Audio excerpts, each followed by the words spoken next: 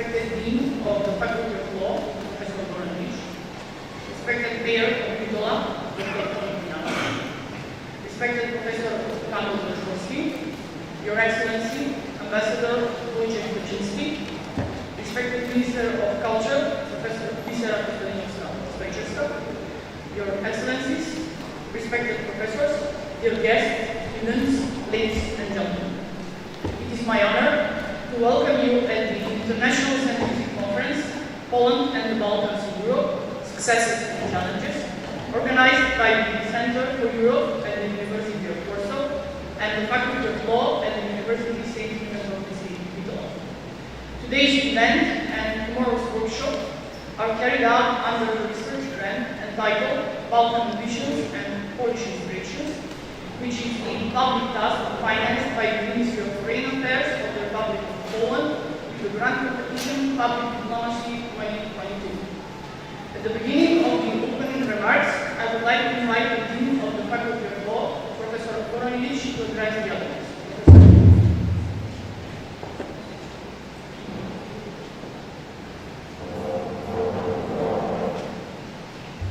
Dear ladies and gentlemen, dear Rector of the University St. Clement Ochrydzki Bitola, Professor Staszek Orlowski, dear Mayor of Bitola, Dr. Wojciech, dear Director of the Center for Europe at the University of Warsaw, Professor Kamil Zajeczkowski, dear Ambassador of the Republic of Poland to the Republic of North Macedonia, Your Excellency Wojciech Kuczynski, dear Minister of Culture of the Republic of North Macedonia, Dr. Lisa Spejczewska. First of all, I would like to thank you for attending so many of the opening of today's international conference entitled Poland and the Balkans in Europe, Successes and Challenges.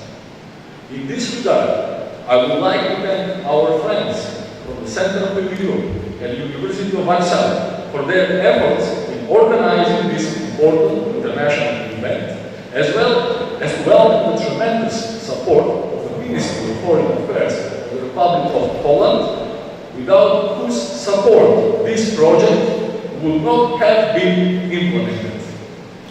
I would also like to cordially greet our partners and emphasize that the cooperation we have established for this project will be the foundation for deepening our cooperation in the future.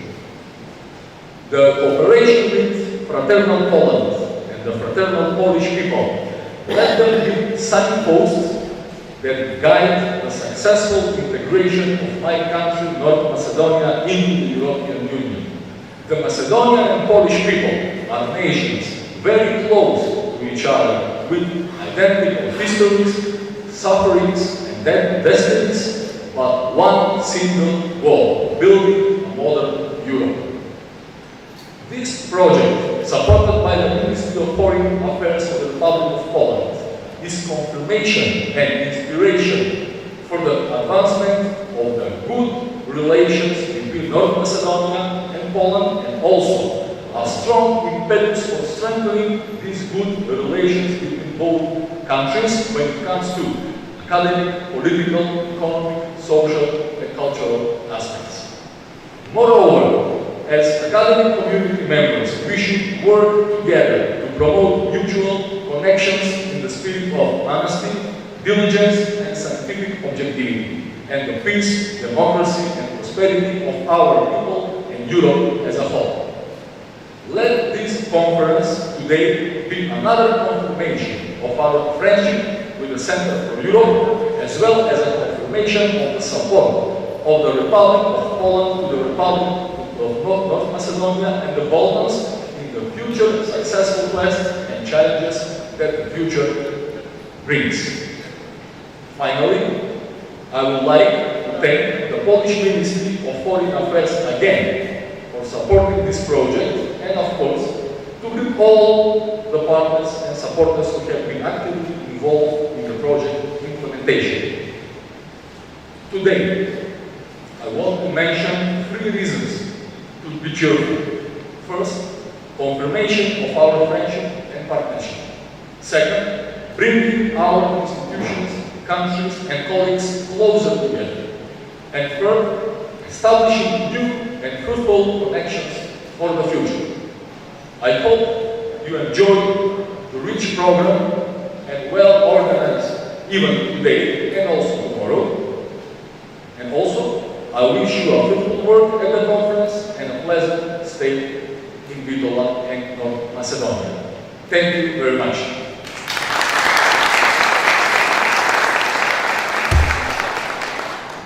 Thank you, Dimitrij.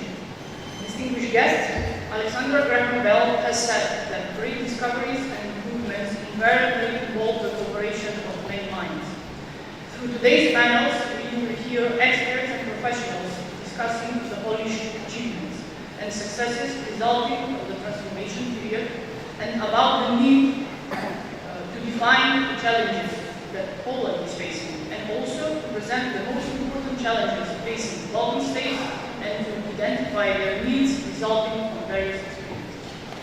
In continuation of the opening remarks, I would like to invite the Rector of the University of St. Bitola, Professor Sasha Kurnovsky, to address the guests.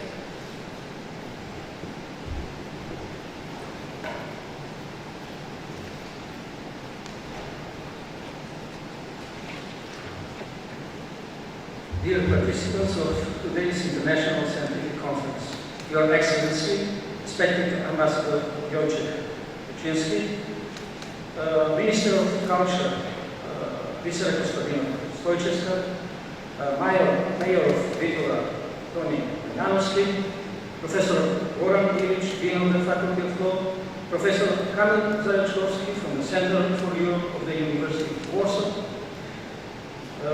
Also, I will like to address the Vice Rector for Science and next Rector of our University, Professor Igor Nedelkowski.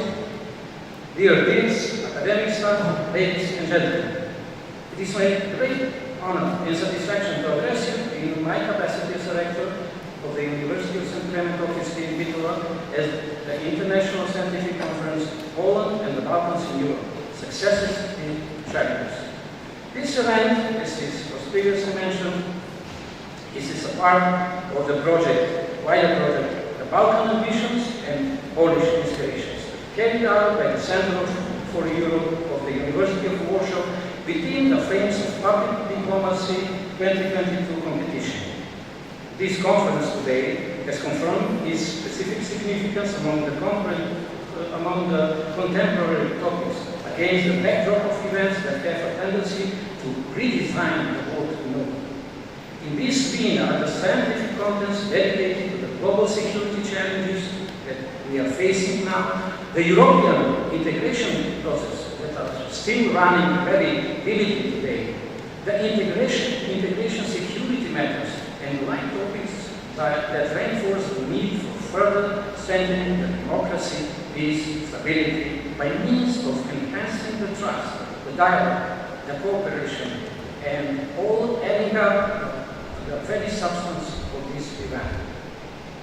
Your experts' observation of the current issues and the situation in Poland, in Macedonia, and the Balkans, and the region wider, in line with the great academic responsibility you are taking today, are expected to generate a functional intellectual product, a common scanning and elaborating of burning issues we are facing those days.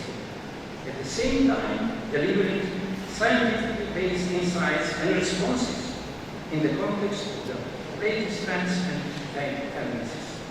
Respected participants, for both as a country and as an academic community, the support we obtained from Poland is very important, as Poland continuously confirms its encouragement for our Euro integration path as an investment in peace and stability of the Balkans and all Europe. This is why we express our heartfelt gratitude to our Polish friends and as well to our colleagues and proponents from Serbia and Montenegro. In the spirit of cooperation and scientific dialogue, we all rely on the single and the most secure instrument we have, the science, which is indispensable even in such critical and traumatic times, which provides grounds to keep up with the priorities we have set out. That's why the international cooperation, particularly in a scientific context, is essential in offering sound responses to the current challenges. The academic communication established in the course of this event today will create a space for maintaining the specific and scientific approach to issues of common interest and for better handling our common challenges and future. With that name, expressing my thanks for having you all here, I wish you a successful event and of course a nice day in beautiful Victoria. Thank you.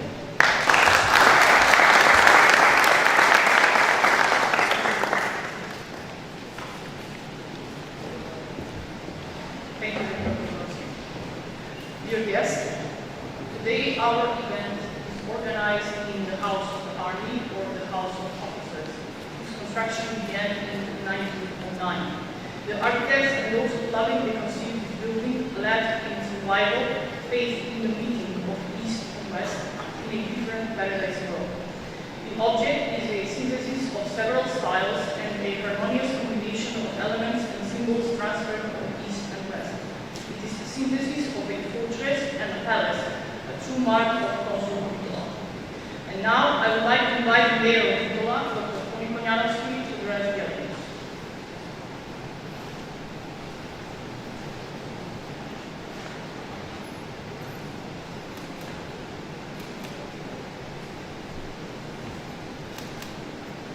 Your Excellency, Wojciech Wyczyński, Ambassador of the Republic of Poland, dear Mrs. Priscilla Kostadinowska, Vice Minister of Culture, dear Professor Sasha Kornowski, Rector of the University St. Clement Ochrydzki, Bitola, dear Professor Goran Ilic, Dean of the Faculty of Law at University St. Clement Ochrydzki, Bitola, dear Professor Kamil Zajczynski, University of Warsaw. Dear professors, students, guests from Montenegro and Serbia, distinguished participants at today's International Scientific Conference entitled Poland and the Balkans in Europe, Successes and Challenges, founded by the Ministry of Foreign Affairs of the Republic of Poland within the Grand Competition Public Diplomacy 2022. Our country has already established political, economic, cultural and scientific cooperation with Poland in the past.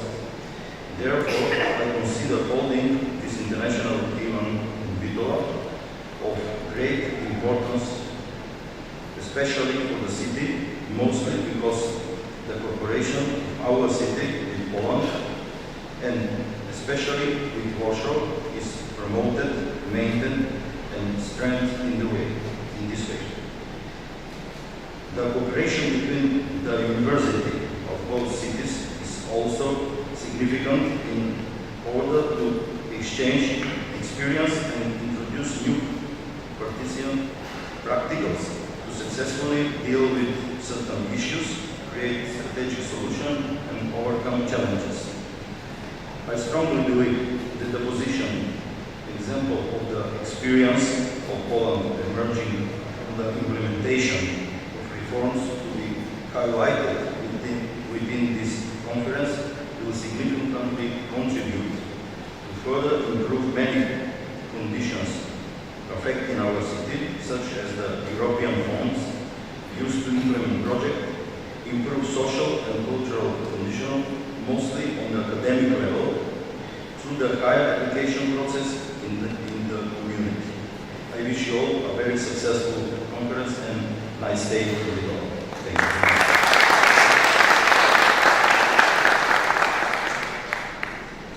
Thank you, Mayor Konjanovski.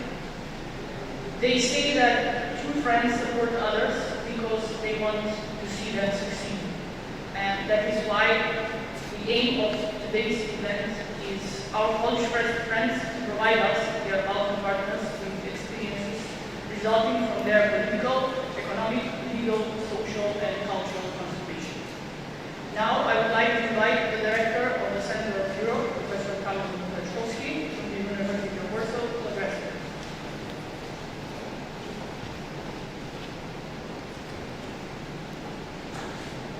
Dear ladies and gentlemen, distinguished guests, Mr. Rector, Professor Sato Bronowski, Madam Minister, His Excellency, Mr. Ambassador and Madam Ambassador, dear Dean and dear Mayor. It's a great pleasure for us to be a part of this conference.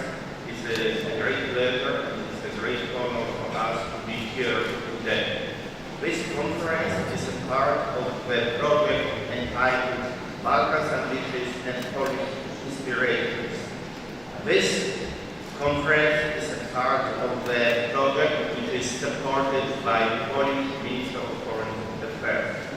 Our main goal is to inform about contemporary Poland in the context of European integration. The next goal is to cooperate, to establish closer and closer cooperation between our nations, and to develop our scientific network, not only North Macedonia, but all Balkan, Western Balkan states. Dear distinguished guests, Poland and University of Warsaw is definitely a spokesman and advocate for further enlargement of the Union. We needed Western Balkans in the European Union, and I hope that is coming soon. Thanks a lot.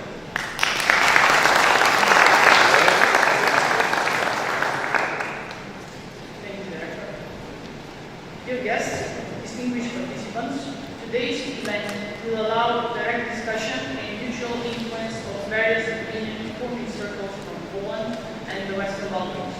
The conference and workshops should contribute in deepening mutual contacts and establishing new ones, which will certainly contribute to building lasting, long-term cooperation and creating a favorable image of Poland in the academic, journalistic, and non-governmental environment in the Balkan countries.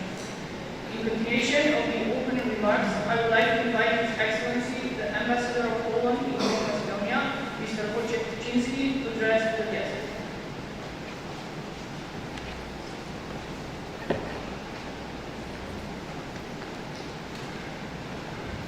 Pana Minister, Major Kapela Pani Janowski, Professors Bornowski and Lili from the University of St. Clement Brytyjski, Professor Zajczkowski from the University of Warsaw, and other guests from Poland.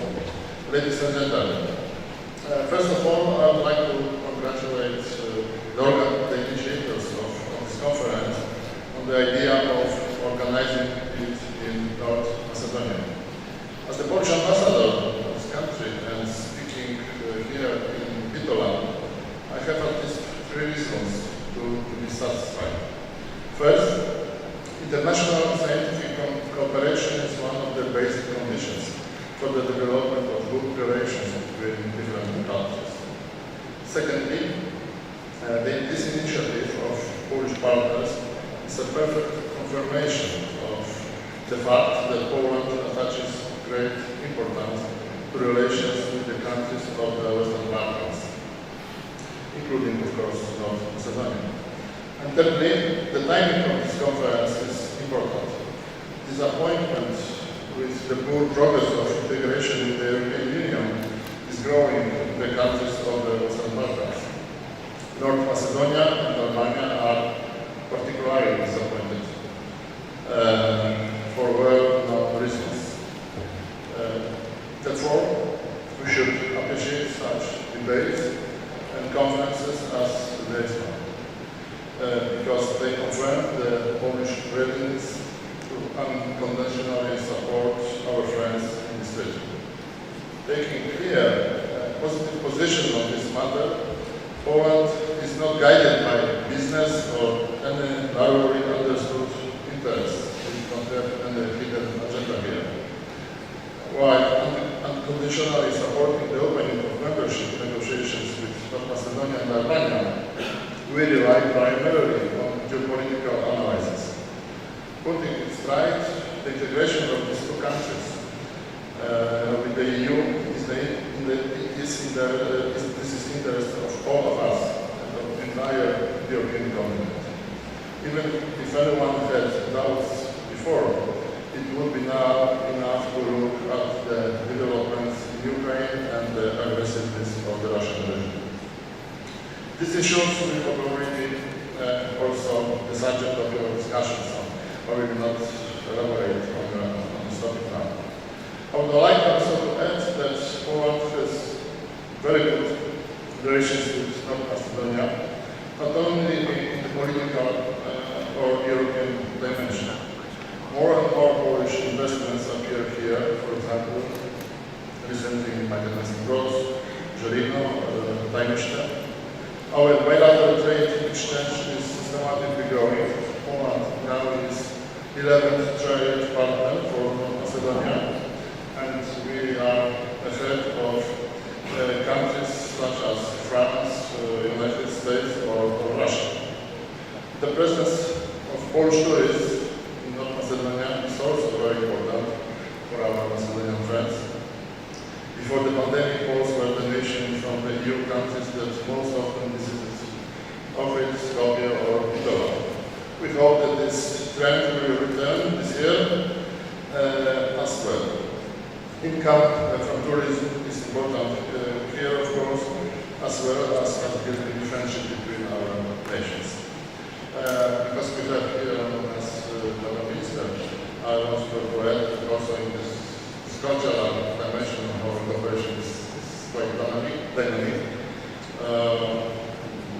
Saying just about the next few events with Polish participants, I would like to say that now two Polish artists, well-known artists, started work in the Polish Museum of Contemporary Art in Skopje. Our musical trio will attend famous Ohrid festival soon.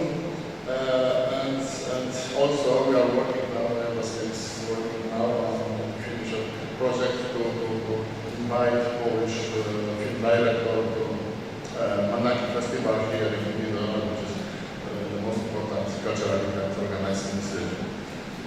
Ladies and gentlemen, I wish the participants of this conference good and lively debate.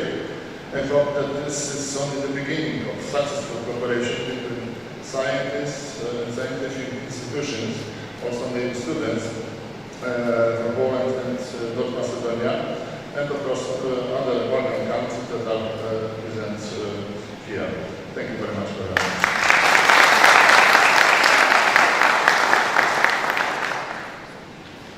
Thank you, Your Excellency. Dear all, Barack Obama once said, change will not come if we wait for some other person or if we wait for some other time. We are the ones we've been waiting for. We are the change that we see. North Macedonia was identified as a potential candidate for EU membership in 2003. Our stabilization and association agreement, the first in the region, is in force since 2004. We applied for EU membership in March 2004, and the Council decided in December 2005 to grant the country candidate status.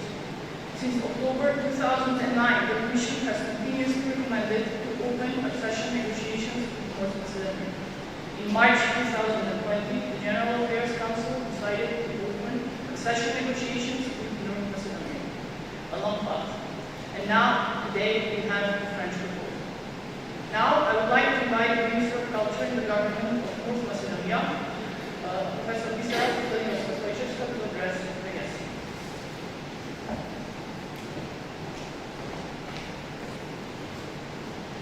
Dear attendees, ladies and gentlemen, dear friends, I wish you a heartfelt welcome, and as a Bitola native and a Minister of Culture, I am proud to share with you all and with the public the news that as of yesterday, by the decision of the government, this wonderful building that we are visiting, the Officers' Home in Bitola, has been declared as cultural heritage of special importance.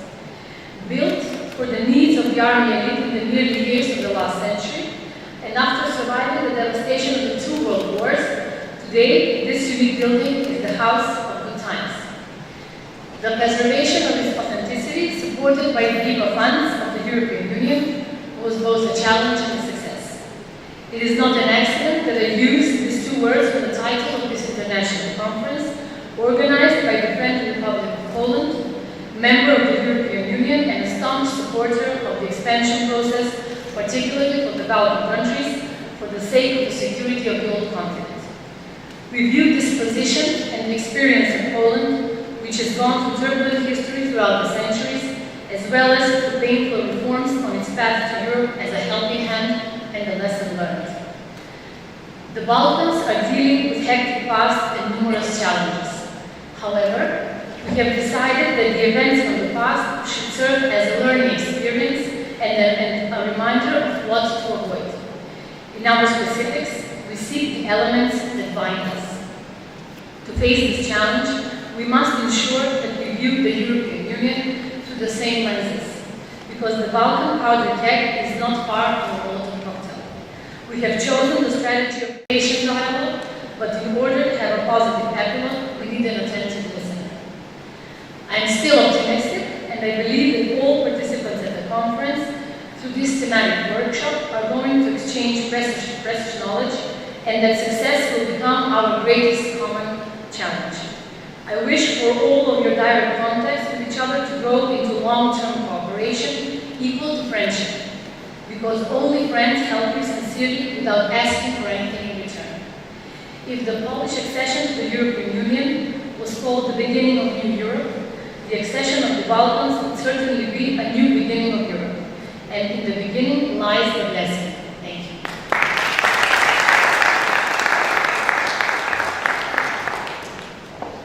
Thank you, Minister. And now, dear guests, I would like to inform you that we will proceed with the first panel, Poland and the Balkan states in the face of global security challenges. I invite the chair, Professor Ilic, and the speakers to step forward and take their places. And I wish you a successful conference and let me stay in Europe. Thank you.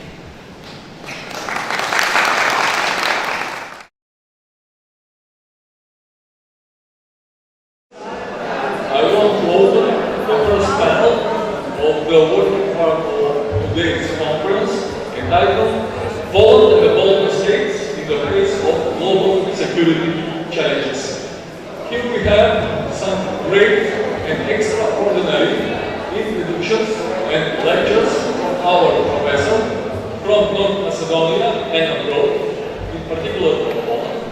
And after their discussion, their introduction, you are free to ask them anything you are interested in regarding the treated issues. At first, I want to welcome Professor Małgorzata Ponikowska from Center for International Relations in Poland, with her lecture titled Poland in NATO. Professor Małgorzata, the floor is yours.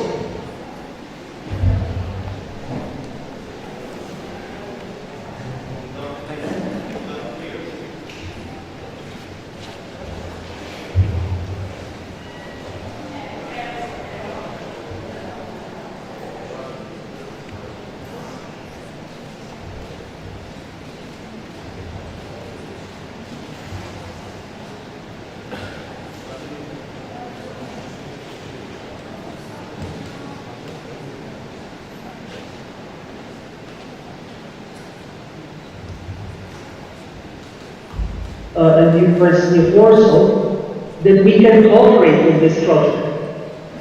So thank you, Director Zajączkowski, for this cooperation, and I believe the Center for International Relations, which is who is a partner in this project, can also add the value to this discussion. I am a scientist myself. I teach at Warsaw University, but I feel this European Union especially with special emphasis on foreign and security policy.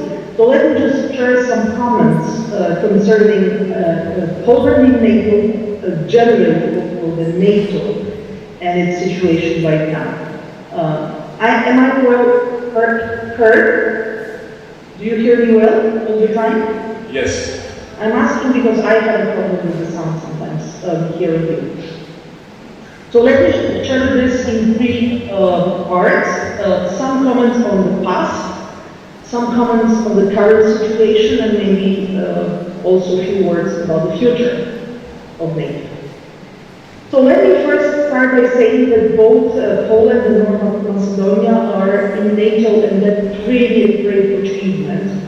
For us Poles, we consider being able to join NATO as one of the most important events of last 30 years, 3 decades. That's definitely a milestone in our history. It happened in 1999, and it was not easy to get. It was really a huge effort. It took us 8 years, started in 1991, and especially it was difficult because the NATO didn't want to really enlarge. So our task, our elite task, was really to convince NATO that that is something which they have to do, they should do, taking into consideration our concerns of the time. So it wasn't NATO expansion, it was NATO enlargement, and we want to strongly stress it because the word expansion is very often used both by Russians and Russian propaganda, but also for those who follow the Russian narrative that this was a mistake, that this was something which provoked Russia, and this was something which really was the beginning of the war in Ukraine. Poland does not agree with this narrative. We strongly opposed to it, and our belief is that expansion is what somebody wants to expand, and enlargement is the same way of the EU. And it's valid for the EU membership, that enlargement is when the country themselves want to join the pact, want to join the EU, and that's the will of the elite, the political elite, and that's the wisdom of political elites and the society which has to support this process, that this happen. And of course, that is, in this regard, we see that, and that's the second point I want to make, is that in the 90s, Poland and other countries joined NATO in 1999, basically Czechoslovakia and the Czech Republic and Slovakia, and Hungary, that we were really, really smart, because in the 90s there was no perception of threat. There was a huge enthusiasm for European Union, for brilliant future of the West, and there were even some discussions about the future of NATO itself, because Warsaw Pact was demolished and Soviet Union collapsed. So the perception of the neighborhood of the European Union emerging as a union by Treaty of Maastricht was that there was never, ever a more safe environment. And we can see it clearly even in the first security strategy of the European Union, written by Javier Solana's team in 2003. So my point is that despite the general agreement of everybody that there is no threat, that Europe is really secure, that we can really enter the era of peace and cooperation between the nations, Poland, the Polish elite, joined. There was an agreement for that from all the parties and all the political groups, that we knew that despite that we should join NATO, because something can happen in the future. You never know. We are not feeling safe even that time, and we wanted to join this pact. So I think this has to be remembered, and this has to be jointly judged as really a wisdom. Polish elites, of all political groups demonstrated. And of course, parallelly, we were also very determined to join the European Union, which happened slightly later in 2004. And in 2004, we were also very happy that Baltic states joined NATO. So we consider all this, and especially when we look now at the Baltic states, which were Soviet republics earlier, this was really the huge achievement of this region, and it was also a very wise decision of NATO to take this country. The third point I want to say, mention is that, well, North Macedonia was at the moment the last NATO member, but we have newcomers, Sweden and Finland, and that's a very also positive development from our Polish perspective. But I want to stress that for all these mechanisms, before war in Ukraine happened, the NATO was reorganizing itself, also without having the war in our territory, so in European territory. So I would say that in the 90s, 2000, 2010, these 3 decades, NATO went under internal structural and also strategic change, taking into consideration that there were decisions to take new members, which meant also mentally and as far as political culture, taking into consideration the new country entering into NATO, bring to the NATO also new security challenges and threats in the country were feeling. So in a way, it was followed. It's not only about the moment this country joined, but it was followed by the huge reflection of what are the consequences for NATO being closer and closer to Russia, and also at the same time following the changes which were happening in Russia itself since Vladimir Putin took power in December 1999. So it also is a long time in Russia, but we were observing the constant evolution of Russian political thinking, and also of the approach towards the West. And of course, we clearly know that the West started to be perceived as not only a threat, but as some fear of some, as an enemy. Let's put it open. Russia treats the West as an enemy. So NATO had to follow this thinking and had to be also reorganized, taking into consideration new challenges, not only the conventional threat, but also cybersecurity threats, and finally information war we entered with Russia many years ago. So we thought, even earlier, before Ukraine happened, that we were at war for some time, even if it didn't mean the conventional military operations in our neighborhood or in Europe. And last point I want to make as far as history is that let's not forget that in the Western Hemisphere, especially in the United States, in the 90s and 2000s, we also had very important people who helped this decision to be made. I mentioned especially for Czech Republic, it was Madeleine Albright, recently passed away, Secretary of State by origin Czech, and for Poland, it was of course speaking of Brzezinski, the really a key leading figure as far as American understanding of Central Eastern Europe. And it's worth mentioning that his son is currently the ambassador of the United States to Poland, which is also kind of a historical, symbolic kind of circuit that history is making. Now, moving to the current situation, I think both North Macedonia and Poland and all the other EU and NATO members feel feel the same as far as what happened in Ukraine. Since February, we all felt, in a way, attacked.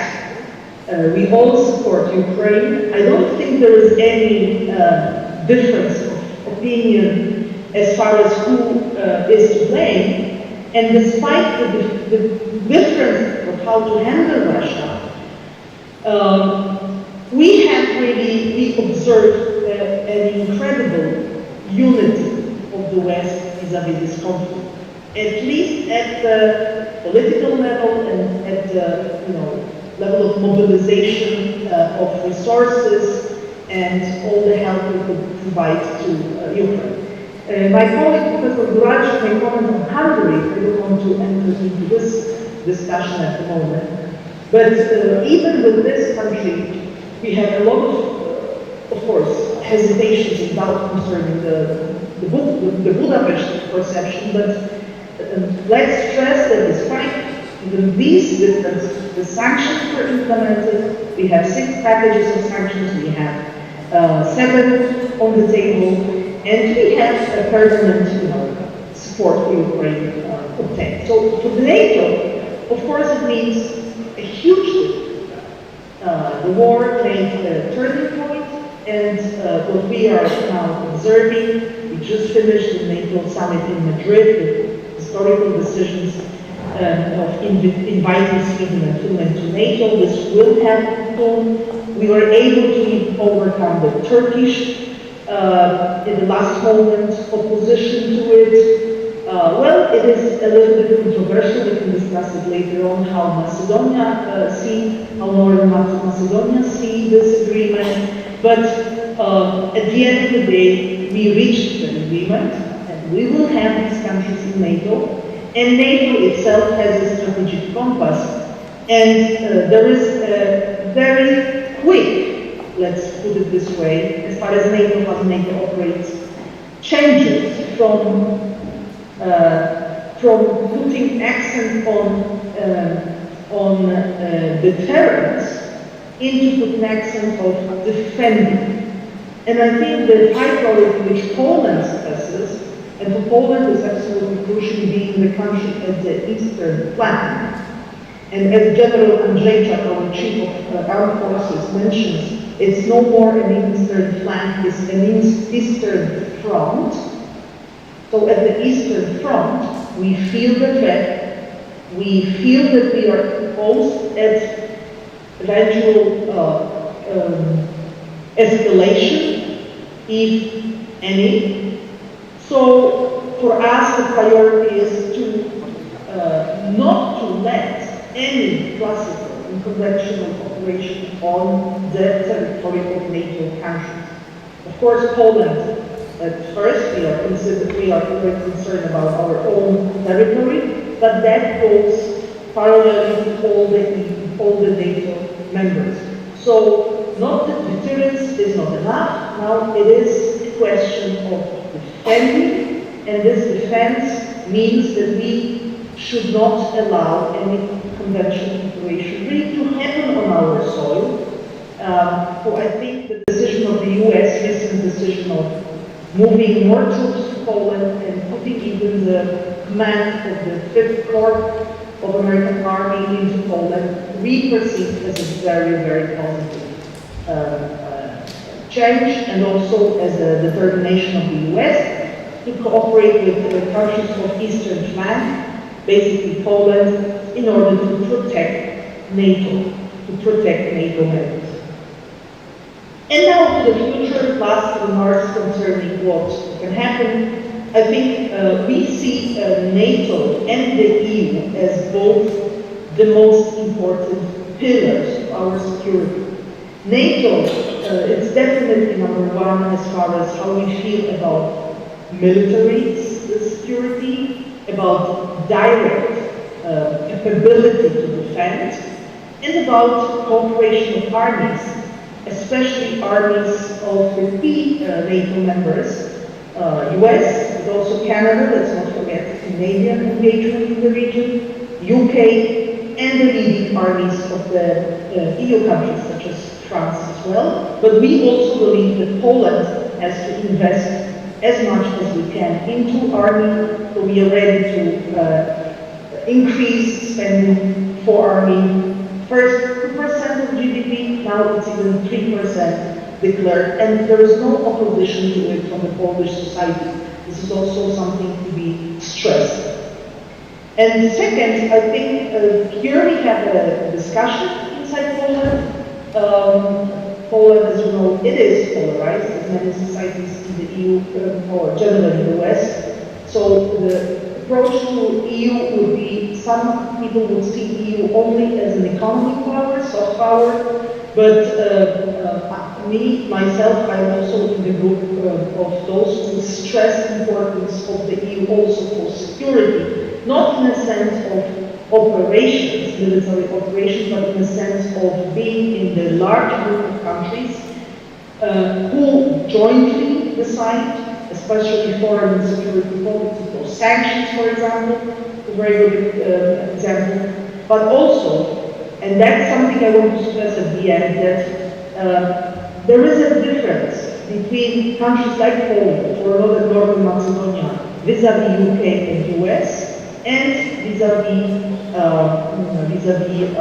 EU members. Northern Macedonia is not yet in the EU. That's why we want, and this was mentioned already, Poland is strongly supporting enlargement. Both the Balkans and also, very honestly, openly of Ukraine. We know it will take years in the case of Ukraine, but we want you to come in. Because of why? Because we know that once we are in, and we are a good example as Poland, but we could do it better. Countries, every single member state, even the smallest, has influence on the decision of the others, even the most important and even the biggest and the most influential. So this organization in this regard gives us instruments of creating, for example, creating the new policy of the European Union towards the East, towards Russia, towards China. So this political impact and importance of the EU, together with economic power, I think it's also today an instrument of security. So it is a very good combination of NATO and EU, and I think for the future the key element is to elaborate how, in what way these two organizations can work closer and better. Thank you. Thank you very much, Professor Costa, for your introduction to this very impressive topic, attractive and provocative topic. The next topic is entitled Regional Security System Challenges for the Balkan States. Professor Vitalievsky, the floor is yours, please. I would like to use the opportunity to be a part of this conference and to address you and wish you many more successful collaborations and projects with our friends from Poland. In my speech, I will address the need for regional security cooperation and the challenges of the Balkan countries. The Western Balkans was one of the regions that experienced the most difficult transition because this process was accompanied by bilateral and multilateral conflicts, local and regional wars, and political and ethnic clashes. Consequently, the Balkans were politically fragmented on its map as well. The fragmentation of the Balkans came from many historical, political, economic, military, geopolitical, and strategic reasons. This process also had consequences for the integration process of this region. The international community has actively intervened in the Balkans, namely in the conflict period in Bosnia and Herzegovina, Kosovo, and North Macedonia, and the international presence being civilian and military. Actually, the Western Balkan is entirely oriented towards European and Euro-Atlantic structures. No Western Balkan countries has any other orientation besides this. This makes the process easier because we are dealing with the acceptance of the same values and access to the same regional, European and global interests. Regional cooperation in order to create a new spirit, and other through dialogue, cooperation and trust should be the objective of the security institution in the short and long terms of Western Balkan states. In this context, one of the strategic goals is to build the structure of the security system and to provide the capacity to develop its support operation in support of international law and humanitarian principles under the guidance of the United Nations, NATO, and the European Union. Today, the security sphere extends not only to the classic military, but also to terrorism, ecology, and the political, social, and economic spheres. In states and regions, they are powerless to face such challenges alone, then cooperation is inevitable means of ensuring the existence, development, and integration of something as a matter of peace and power, something between progress and sovereignty, or something between history and the future. Theory of security instructs the region that to preserve its existence, its value, its space, its state system and continuity, it must find the form of internal cooperation and external secure support that doesn't require the disappearance of core values, but only a necessary evolution.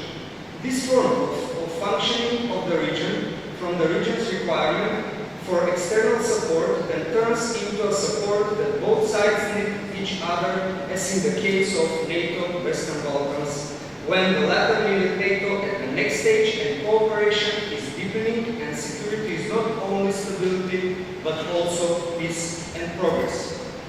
In the last case, with pandemic COVID-19, we learned that we must cooperate and create a more cooperative and responsive approach not only to pandemic crisis, but also to natural disaster and risk issues.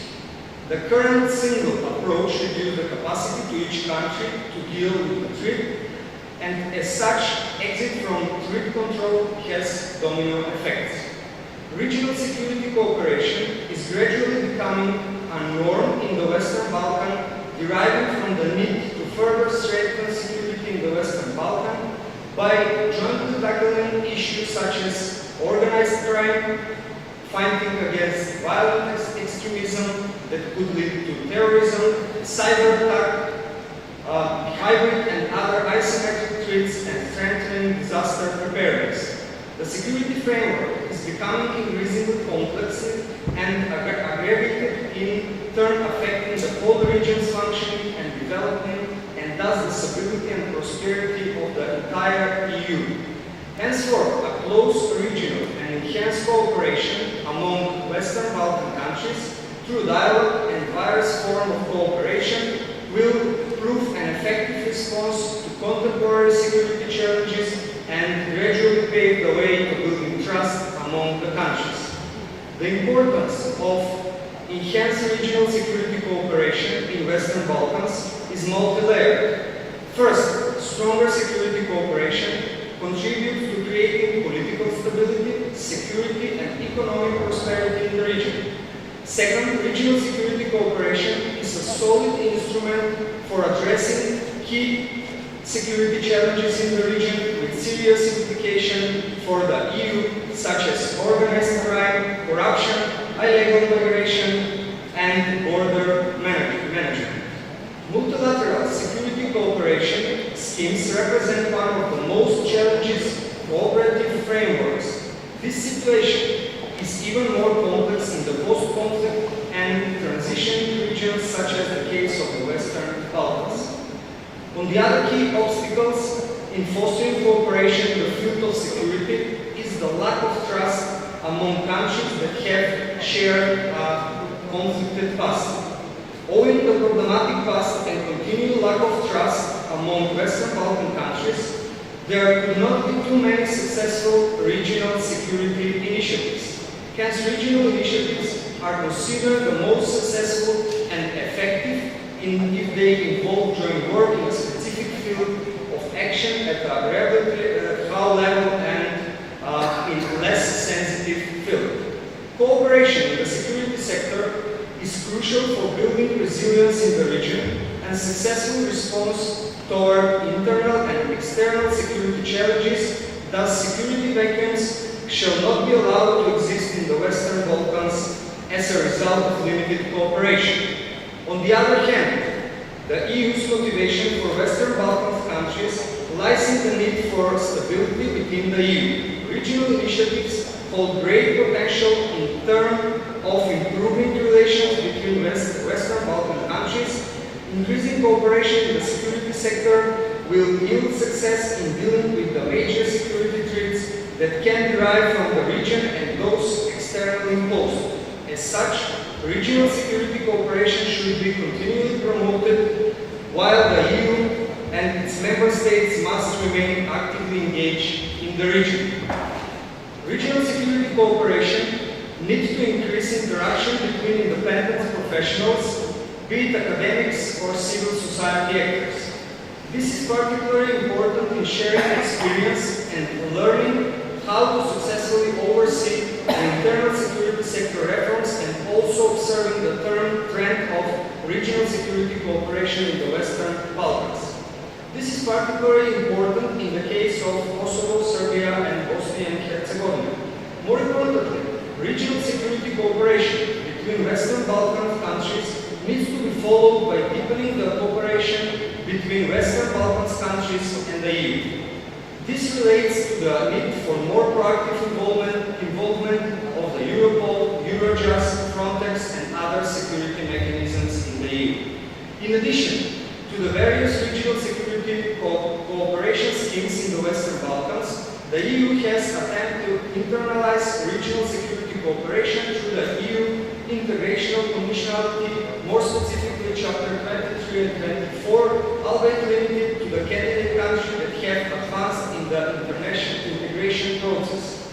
Another effective mechanism that the EU used to promote cooperation in the Western Balkans is the Stabilization and Association Agreement through the Chapter of Freedom, Security and Justice. These policy briefs aim to looking at the regional security cooperation, mapping at existing platforms in which the Western Balkan 6 and Southeastern European countries are cooperating, and looking specifically into the possibilities and perspectives for its further enhancement.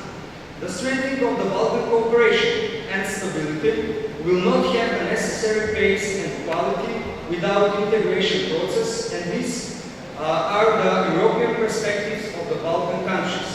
We have shown and confirmed our political commitment to such an endeavor a long time ago, but it's necessary for the European Union to have an identical position to ours. In doing so, concrete activities are needed that will make the goal a reality. The Balkans simply must not be left on the margins of Europe because it leaves room for the penetration of third actors who do not offer democratic values. Russia's aggression against Ukraine directly and indirectly threatens Europe itself. The Russian invasion also sparked an energy crisis, high inflation, a food crisis, and a slowdown in the post-pandemic recovery of national economies. I am convinced that the Balkans in the European Union will make Europe more stable and secure, and NATO and the EU are the two guarantors for secure and prosperous future of the continent. I believe that the aggression against Ukraine will make us more aware of the complex geopolitical challenges we face and the common response we have to give to this, so far the biggest challenges since the end of World War II. The security architectures of the continent has changed and we have to be vigilant. And not only that, we have to invest in our democracies more, we have to cooperate more and do more for our collective security. Thank you for your attention. Thank you, Professor Ilieski, for your profound lecture. The next topic is great powers of competition of the Balkans, and this topic will be discussed by dear Professor Bogdan Doralczyk, who have prepared very interesting and informative reflection regarding life. Professor? If you allow me, I will stand up just to watch if nobody is sleeping in the last rows. Ladies and gentlemen, good morning. It is a great pleasure to be back in Bitola after 4 years, and our communication is so strong that just a few weeks ago we saw Gorani Lynch in Warsaw. Right now we are here, ambassadors supporting us, so we will meet again and again and again. As you see, I'm absent-minded old age professor, no written statement, no PowerPoint, so maybe I should say farewell and go home. However, I still do believe in the power of my arguments, and I will try to convince you that we are living in the era of tremendous change, of structural challenges, and reconfiguration of the global order. To my mind, it all has started already in December 2001, which is usually not described by anyone. What has happened in December 2001? United States of America went for the ISAF intervention in Afghanistan. And in the same month, People's Republic of China joined WTO, World Trade Organization.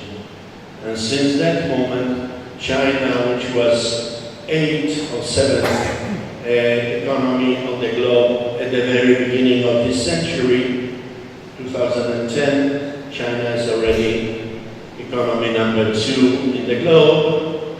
And in between, America has proved some illness, which was perfectly well described by Paul Kennedy from Yale University as an imperial overstretch. And we had a result, the first major threshold, 2008, so financial and economic crisis. And to my mind, what we observe right now in front of our very own eyes is a power shift from the Atlantic to Pacific. Number 1, it was 2001. Number 2, 2008. Number 3, 2013, 2014, when the Chinese leader Xi Jinping announced Belt and Road Initiative.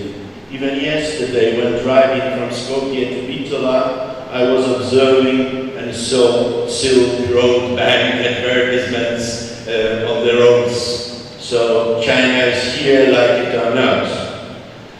What I'm leading to is that, of course, sooner or later, it was awaited that China's challenge will create a counter-challenge. America woke up.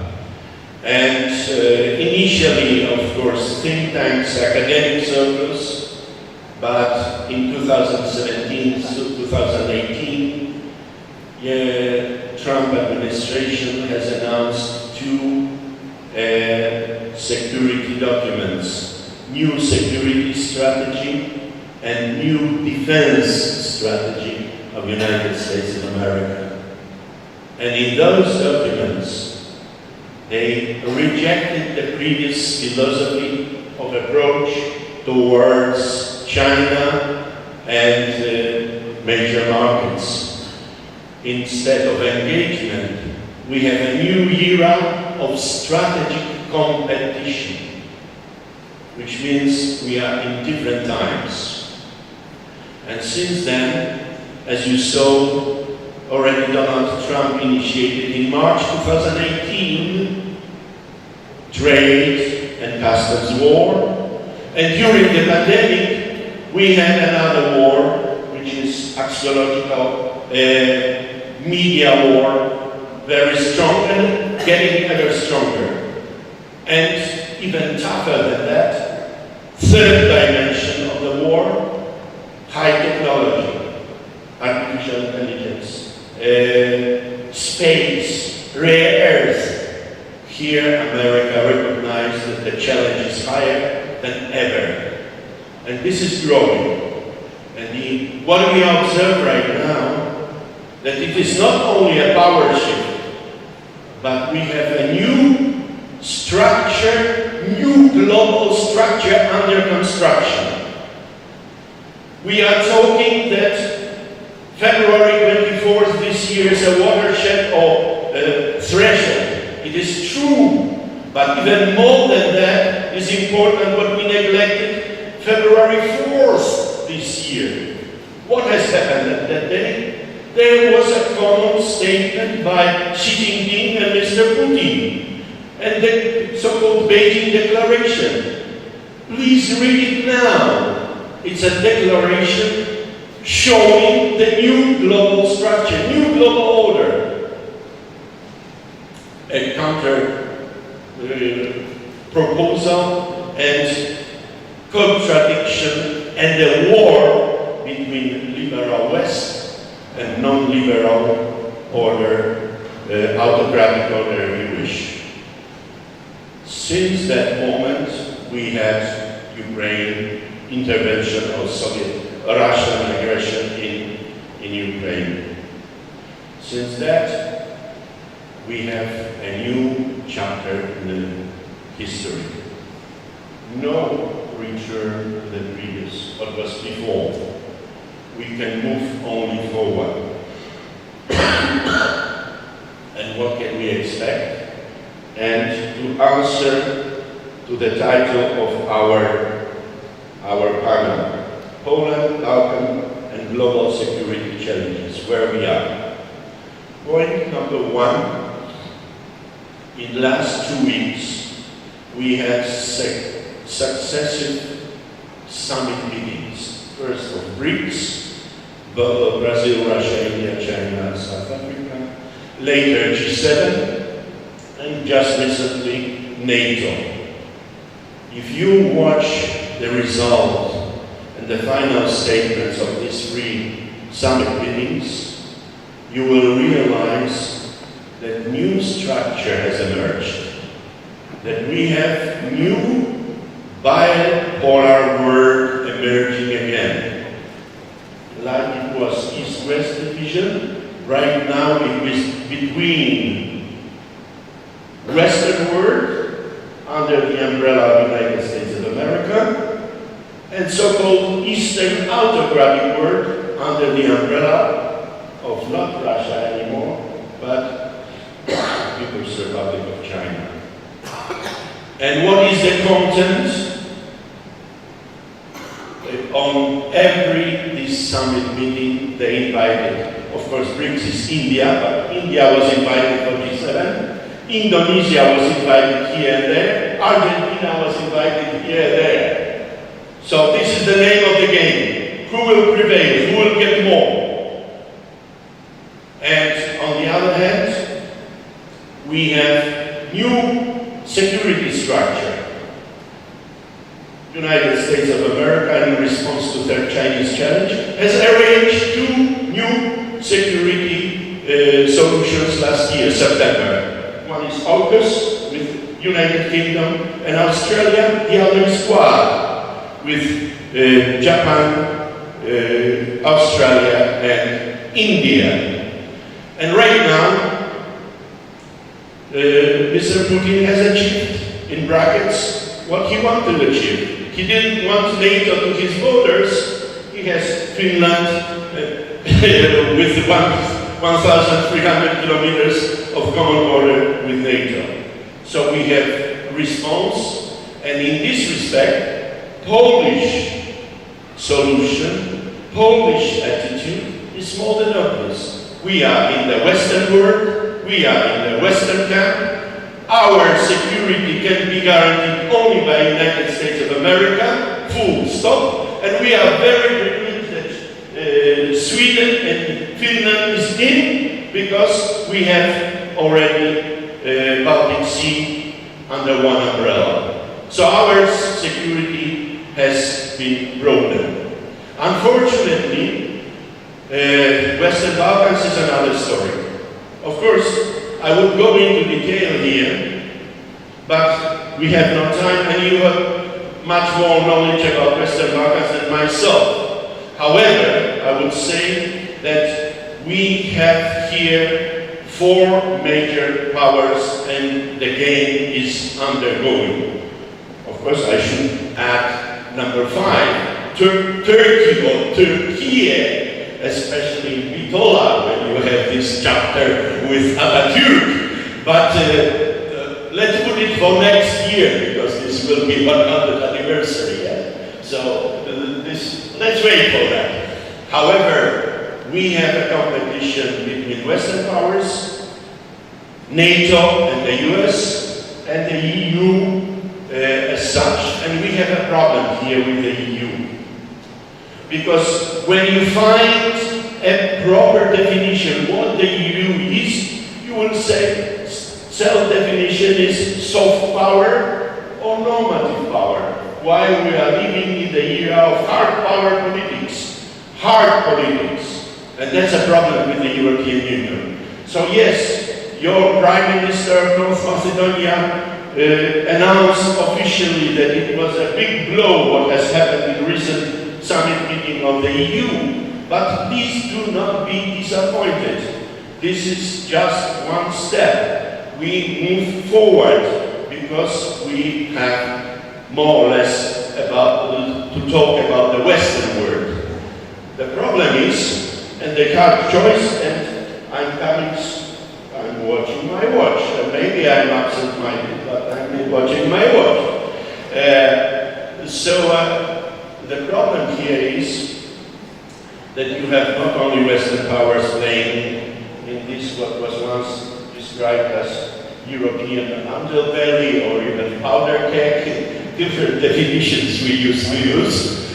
Maybe don't use it anymore. However, we need to know that Russia is back. Not only, as Joe Biden says, America is back. Russia is here and staying. And even more after February 24th, because energy sources, oil and gas, and cultural influence.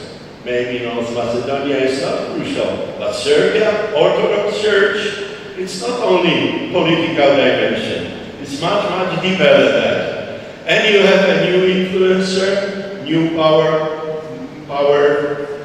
which is China. And here, China is not Orthodox Church, as you know. It's rather money and economic influence. And here you have the case of neighboring Montenegro. Better to know what could happen. In this respect, to my mind, after the last summit meeting of NATO, Poland is feeling itself more secure, which doesn't mean that we are secure, because Poland is crucial bulwark towards Ukraine for the Western powers and the NATO alliance. Another story, please invite me. I will be not absent-minded, I will talk a little longer. Secondly, we have a problem that Ukraine is not necessarily winning. Nobody knows what will be the final result. But for me, and this is my responsibility, I am talking on my own, if the Western powers will not prevail in Ukraine, it will be the image of Western powers will be undermined. And in this respect, the Western Balkans, including North Macedonia, has a choice. In this new emerging bipolarism between West and a rather bigger East under the Chinese umbrella, what do you choose? Do you want to be authoritarian regime and join the East? Or you want to be a democratic regime and join the West? I suppose the choice belongs to you. Nothing is done yet. It is still in front of us, and you can imagine easily how tough is the choice. Thank you very much, and see you next time. moderator for a very informative, interesting presentation. Yes, I think certain that North Macedonia choose West. Not since now, but since 1948, when former Marshal Joseph Tito said no to Stalin. The next speakers, I hope they are on Google Meet. Yes, they are Professor Laura Maria Herta and Professor Delia Pomplana from Babeș-Bolyai University, Romania, under the title The Western Balkans, Identity and EU Integration, which is a very interesting topic, and it is very contemporary because, as you know, the identity politics is very provocative issue today. Okay, Professor Laura Maria, the floor is yours. Thank you very much. Can you hear us? Can you see our presentation?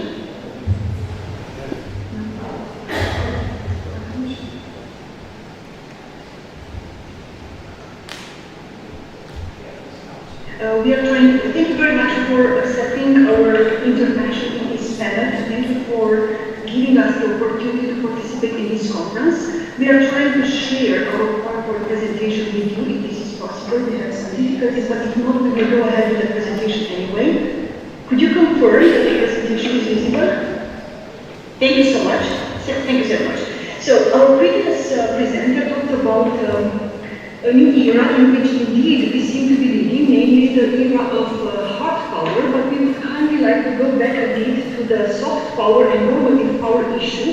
And our main idea today is that Europe actually, and the European Union especially, can sometimes, in its relation to the Western Balkans, create such labels and can assign such labels which actually indicate a sort of maybe Western arrogance in terms like powder keg or of Western Balkans or the Western Balkans as such, not giving enough focus and attention to each and every country living in this Southeastern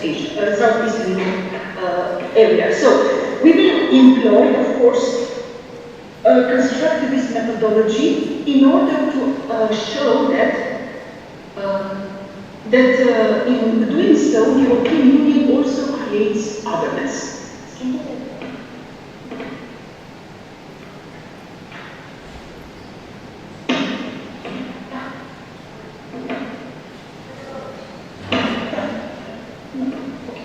Okay, the goals of our presentation is to investigate how EU discourse or such discursive construction can create a gap between the European Union and the countries including in the Western Balkans, and can create such otherness.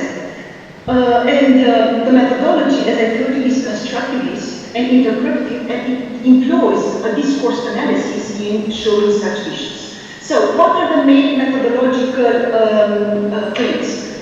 We want to focus first of all on the role of norms and institutions in international politics, and also we want to show that such norms and social institutions usually create meanings which both sometimes constrain a state behavior or it could enable it. So in any way, such social entities, social institutions usually are social actors rather than material ones, offering some cost and benefit analysis or alluring states for economic reasoning. Beyond all these, there are also social institutions which can constitute, shape, and reconstitute states' identities, but also their interests. And interests are not always so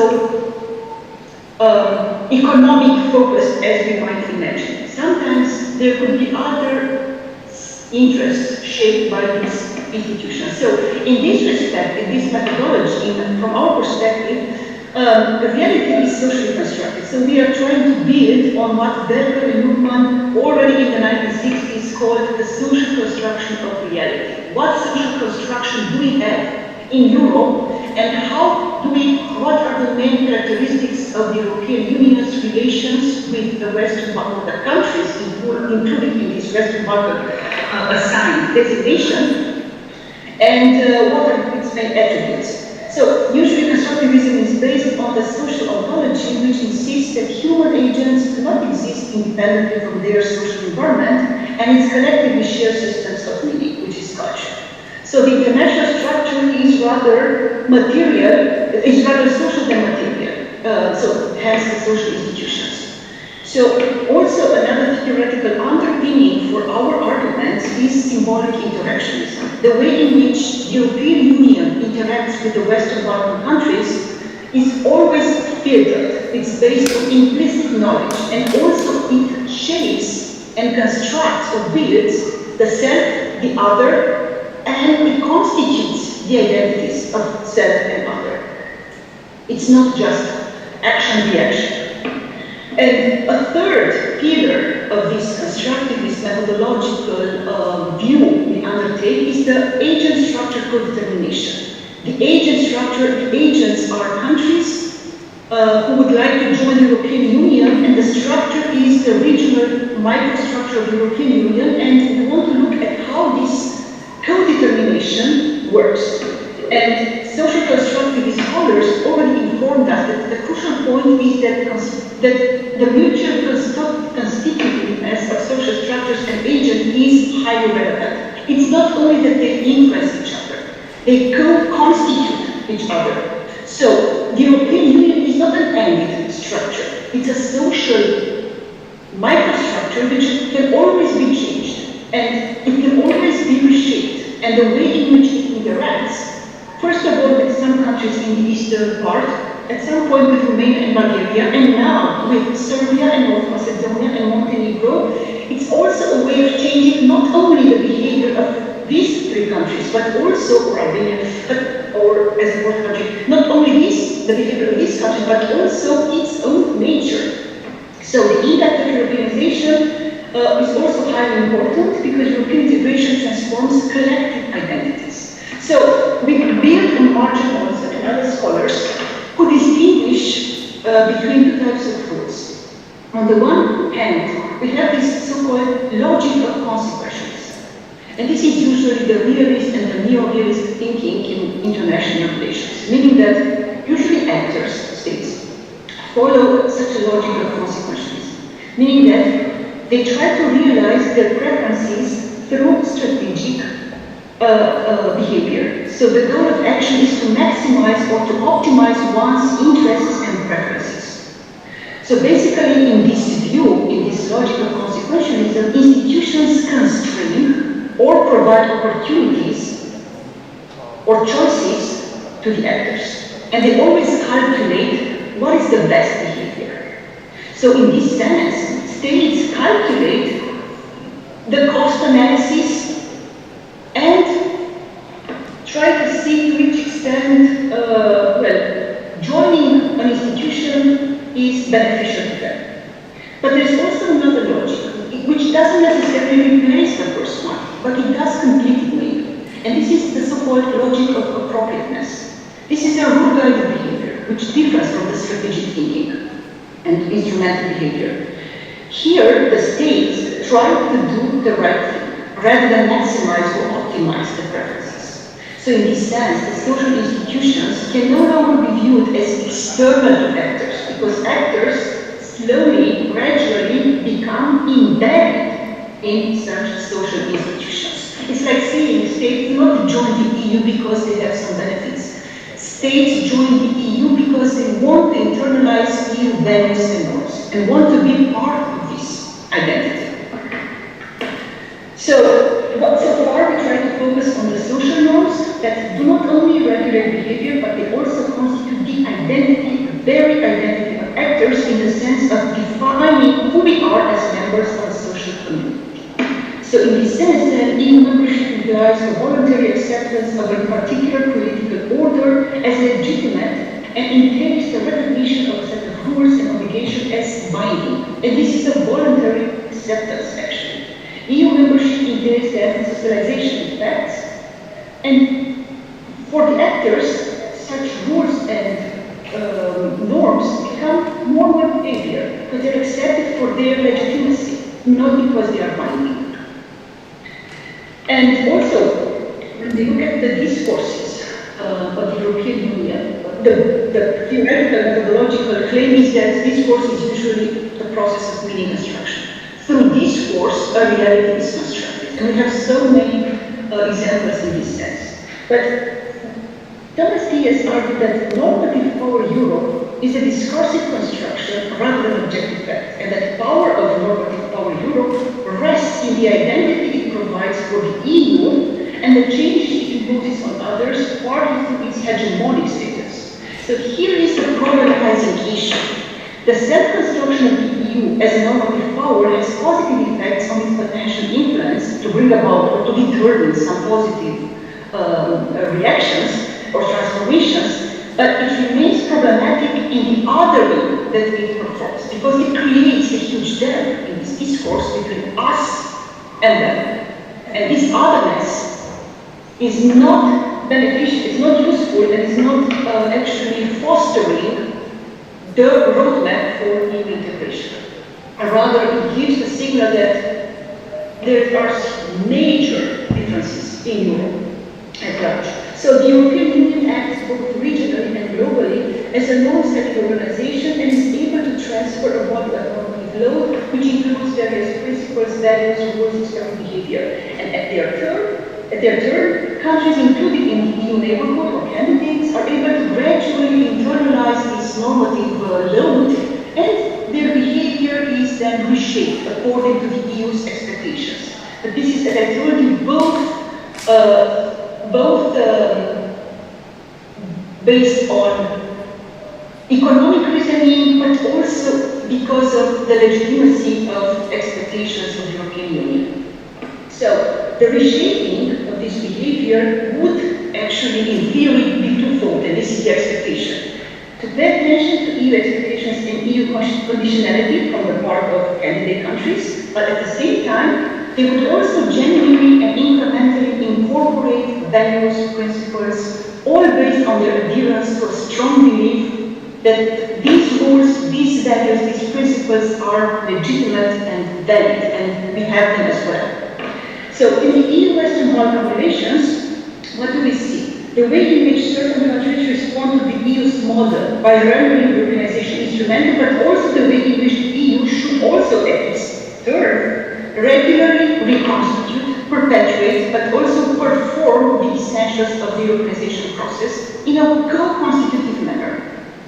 Meaning, it's not about us versus other countries and their reshaping and revisiting, but it's about us together with them and what comes out of this co-constitute, co-determinant relation.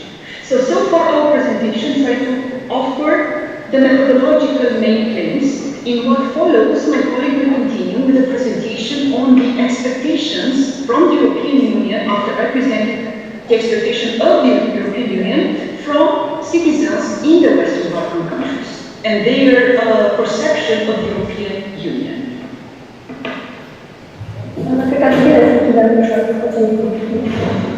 Good morning, everyone. My name is Nadia Plansha, and I'd like to thank Laura for the first part of the presentation, and also to all the organizers of this conference for allowing us to take part in it online. I will try to share screen, hopefully technical problems will not be here. Can you see my screen? Is it visible? Yes. Okay, thank you. So, in order to see what is the public perception in the region, we have tried to look into two studies and to make a comparison to see from abroad, of course, how the perception of EU integration has changed in the last 10 years. And what we have used for that are two studies.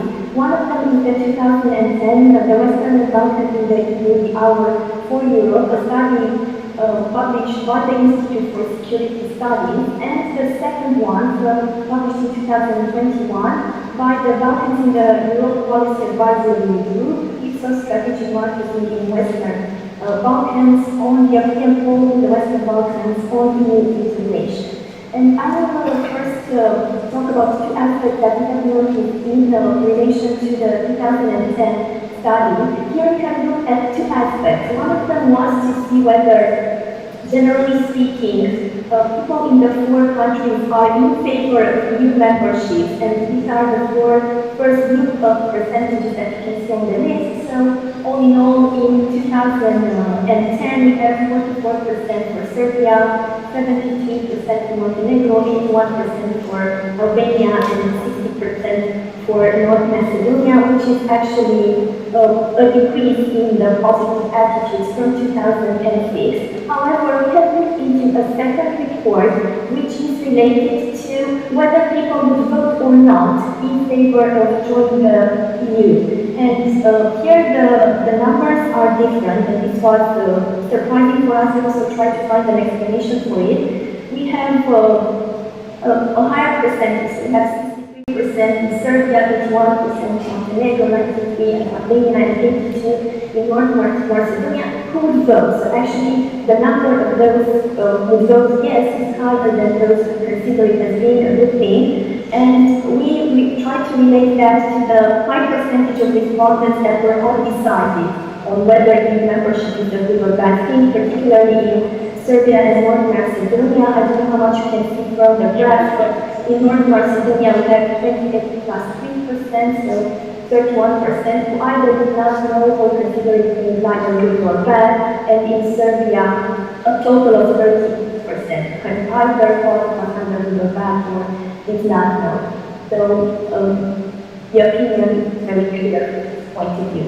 Regarding the opinion poll in 2020, the question addressed was whether you are in favor of your country joining the European Union. And here you can see the results that were obtained. So the percentage of respondents that would vote was higher than those that were perceived as being a good thing. And for 2021, the respondents in 3 out of the 4 countries have been mostly in favor of joining the European Union. But what was relevant to us here is that actually we are talking about 3 different questions. In 2010, do you think it's a good thing? Would you vote yes? And here it's whether they are in favor of joining the EU or not, and they only had the option of answering with yes or no. Another element related to public perception that we thought was worth looking into is what were the estimations for EU membership in 2010 and in 2020. And roughly for 2010, so according to that report that was published in 2021, the respondents from Albania have been the most optimistic regarding the date when they would join the EU, whereas for Serbia, Montenegro, and North Macedonia, the estimation was roughly around 2016 and or 2017. Excuse me, Professor Delia, can you finalize, please? Yes, I will get to the conclusion. Sorry for that. So for the study in 2021, they portray a completely different perception, and here we can see that a rather high percentage of people consider that they will never join the EU, and this is how we explain this sort of accession fatigue, and this is why we consider it was justifiable, because the expectations in 2010 were for sure not met. And I will actually get to the concluding part. And I will focus first on the opinion poll. So there is still commitment towards a strong belief in the European Union, but there are also very strong opportunities for disinformation campaigns. I will not manage to present them, but we can discuss them maybe in the Q&A for those who are interested in it. Western Balkans also incorporates prospects for future European integration, but we also have this recollection of Balkans as opposed to the rest of Europe, and EU's relation with the candidate countries from Western Balkans is a two-way street, interactive agent structure in which agents are transformed, but also the identity of the entire social structure. Thank you for your attention, and I apologize for not Thank you very much. Thank you very much for your profound and critical lecture. And the next speaker of this panel is Professor Marko Savic from the University of Montenegro. Professor Savic will speak on perspectives of Poland's strategic engagement with the Western Balkans, view from Montenegro, which is very interesting to hear. Professor Savic, the floor is yours. Thank you very much. Great to see you all, even online. I'm sending warm greetings from extremely warm Podgorica. We are approaching 40 degrees today, so it's chaotic here. As I can see in that beautiful menu, you are resting in a better atmosphere, I would say. I'm Marko Savic, I'm a PhD candidate from the Faculty of Political Science, University of Montenegro, and I'm teaching assistant at the Faculty of Political Science in the Department of International Relations and Politicology. I'm now going to share my presentation. I have never used Google Meet before. Let's say this, and then hello. Yes.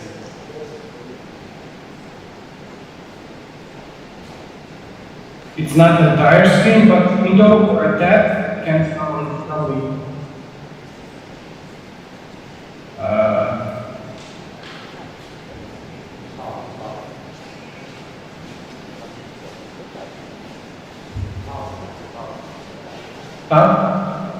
Yes, yes. It's opening at the computer, but I cannot see it here. We also don't see.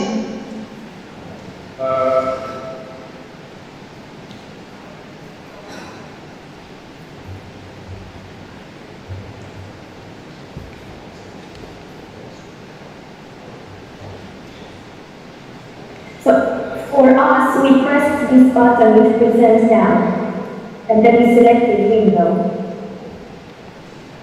Present now? And you have to select the second option, a window. And then you click on the presentation. Okay.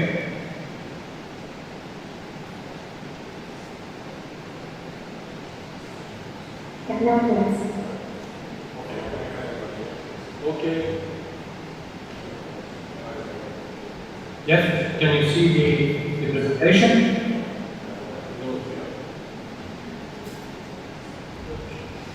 You cannot see the presentation. No, we can see the screen. I think you selected the screen for the conference, not the PowerPoint. Yeah, but okay. Just a second.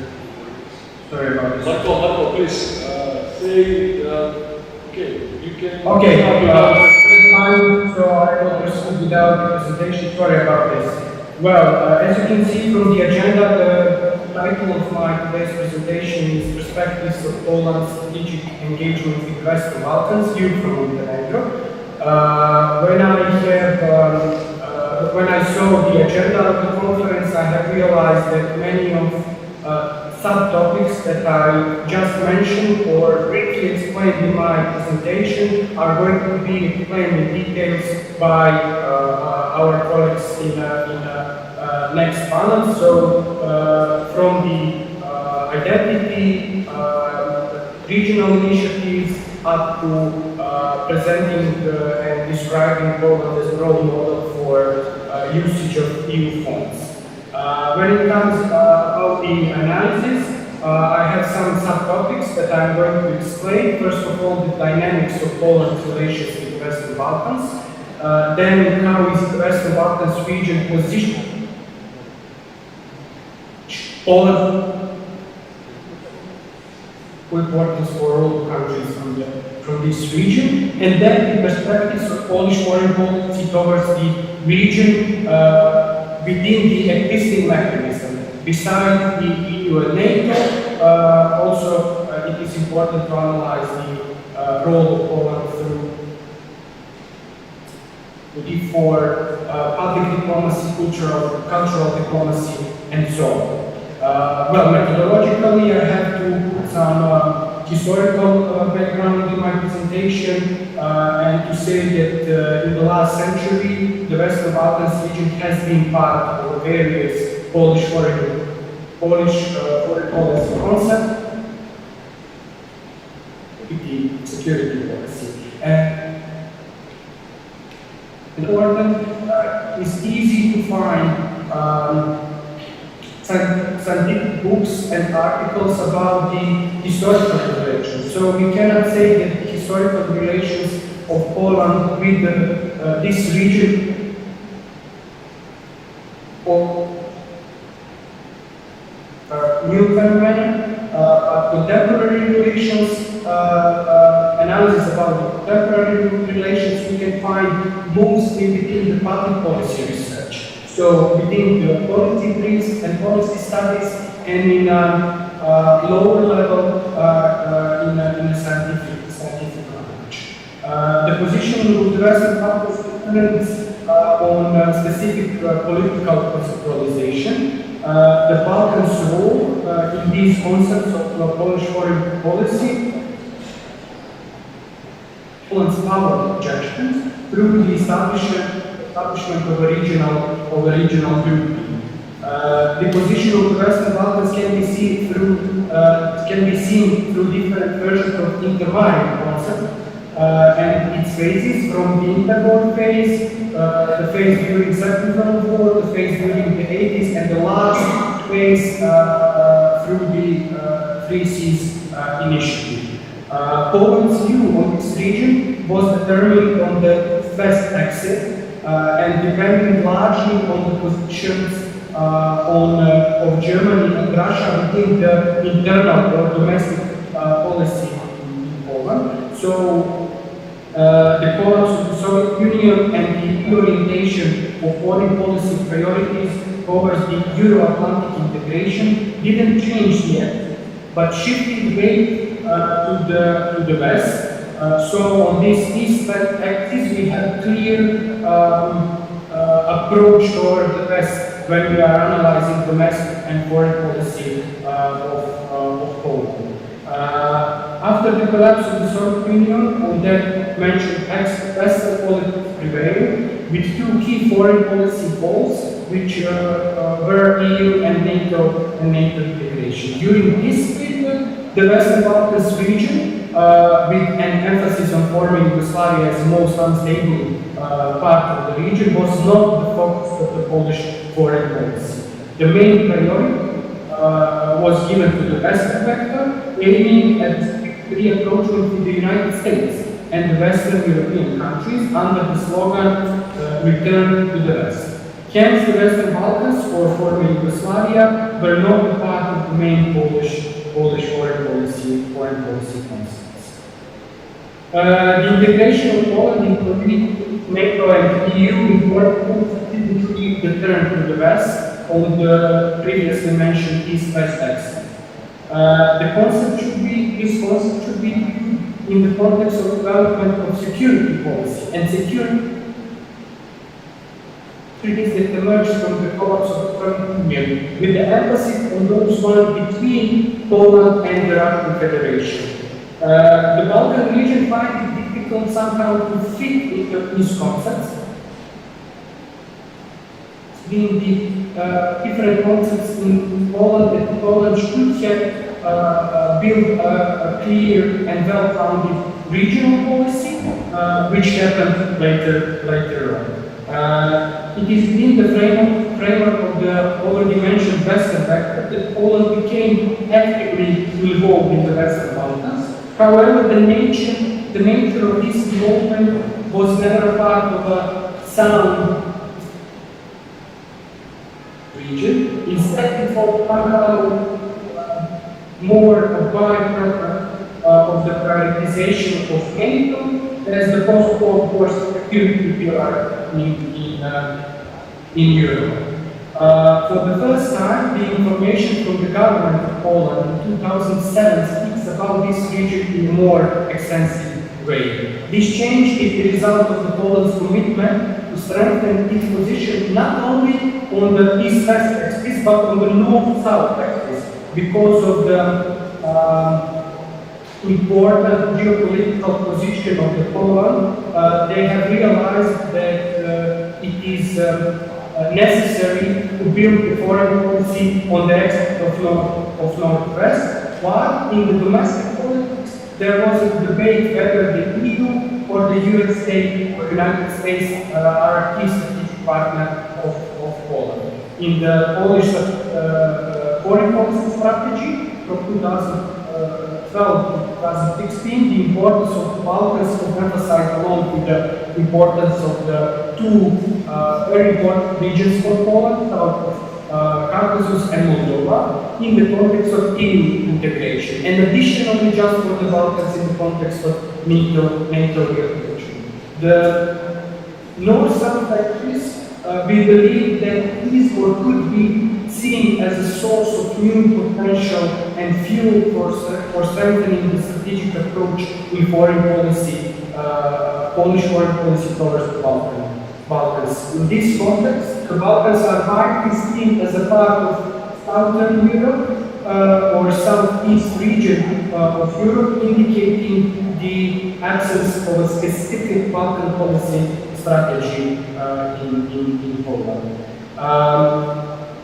A shift in Poland's relations between the Western Balkans happened in 2015 with the entry into force of the concept of law and justice, which established a significant turn or shift to the concept of foreign policy, both foreign and domestic policy in Poland.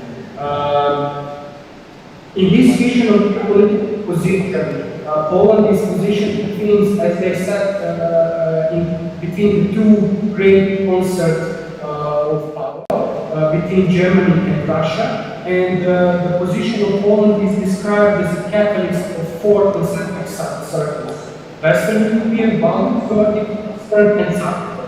This vision assumed closer relations with the V4, the Carpathian Range, and the Baltic Sea, and also the Balkans. In the concept of foreign policy from 2017 to 2021, Excuse me, please consider to finish your lecture. Sorry?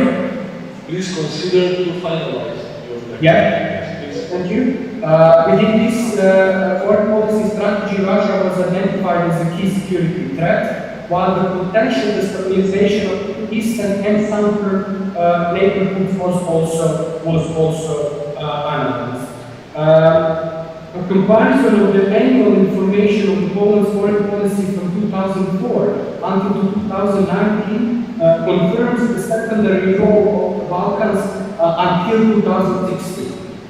Since 2017, there is a noticeable quantitative and qualitative increase in the presence of the Western Balkans in the government's annual information. Well, as you can see here, I just mentioned something that my colleagues are going to explain further in next topics and next panels about the possibilities of using regional platforms and regional mechanisms to support Western Balkans countries. And I find that there is a great potential for Poland to foster the strategic relations with the countries from this region. When it comes from the Montenegro view, I have to say that the relations between Montenegro and Poland cannot be taken as a complete indicator of Poland's relations with the whole region.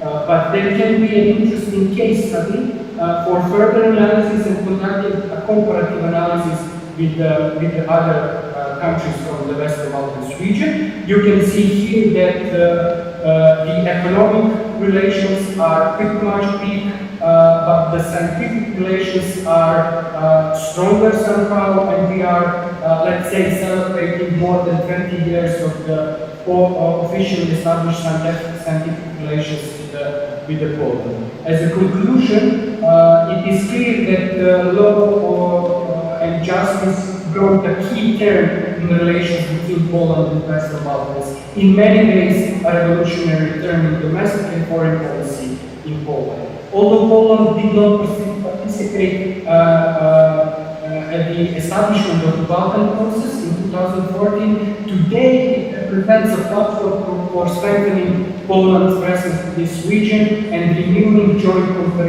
cooperation with the EU. The potential for relationship development is significant, but unfortunately underdeveloped. Scientific and cultural cooperation would contribute to establishing the basis for more concrete economic and political cooperation. Historical relations, as a final conclusion, have been the subject of excellence. And modern or contemporary relations need an incentive for further research through concrete cooperation, project activities, etc. So I find your conference as a model for this. Thank you very much. And for Thank you very much, Professor Savic. Professor was the last speaker in the panel one. So I close the first panel and I please you, we will have only 5 minutes pause and then we will start with the second panel because we will need to prepare ourselves for the cocktail.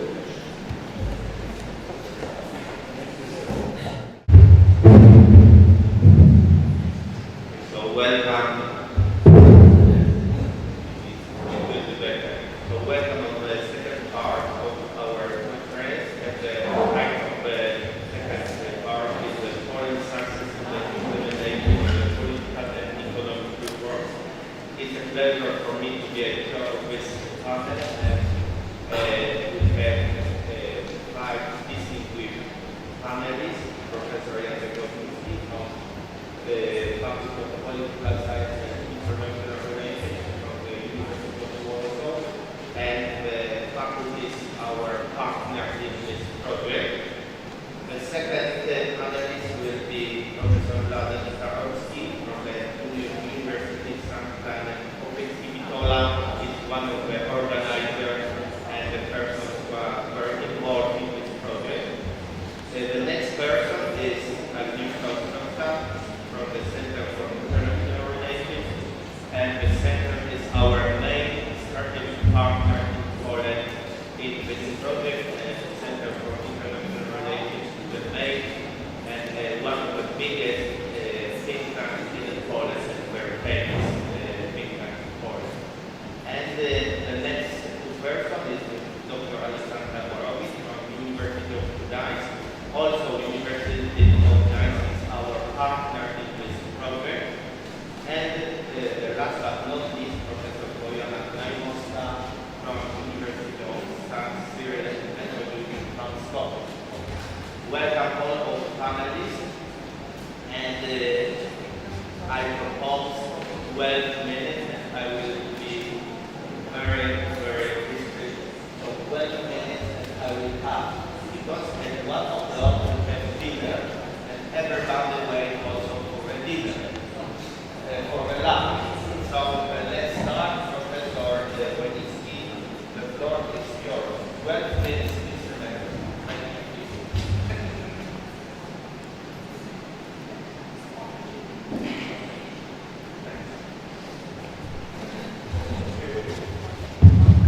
Ladies and gentlemen, I prepare a presentation. Maybe we start.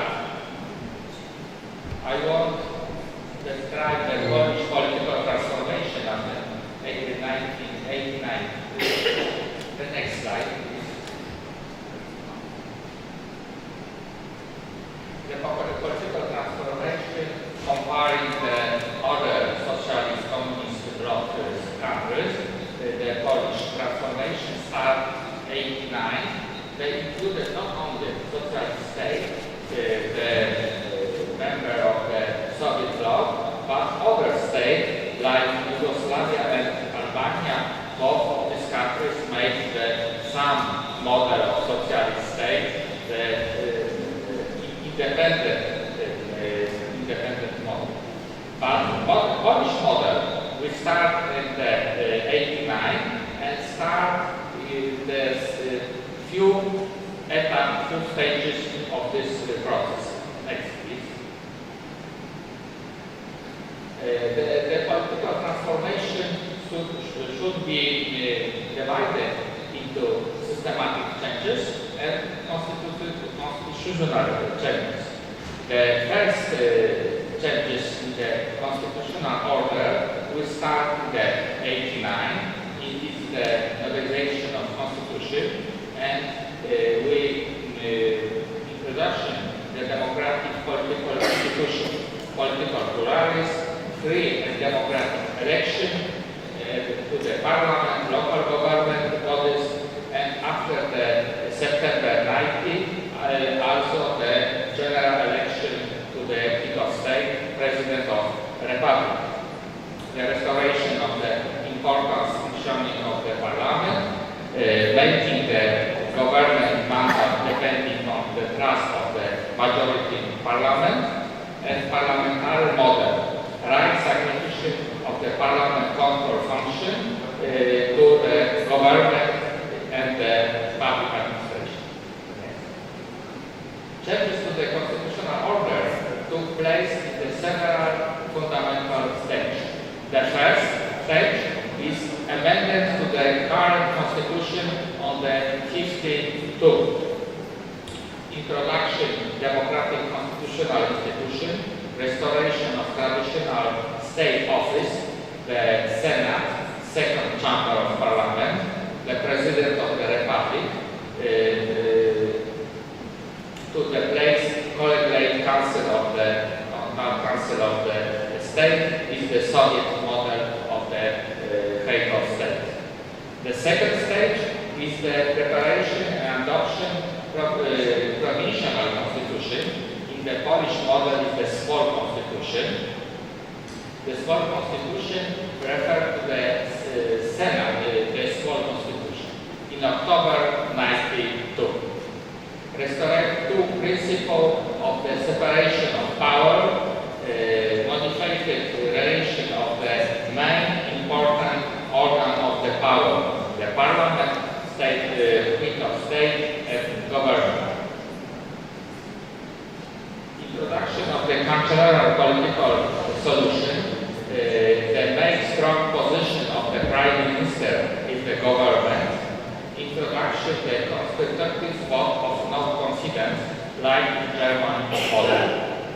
The possibility of using decree by the government, but only after obtaining the consent of the same, constitutional and temporary consent of the parliament. Emphasizing the importance of local government. Local government is a special chapter in the small constitution. Work of comprehensive constitution completed spring 97. The first constitutional law in Poland approval in the referendum, national referendum in May 1997. Constitutional regulation model of the solution of constitutionalism of democracy of the Western Europe, French, German solution in this constitutional, and traditional solution in Poland state. In the first republic, the first constitution in May and war after the American one, and second Polish Republic 19 and 39. The main principle of the constitutional order in this constitution are division and balance of the state power, the first. The second, republicanism and national sovereignty. The third, democratic rule of law and legislation.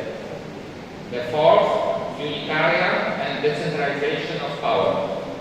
5, social market economy, like in German model. 6, political and trade union pluralism. And 7, autonomy and cooperation state and church. Political evolution Polish since 1989, several stages of political change can be distinguished, not breakthrough moment, certain amendment to the constitutional and adoption new political institution. The first and small constitution in the 92 and current constitution in 97.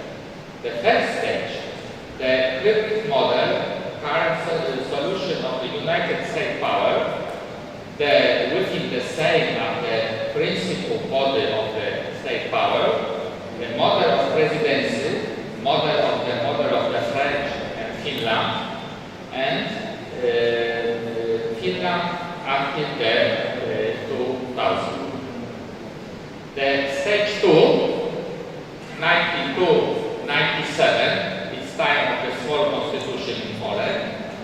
hybrid model combining three models: model parliamentarian, model presidential, and model cancerous.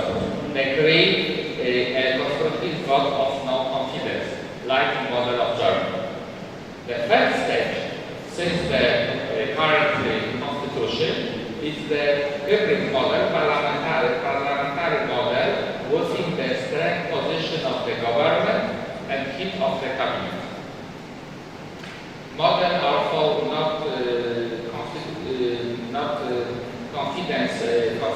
constructive confidence to the government and position of the government, position of the head of cabinet in the state parliament.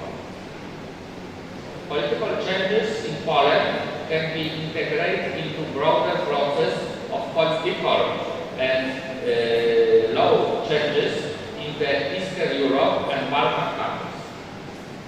The specific Yugoslav and post-Yugoslav solution is not one model of transformation. In the Yugoslav and the post-Yugoslav state, we have the few few model of political model. Against the backdrop, the necessary is considered the successful certain solution in the Polish transformation is the strong position of government, strong position of prime minister, and lead of the parliament to control to the government.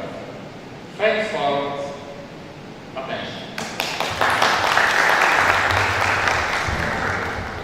So thanks a lot for your presentation and for taking about time. Very important. So thanks a lot, Professor Bornicki. And now we have the next panelist, Professor Wladek Dorowski. You say something about the reform of the public administration system in North Macedonia. The floor is yours. Please remember where.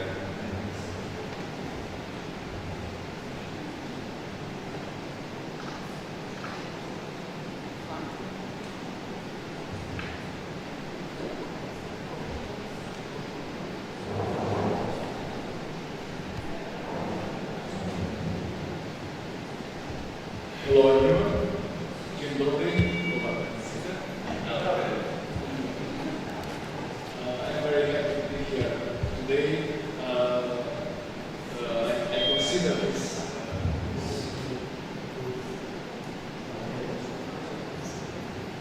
Okay, sorry.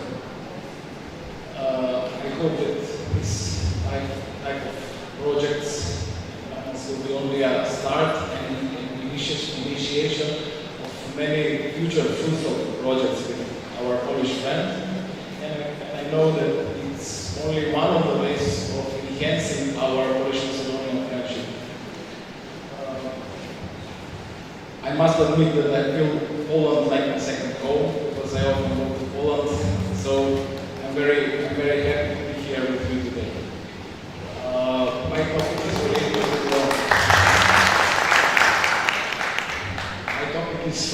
to the reform of the system of public administration in Macedonia. Very sensitive topic, but it has to be elaborated. So I will use this opportunity to elaborate and share with you some information regarding the reform of the public administration in Macedonia. As you all know, after the gaining of the independence of the Macedonian state, there were almost 8 years of sort of reform hibernation regarding public administration. There are many reasons for that. Establishing a new state at that moment, many challenges, many problems. And of course, nobody was thinking about reforms in the public administration. So we had to wait almost 8 years. So the first strategy for reform of the public administration to be launched actually in May 1999. When we consider the reasons for coming of this strategy, we must admit that the biggest reason was actually the external motivation and external pressure coming by the European Union for starting of such reform. So we waited for 8 years. As you know, this Copenhagen criteria came in 1993. Madrid criteria connected especially with the public administration and judicial reforms was launched in 1995. So actually it was an impetus for our start of the public administration reform.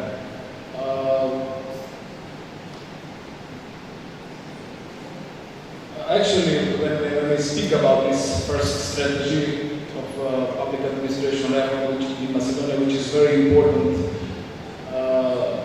step for establishing many laws connected with the functioning of the public administration. So there are many areas which should have been adjusted this time, at that time in 1999.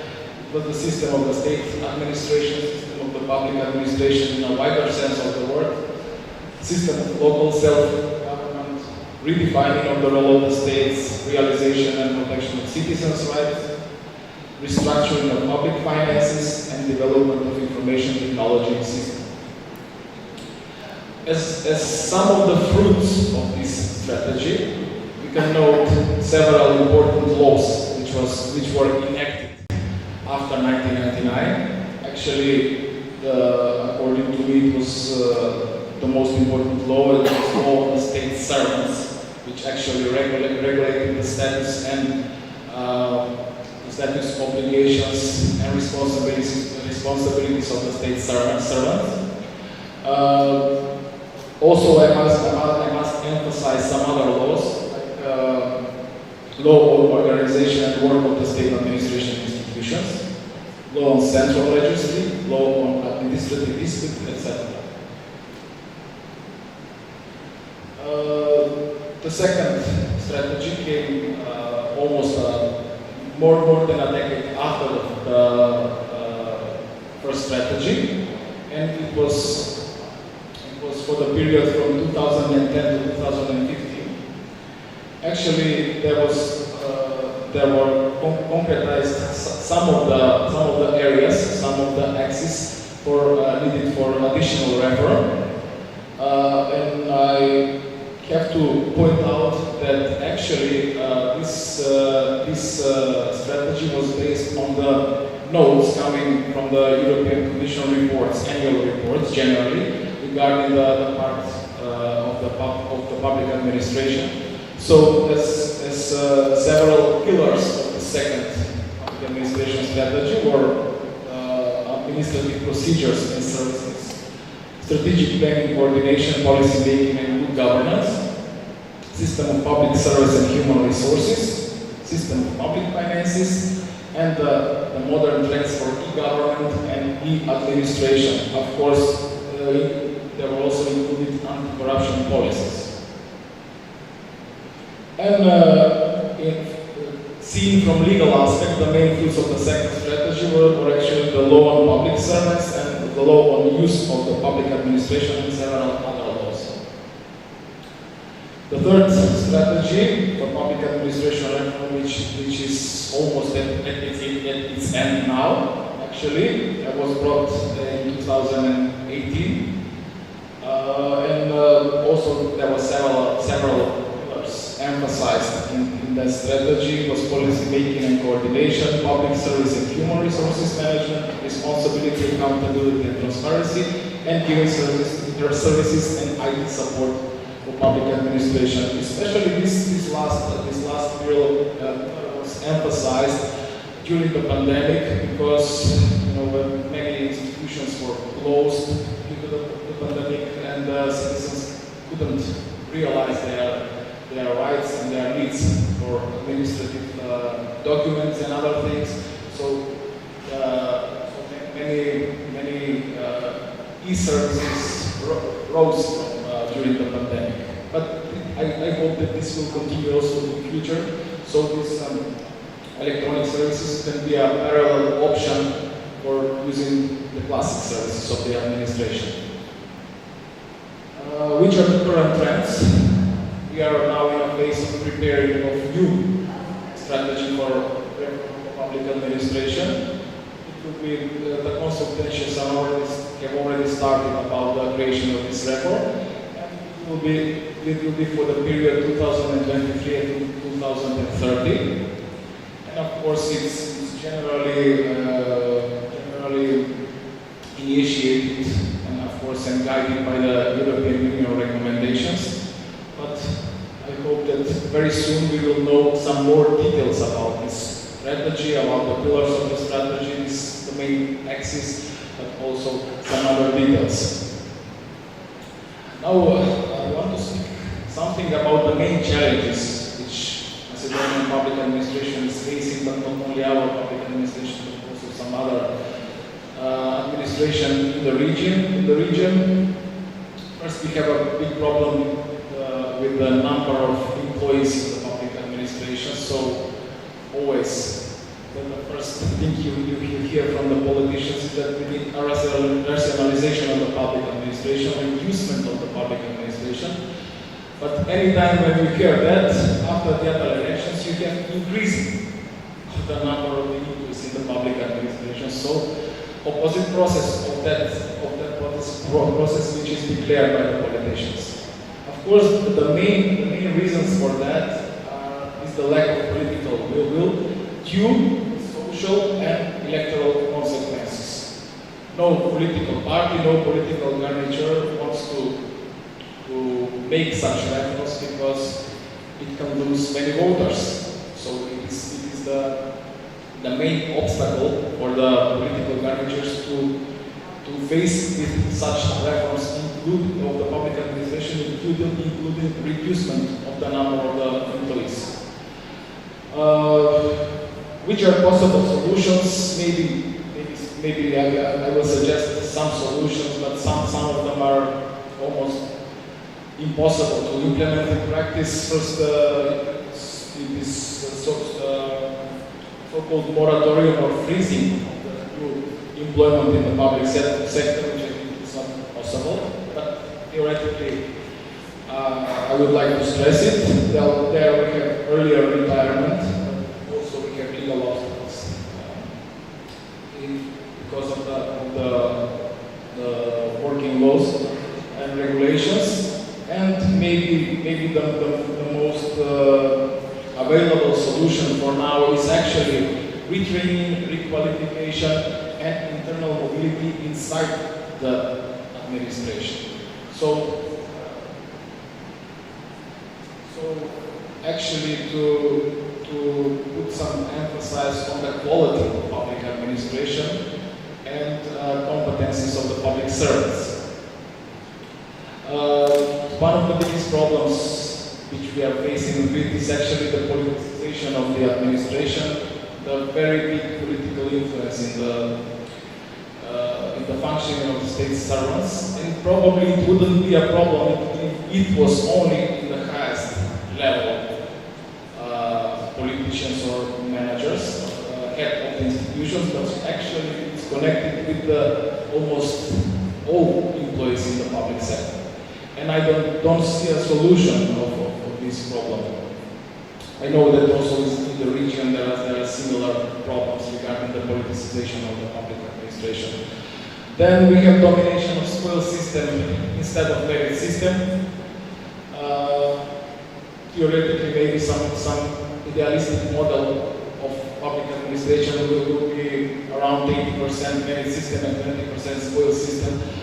But actually we have more than 50% spoil system and less than 50% merit system, which is a problem. And of course, the corruption is another issue, interference with the business sector, especially when related to public finances and use of public funds. Then we have cronyism, nepotism, especially in a small country. These phenomena are more often than supposed, because Poland is around 40 million, so it's not possible to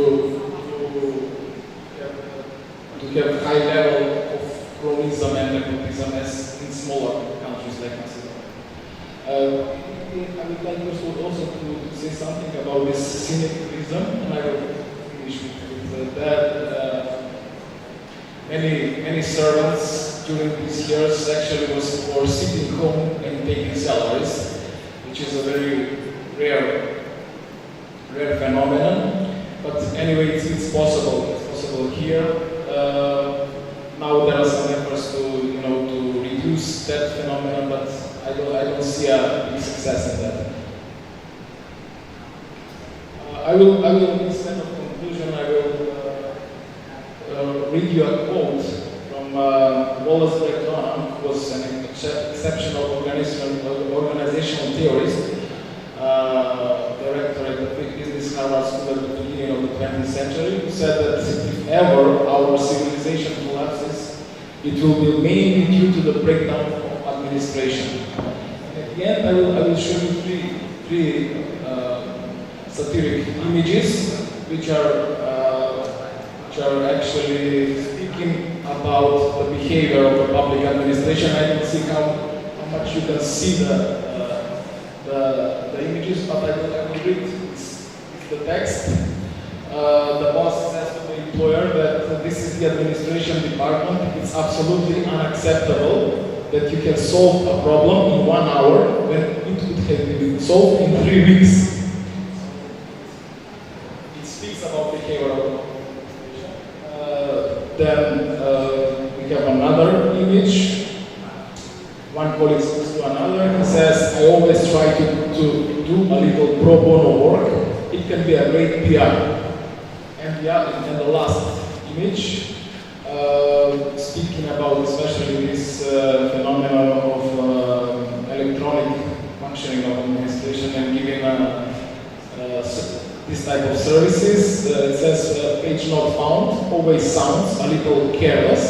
Maybe we could replace it with page temporarily engaged in promoting alternative client-focused services. So this is actually the real behavior of the public administration in many places around the world, not only here in this region. Also, I had some video, but unfortunately it cannot be shown. Thank you very much.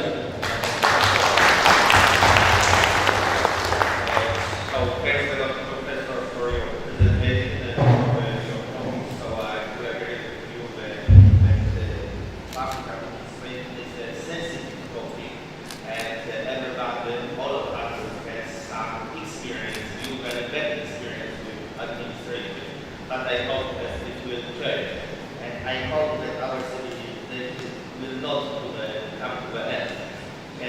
So the next speaker is our colleagues from Center for International Relations, Agnieszka Ostrowska, online. Do you hear me, Agnieszka? Yes, hello. I can hear you very well, thanks.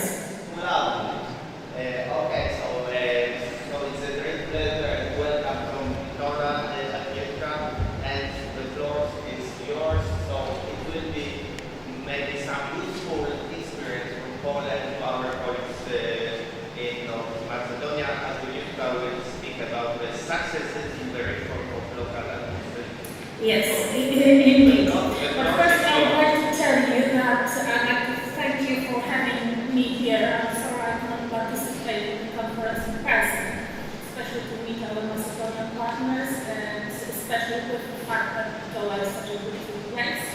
But fortunately we have modern technologies at our disposal, so we can use them.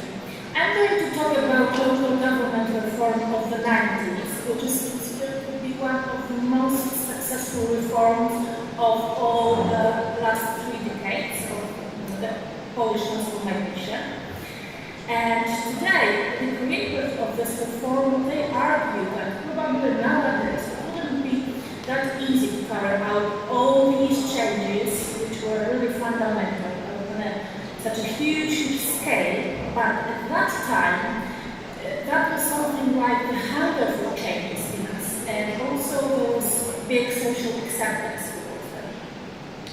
At the same time, it has to be also mentioned that in 1989 we were actually communist authorities, obviously, they did not have it by nature, but neither did the opposition, who was a little bit unprepared to take the power. The initiator of the reform of the government of Tadeusz Mazowiecki, who came to power in September 1989, and already in January 1990, he announced his intention to hold new elections to municipal councils. And the preparation of the necessary laws and the necessary bill package was undertaken by senators, by the upper house. Why Senate? Senate was, unlike the Sejm, the Senate was then the only parliamentary chamber elected to compete with the elections. And the Senate very quickly adopted a package of local government laws. It was January 1990.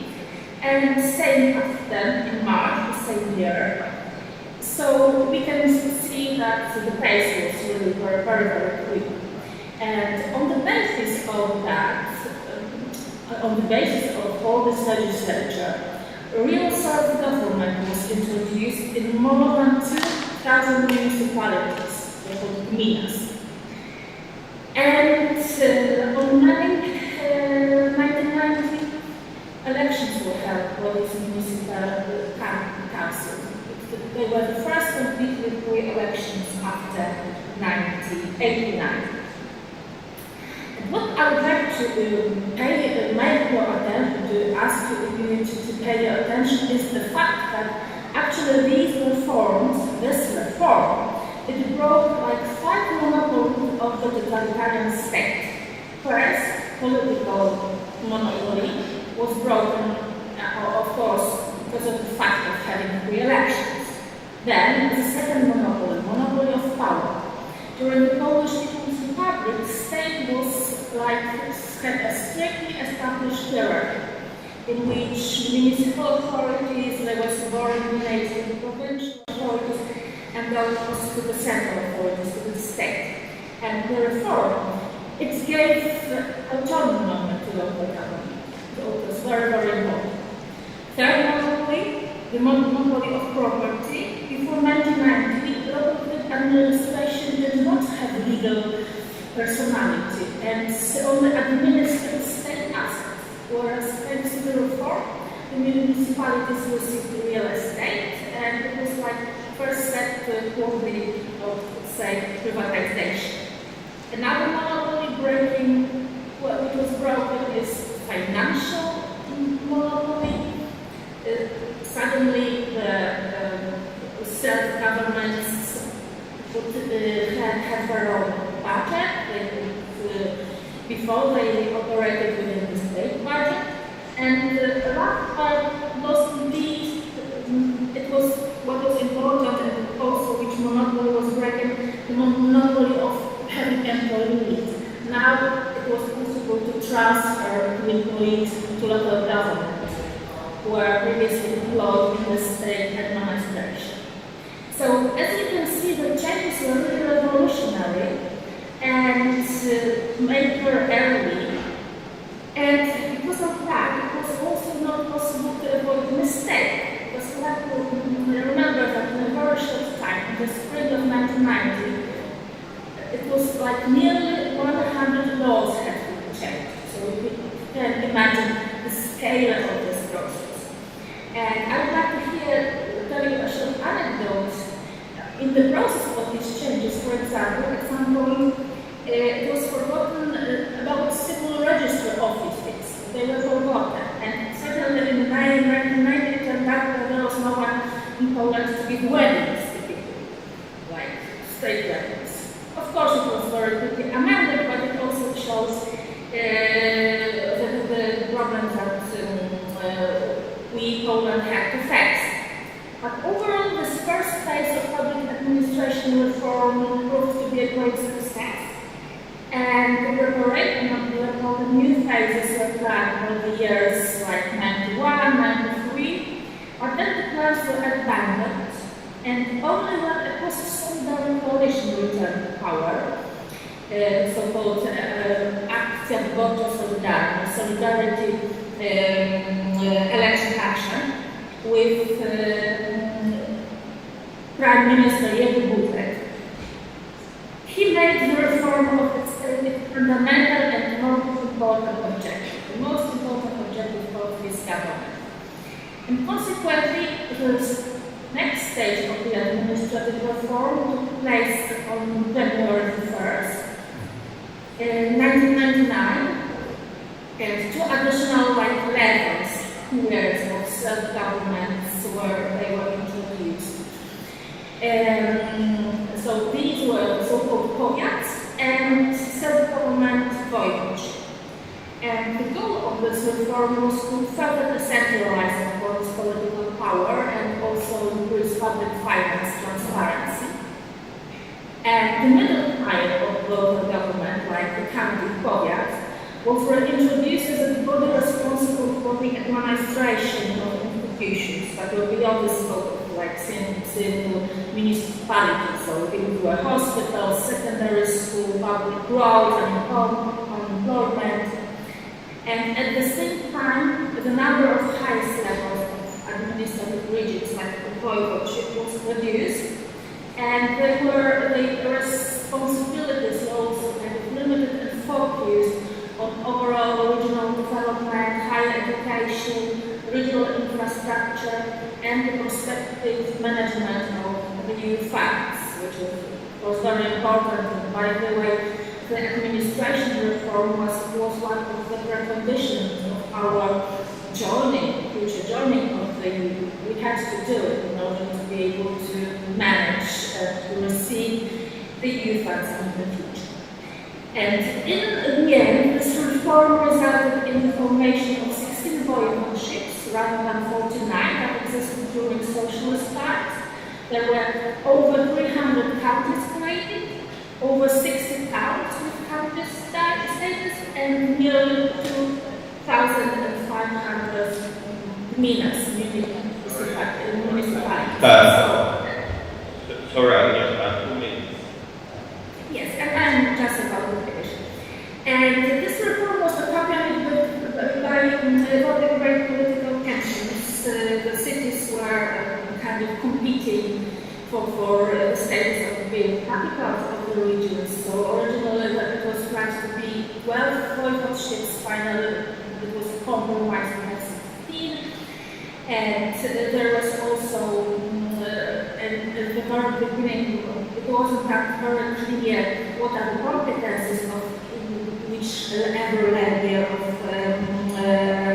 self-government. So there were also dispute over competences, and it was quite a difficult time because nobody actually knew what it was. And I was working for public television. We were making programs to tell people, to explain them the intricacies about the system. But actually, when we look at that now, and I will conclude on that, with all the reforms that we had and that we needed to have, they were all symbolically also introduced the same day, January 1999. We can see that our self-government reform is the only reform actually that stayed untouched, and it is exactly the same shape as it was 20 years ago. The other reform, like healthcare, education, the pension system, they were reversed or altered, unlike the administration reform, which we are happy to have, and we are profiting on having built strong self-governing institutions. Thank you very much.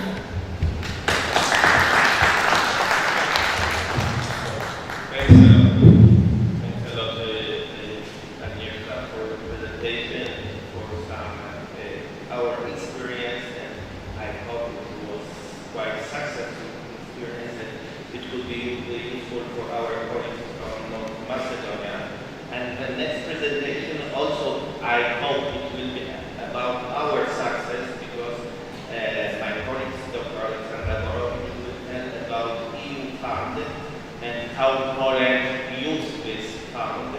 And Mrs. Borowicz is from Faculty of Economics, University of Gdańsk. She is also University of Gdańsk, and Faculty of Economics is our one of the partners of this program. So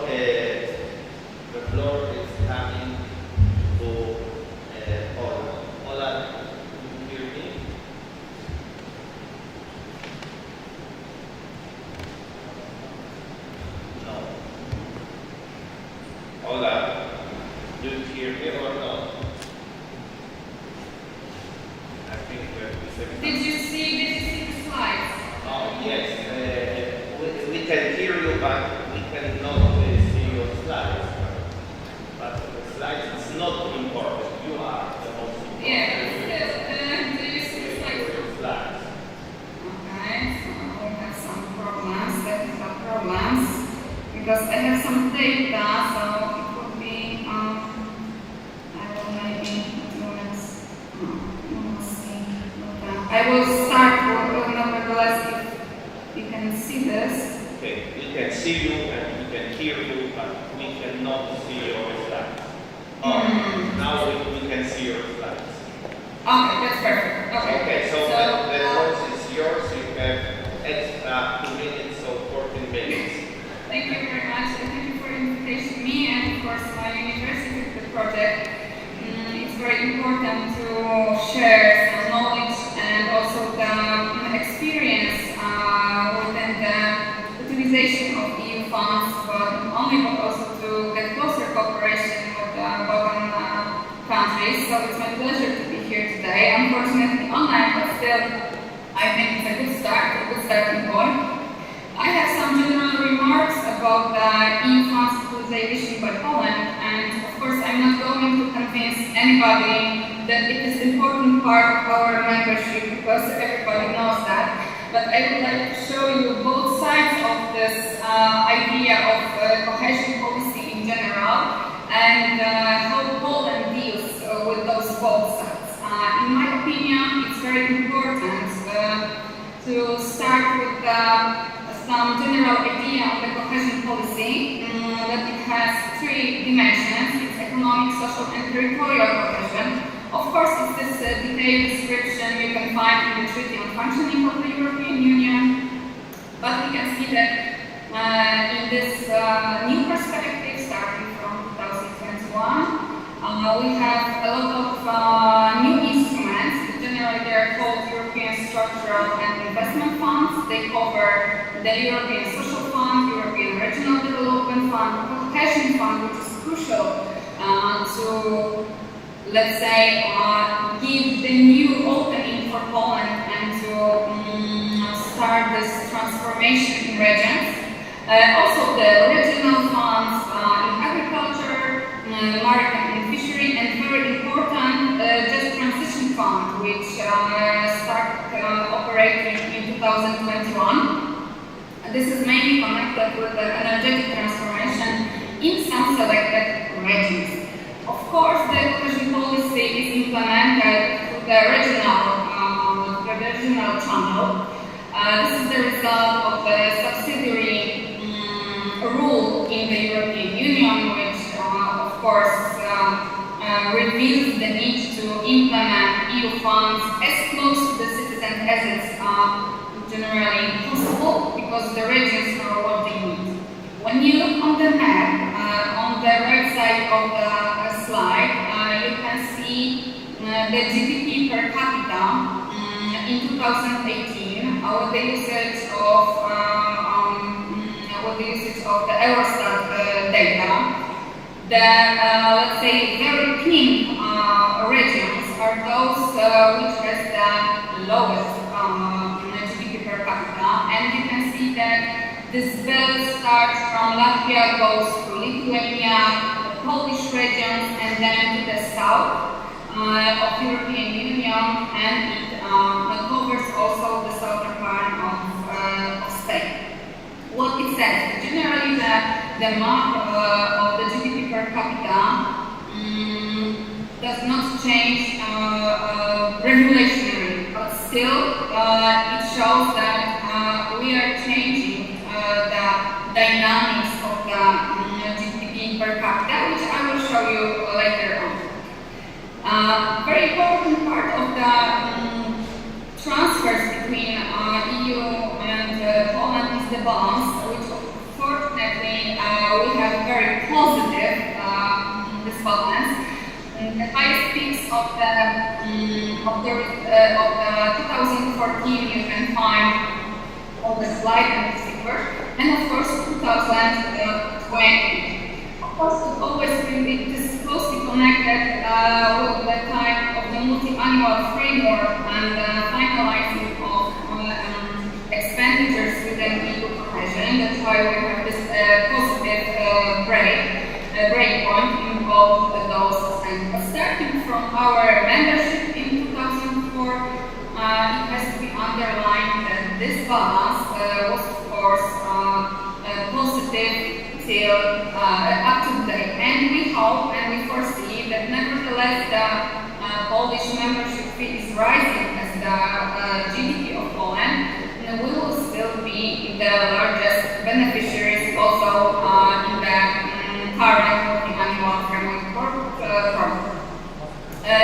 Since 2004, Poland transfer to EU amounted to almost 700 million euros, whereas the EU transfer in that period it was over 2,000 million of euros. Of course, over 65% was within the cohesion policy. These regional funds, which are crucial for the economic, social, and territorial cohesion, helped Poland to go through the transformation and speed up the process of catching up the EU 27 EU economy, but also the standard of living from the point of view of citizens. What I would like to put attention to that Poland is a winner of the EU funds, we can say, because since 2007, even though we faced in EU the decrease of the amount in multi-annual framework in 2014 to 2020, what you can see on the left side of the figure, which is figure number 2. But on the figure number 3, you can see that the allocation to Poland still is rising, even though the multi-annual financial framework was a little bit decreased. Poland was a winner of this game and keeps the role of the leader as the beneficiary of those funds. In 2004-2006, we received over 7 billion euro, which was the biggest amount among the new member states. Then in 2007-2013 perspective, we were also the leaders of the funds. We received from the cohesion policy almost 60 billion of euro. In 2014, I think it was our highest score, as you can see, because the allocation for Poland was over 80 million of euros. So I think it just simply shows the success that we are able to discuss the success in those terms. But also what I would like to tell you from our experience from other side, because one side of the EU funds is the idea of this supply, which goes directly from EU. This is also demand side.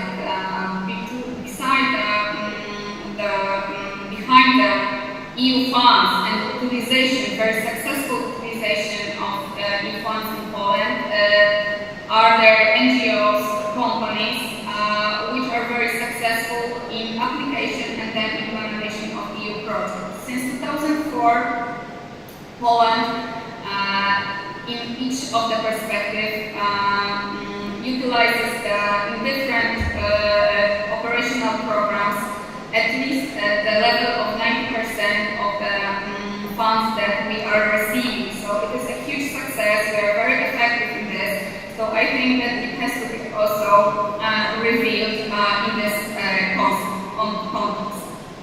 Of course, we are facing a huge challenge because we are facing the new perspective, which started 2021 and 2021 and will last till 2027. Again, Poland is the largest beneficiary of the cohesion policy. It doesn't matter if we count this in prices from 2018 prices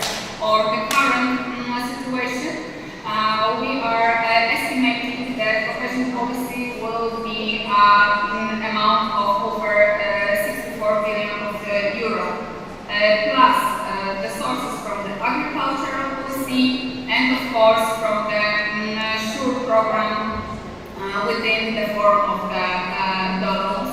So it is the fourth, let's say, perspective in which Poland is participating, and we are keeping the role of the leader as the largest beneficiary. But what it gave Poland as a result? The latest cohesion report, which was revealed this year in February, shows that we are in the regions which are driving the GDP per capita growth since 2001 to 2019. So it's a huge success because this is the main measure for our situation in those social and economic terms. So we can observe the ongoing convergence, but the European Commission also underlines that this is the result of the high growth which was observed in the least developed regions. So this is why you can see on this map that the same regions which were, let's say, the least developed and has the lowest level of the GDP per capita are at the same, the locomotives of the growth with the GDP per capita since almost 20 years. It also means that we have still some lesson to do, the homework on the basis of the EU funds. As we are receiving those amounts, it also reveals that we are effective and the process and the mechanisms that we plan in Poland how to implement those EU funds are very positively evaluated by European Commission. I wanted to also show you some data on the progress that Poland made within the innovation index. How the catching up process is taking place since 2014. This is the most fresh data that I could find on the scoreboard of innovation in EU. So even if we take the starting point 2014 or the previous year, the Polish innovation index is increasing because we need to build our competitiveness not only on the low-cost basis, but on the quality. What is also reviewed in the Commission report is the productivity, which also reveals the progress that Poland made from the 50% to 64% nowadays of the productivity of the labor force of the EU average, and the shift in employment, which shows that there is a revolution in terms of the employment in different sectors in Poland. In 2004, there was observed that we moved the labor force from the agriculture to services and to the industry. So this is the positive effect, and it also means that we are we are moving towards our Western members of the EU. I would like to go to the conclusions finally. However, of course, I got the 2 minutes extra. Of course, the EU funds strategy is based on the long-term perspective because it covers the financing huge projects within especially in the context of the infrastructural projects, those investments, and it results from the demand for EU funds from the companies, from non-governmental societies, but also institutions, but also from different public bodies, and also the success on the supply side of the funds. This is what we see in allocation.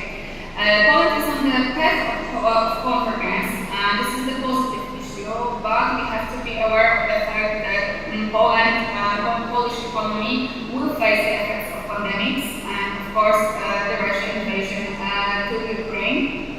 But in this context, especially, the quality of the implementation of e-funds will have the crucial actual meaning for Poland.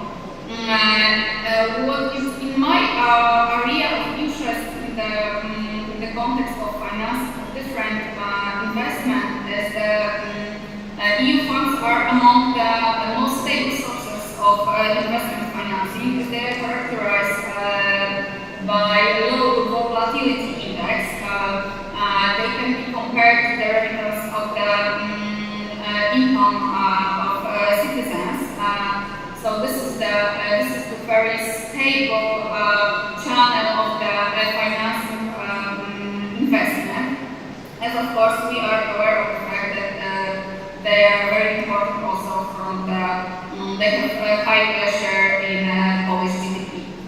One of the threats is to keeping the Polish economy based on the competing on the low-cost basis, and in global economy with the digitalized world, with facing the industry 4.0 concept, it may be a threat that if we keep this idea of low-cost competitiveness, it can, let's say, stop the process of convergence.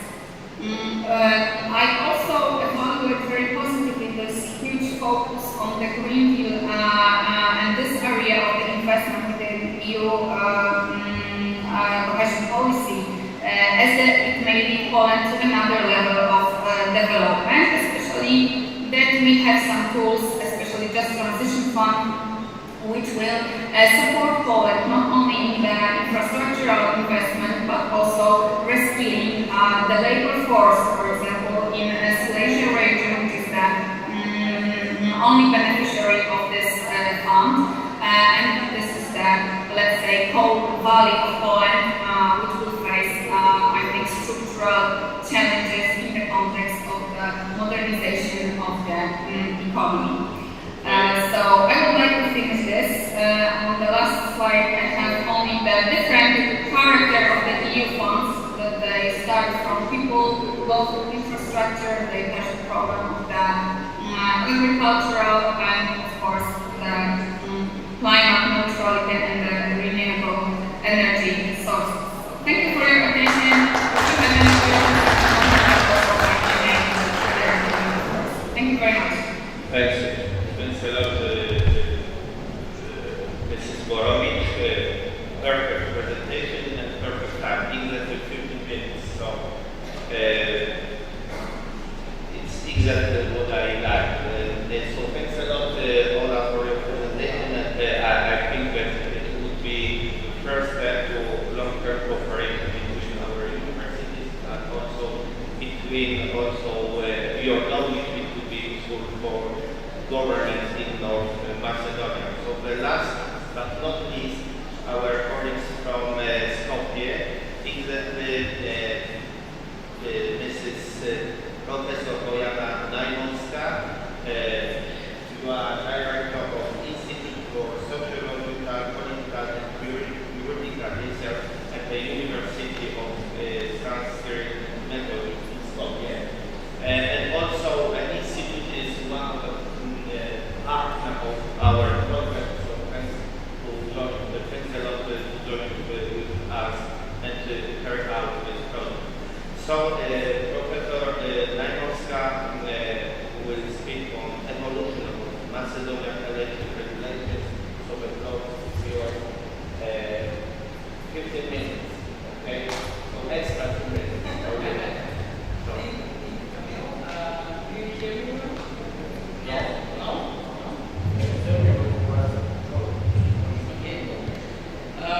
First of all, as the director, I'd like to thank Camilo and the Center for Europe, and also to thank Goran and the Law Faculty for organizing this conference. I'd like to thank the Ministry of Foreign Affairs of the Republic of Poland for recognizing this project, for recognizing this conference and this cooperation as an important one.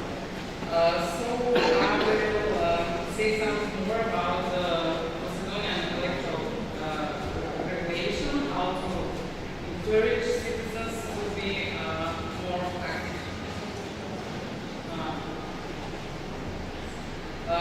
As a country, we started with the majoritarian electoral model.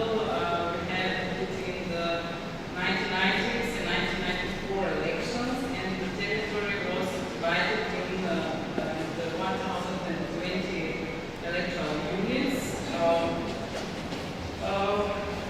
Wanting to overcome the shortcomings of this model, in the 1998 we established this model where the territory was divided in 83 electoral units as a one-member units, and the other 35 members of the parliament were elected by the majority proportional model. Although we have a little experience in this, we thought that we can change it once again. So from 2002 till today, we have the proportional model, where the territory is divided into 6 electoral units, from which we are electing 20 members of the parliament. We are using the DONT formula for calculating the mandates, and we don't have the electoral threshold. As you can see from this slide, this is the electoral turnout in all the parliamentary elections in Macedonia from 1990 to 2020. And as you can see from here, we have declines and increases of the electoral turnout from circle to circle, but generally we have dropping of the line from 81 to 52% from the last election, and this is the lowest turnout ever in Macedonia. So maybe we have a problem, and this presentation is to see how we can increase the citizens in the process of electing the members of the parliament. So, who are the general problems or that are coming from our model existing now? First, we don't have equal valuation of each vote because the territory is divided into 6 electoral units, and in relation to the electoral turnout from one of the electoral units, when the turnout is bigger, for one member to be part of the parliament, they are giving 8,100 votes. But in another electoral unit, when the turnout is lower, we needed 2,000 less votes for just to be a member of the parliament. So we don't have equal valuation of each vote, and this is recognized as a problem from the citizens and also for most of the political parties. Also, we don't have equal representation of political parties in the assembly because although at the national level, some political parties are winning more votes due to the distribution of the votes in the every constitutions. In some cases, we have parties that are less represented in the parliament, but they have more winning votes at the election. And the third problem is the citizen dissatisfaction with their representation by the political parties and the member of the parliament. So more about this. These are the data from more research data that are made from our institute and from other research institutions.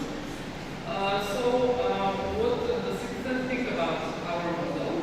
There is a strong negative attitude and disappointment of the way the members of the parliament are performing their function of representing the citizens' interest.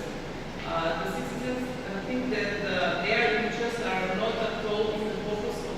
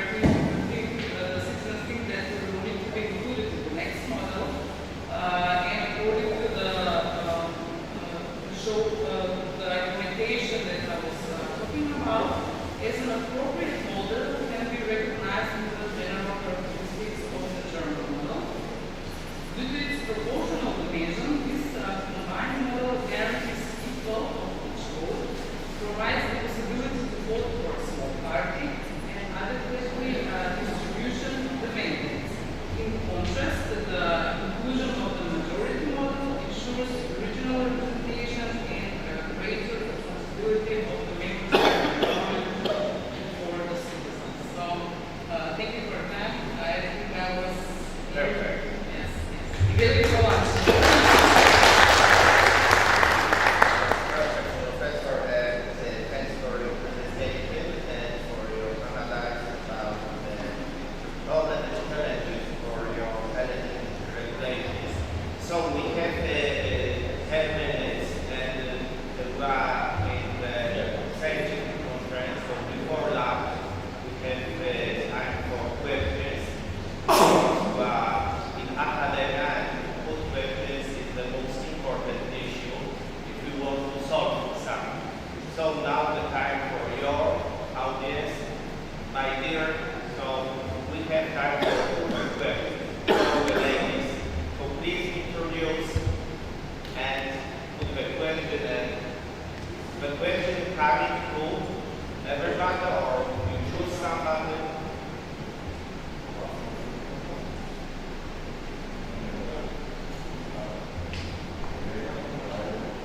I think you should stay here.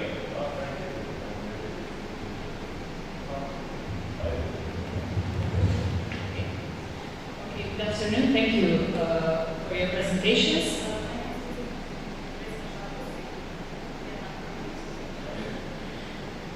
Maybe you can use this. Okay, it's working. I'm Vesna Šafovski. I'm a PhD candidate at the Faculty of Law at the University of St. Ivan Ohridski.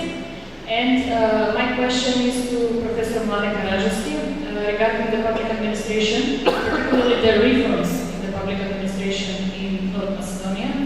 So given that this process is going very slow, and we are very eager to open the negotiations for accession in the European Union, so do you believe that this public administration in North Macedonia, as it is now, is it capable at all to fulfill the process of negotiations? So our concerns as citizens of this country is if we get a date for opening the negotiations, will the public administration be able to go through with that process? So thanks a lot. And one more question.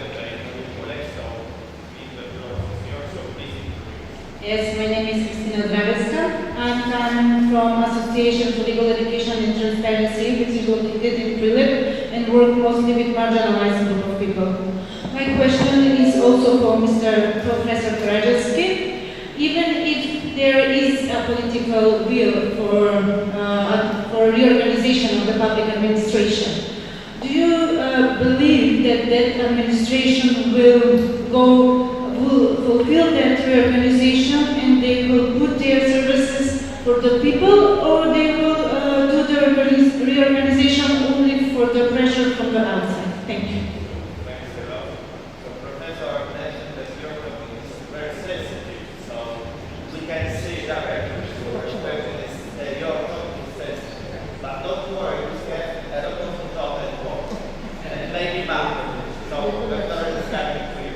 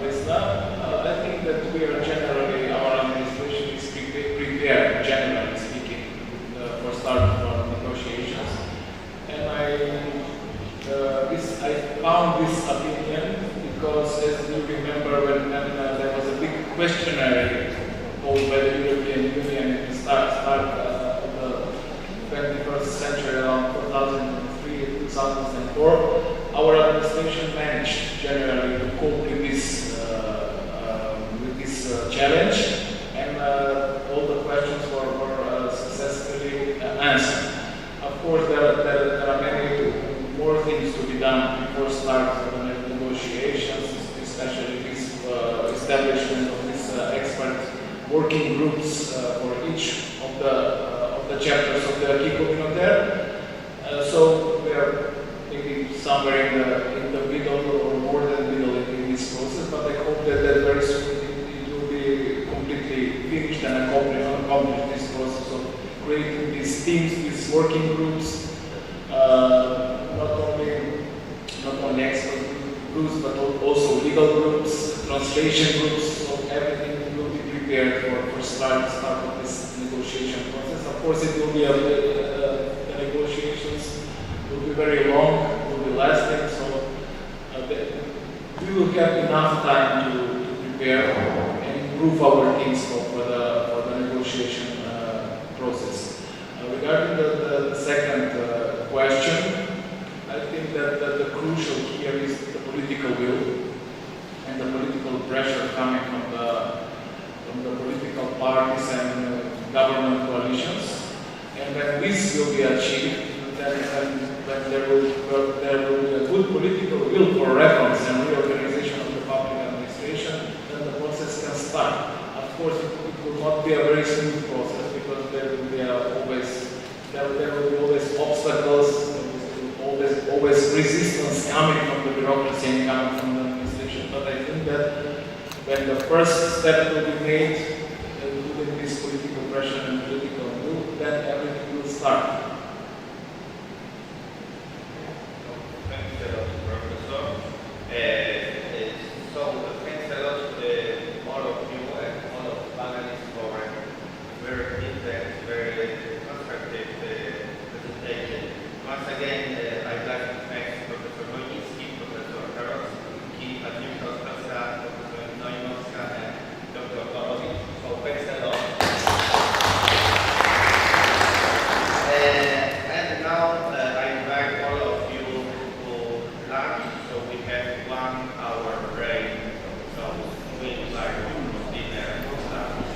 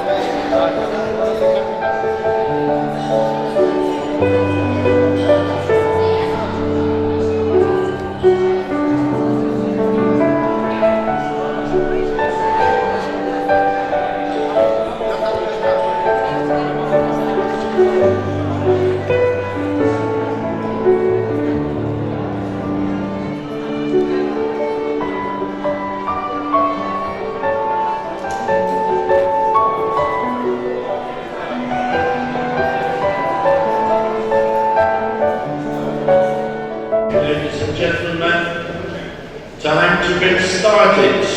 I know how difficult it is after a lunch break in front of the storm which is coming. We are very hopeful that it will be some rain because we are coming from the northern part of the world. For us this temperature is just unbelievable. So it's difficult to manage. Ladies and gentlemen, we have at panel number 3, 1 hour 15 minutes. We have 4 panelists. One of them will be connected by the web. So he's from Lublin, personally known to me. And my role is to be strict as an officer in the army, so everyone will have participants. It is wind or rain, I don't know. It is raining, okay. It's much better. So everyone has some 15 minutes prior to the end. In 2 minutes' time, I will give you a notice that time is coming.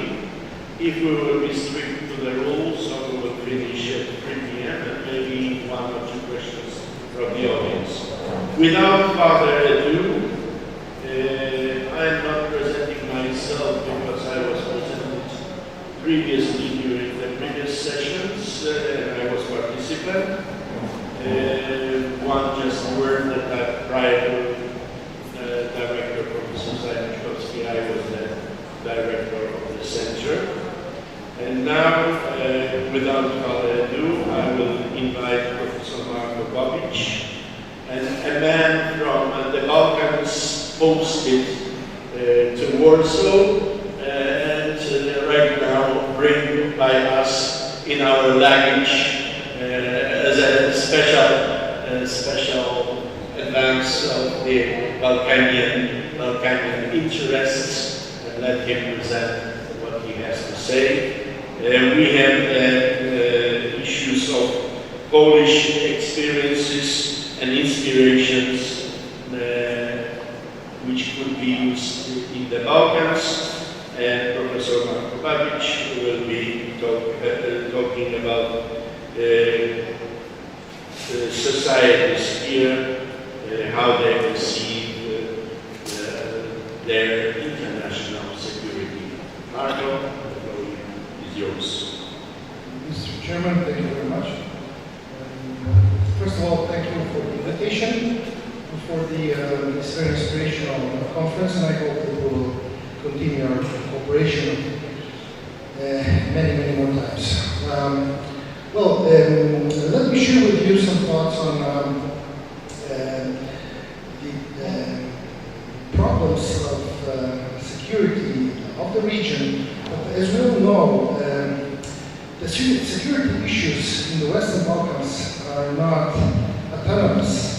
They are part of the security issues problems of the European Union, but even global issues influence problems of the security nature in this region. We witnessed that very clearly in the 1990s, but nothing has changed even today as we speak. Let me start with a few facts. There is no doubt that the whole region remains, stays within Euro-Atlantic sphere of influence. Here we have one small, not that small, but one exemption of Serbia, and Bosnia-Herzegovina, more specifically Republic of Srpska, when it comes to NATO integrations. The rest of the Balkans are within the structures of NATO. We also know, another fact is that the accession to the NATO alliance is strictly a political decision. Although NATO loves to talk about axiological and military alliance, but we all know that sometimes that axiological part is being compromised when it comes to geopolitical games. I'm referring to Montenegro, for example, and its accession to NATO a few years ago. And the European Union was supposed to be another story. It was not only the question of accession to the European Union, it was not only was supposed to be a political decision, but also fulfill various technicalities when it comes to accession process. But is it so today? This is really important for the rest of the Western Balkan countries because for all of them, belonging to the structures of NATO and European Union means security.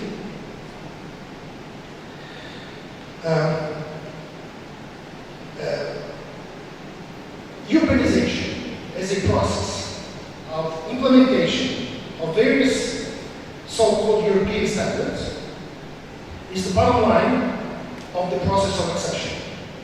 At least on paper, that was something that was supposed to be done. But now, I think today, in July 2022, we can ask ourselves a question: can we admit the failure of the so-called urbanization of the Balkans by confronting what has been promoted for more than 2 decades as solutions, and I call them 3 illusions: European integration itself, transitional justice, and neoliberal economic reforms in this region. The first illusion that integration is a cure or a remedy for everything has been supported by the common wisdom that since the early 1990s, the Balkans have been Balkanized, while Europe has continued to Europeanize. As opposed to fighting ethnic nationalism and wars for territory, the European Union was engaged in ever greater integration within a system based on democratic values and the rule of law.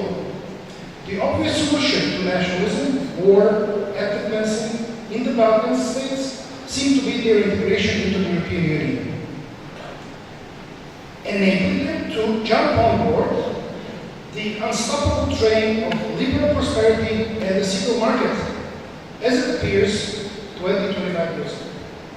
Indeed, Slovenia joined in 2004, followed by the, as I call them, Eastern Balkans, because we have Western Balkans, Romania and Bulgaria, in 2007, though these latter two countries were subject to continuous, and still are, continuous monitoring.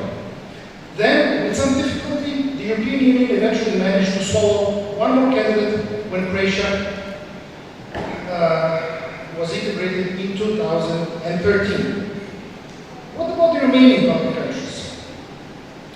They are referred to administratively as the Western Balkans, and they have been since encircled and now sit in a, I would say, ghetto within the European Union, comprised of 5 or 6 states, depending on whether one recognizes the independence of Kosovo, and about 18 million inhabitants.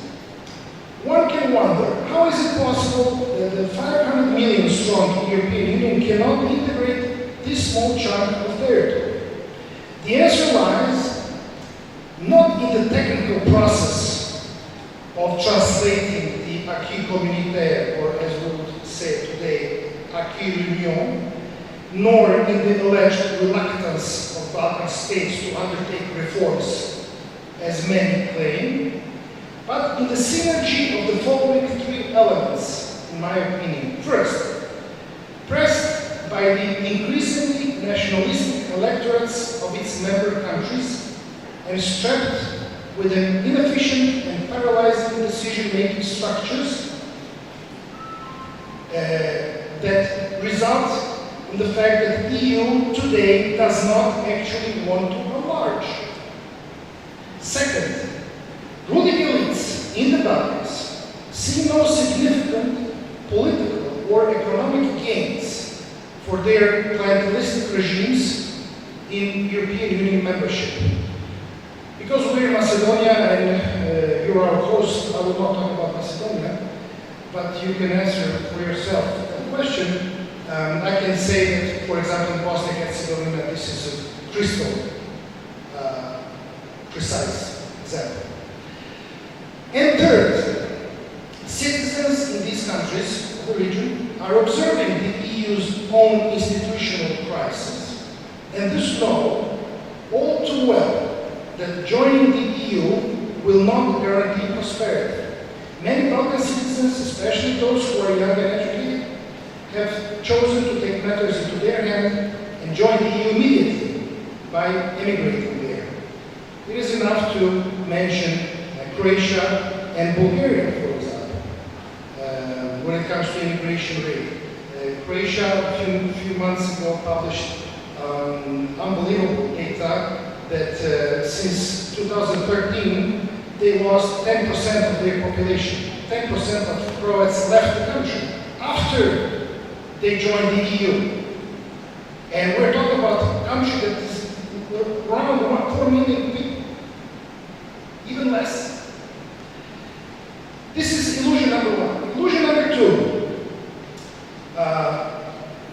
The second illusion of the South of transitional justice offered true hope to the post-war Balkans, especially the work of the International Criminal Tribunal for the former Yugoslavia.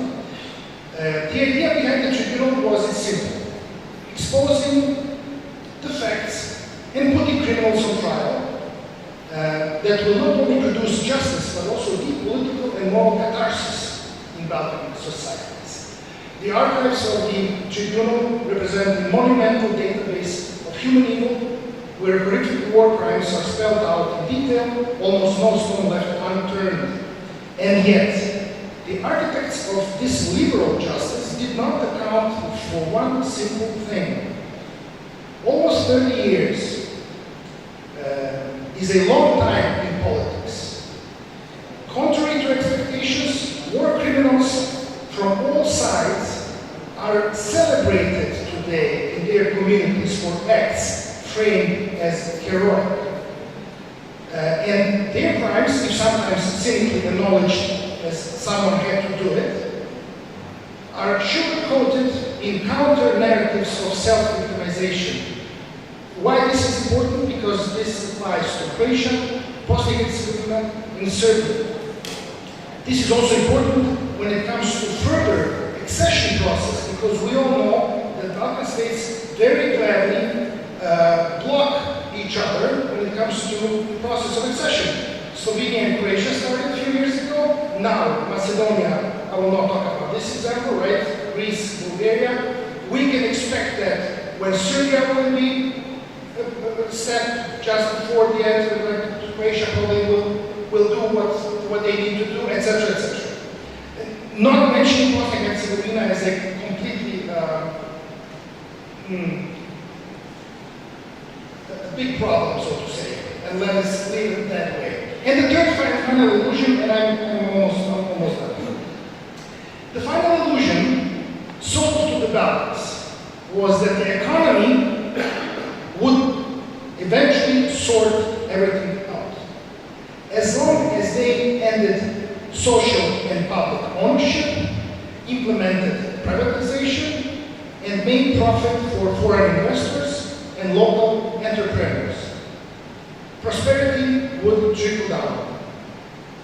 But neoliberal reforms pushed by the European Union, the IMF, and the World Bank only enriched local elites and international predators, while robbing Balkan societies of industrial production, agricultural output, and any degree of economic independence. As a tiny minority enjoys a level of well-being that easily rivals that enjoyed by the wealthiest in the West, most Balkan citizens live the reality of poorly paid workers, impoverished pensioners, and unemployed youth, spurring mass immigration to Germany, Austria, or Ireland in the case of Croatia.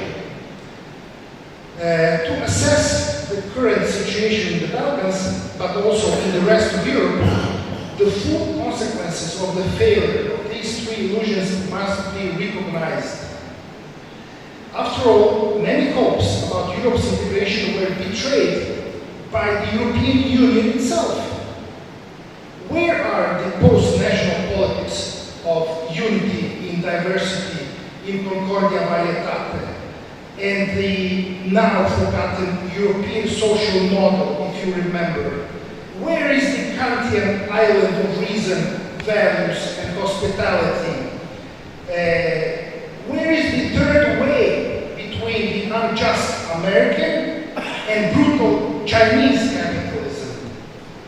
And all the question, even more, should be underlined after 24th of February of this year, because certain historical processes are being accelerated and dynamics has been changed.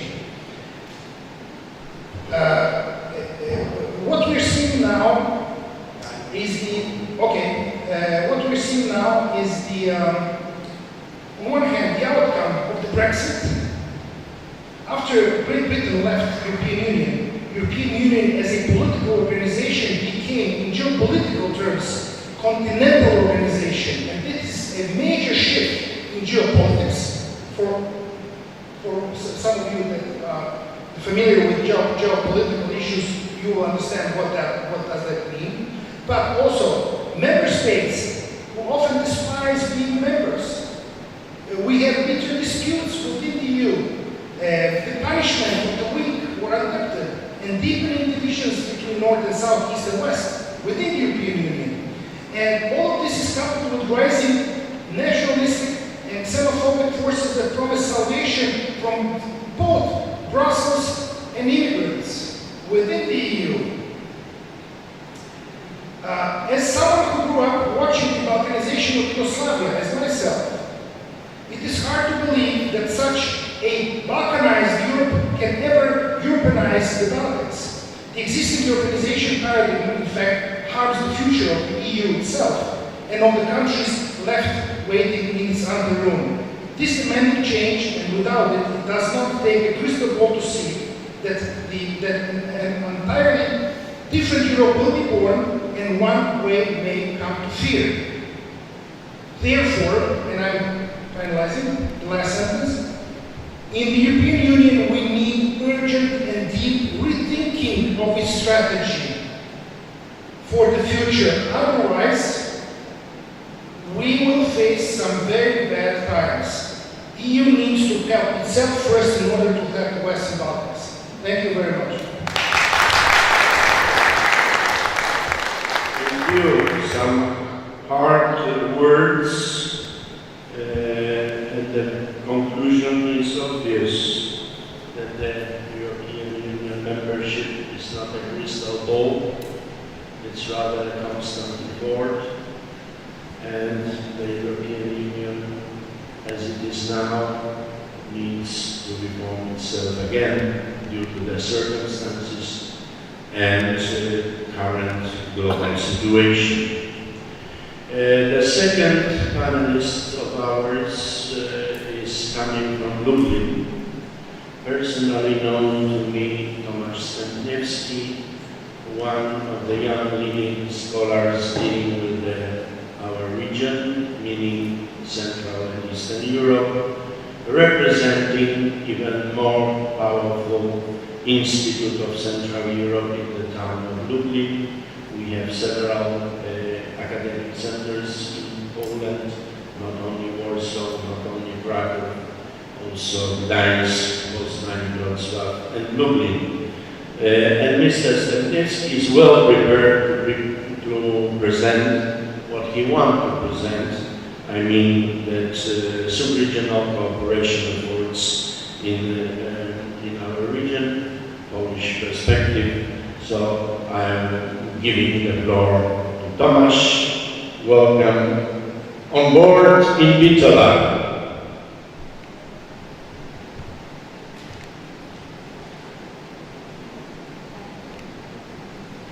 We don't hear you.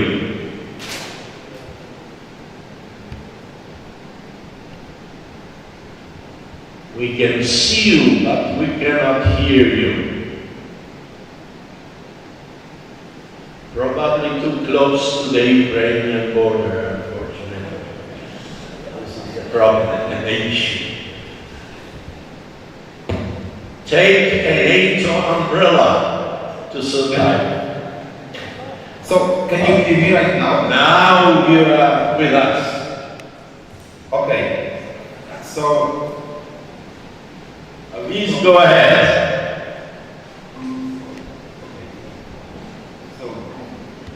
So the topic of my presentation is. So right now, can you hear me? Yes, we do. Okay, thank you. So the topic of my presentation is about the V4 group and Persist initiative, and also I would like to focus on Russia-Ukraine war, because this is really important for Visegrad group, but also for Central and Eastern Europe, what it means in general for security situation in our region. And firstly, I would like to... Pardon? Go ahead. Don't be shy.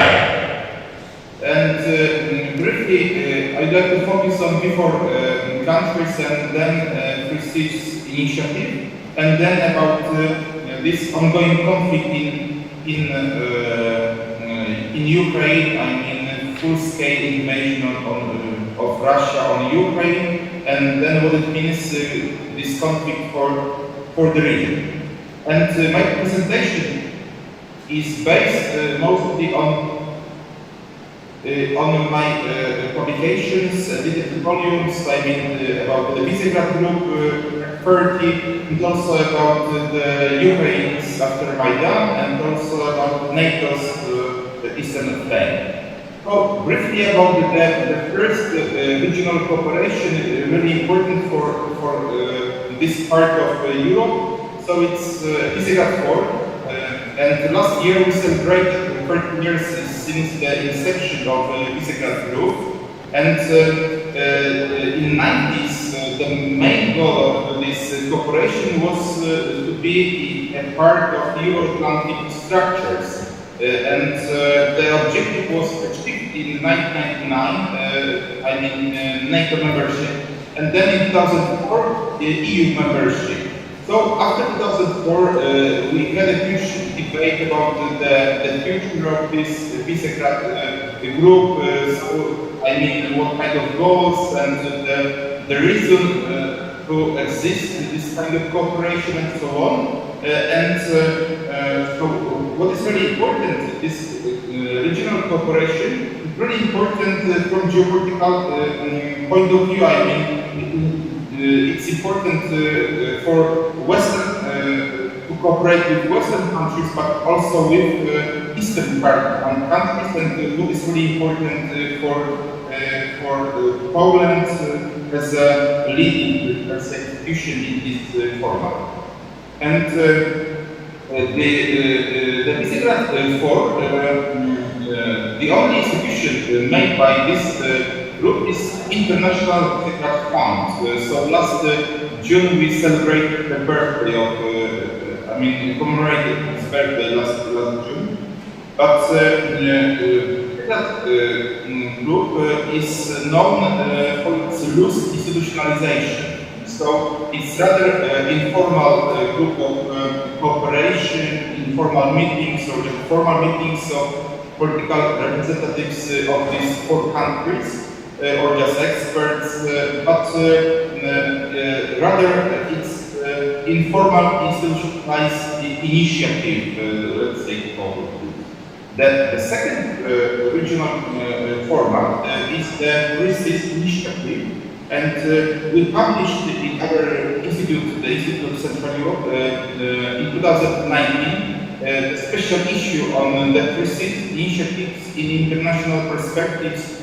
So maybe someone is interested in this issue because it's fully in PDF format, and there are German, French, British, and American perspectives on this initiative and so on. But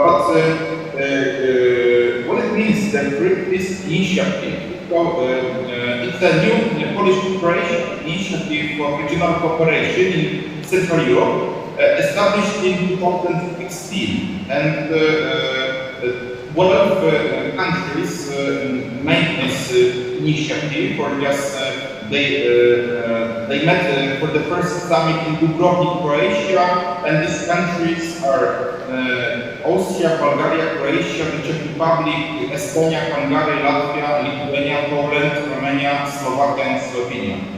And what is the goal of this Resist initiative? So since the beginning, it was cooperation in the areas of energy, logistics, transport, as well as digital cooperation.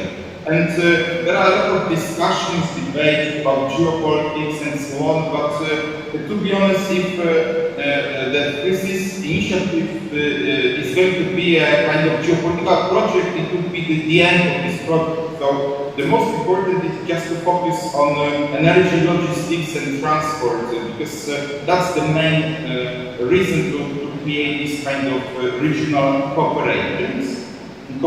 And the Resist initiative, they established investment funds, or just the initiative established investment fund, or just Central Eastern European Plus Stock Index, and selected small projects under this this initiative. And here you can see the main transport corridor. It's called Via Carpathia from Baltic states to Romania and Bulgaria. So from this perspective, it's really important to create this kind of roads, I mean, between north and south of Europe, and it's really important for Poland to create this kind of lines. And then, what kind of opportunities and challenges for the prestigious initiative? Of course, this initiative is based on EU funds, so the new EU budget is really important. Then the COVID-19 pandemic and its impact on regions' economy. So when we talk about the transport corridors, so it depends on EU funds and budgets of member states. This initiative became part of the traditional Polish political activity in the region of Central and Eastern Europe, and from 2018 the initiative moved from concept to the implementation phase. So we will see in the future what will be the result of this effectiveness of this initiative. During the last summit in Riga in June 20 this year, Ukraine de facto became a participant in the initiative. So for Ukraine, it's really important to be a partner. Just Ukrainians, they want to be a member of this initiative, but as you remember, this initiative is based on EU funds, so that's why it's not so obvious that Ukraine would be in the nearest future a member of this initiative. And I'd like to focus on Russia's policy towards Ukraine and security issues, because it's really important for our part of Europe, I mean for Poland and Visegrad Group, and also for the member states of the initiative. And till 24th of February this year, it was like a political question. But for Russia right now, I mean, for Russia's foreign policy, the most important is to restore or just to create status quo ante on post-Soviet state. And we are dealing with this kind of neo-imperialistic approach in Russia's foreign policy. And Ukraine is let's say, the next step to create this kind of status quo ante made by Russia.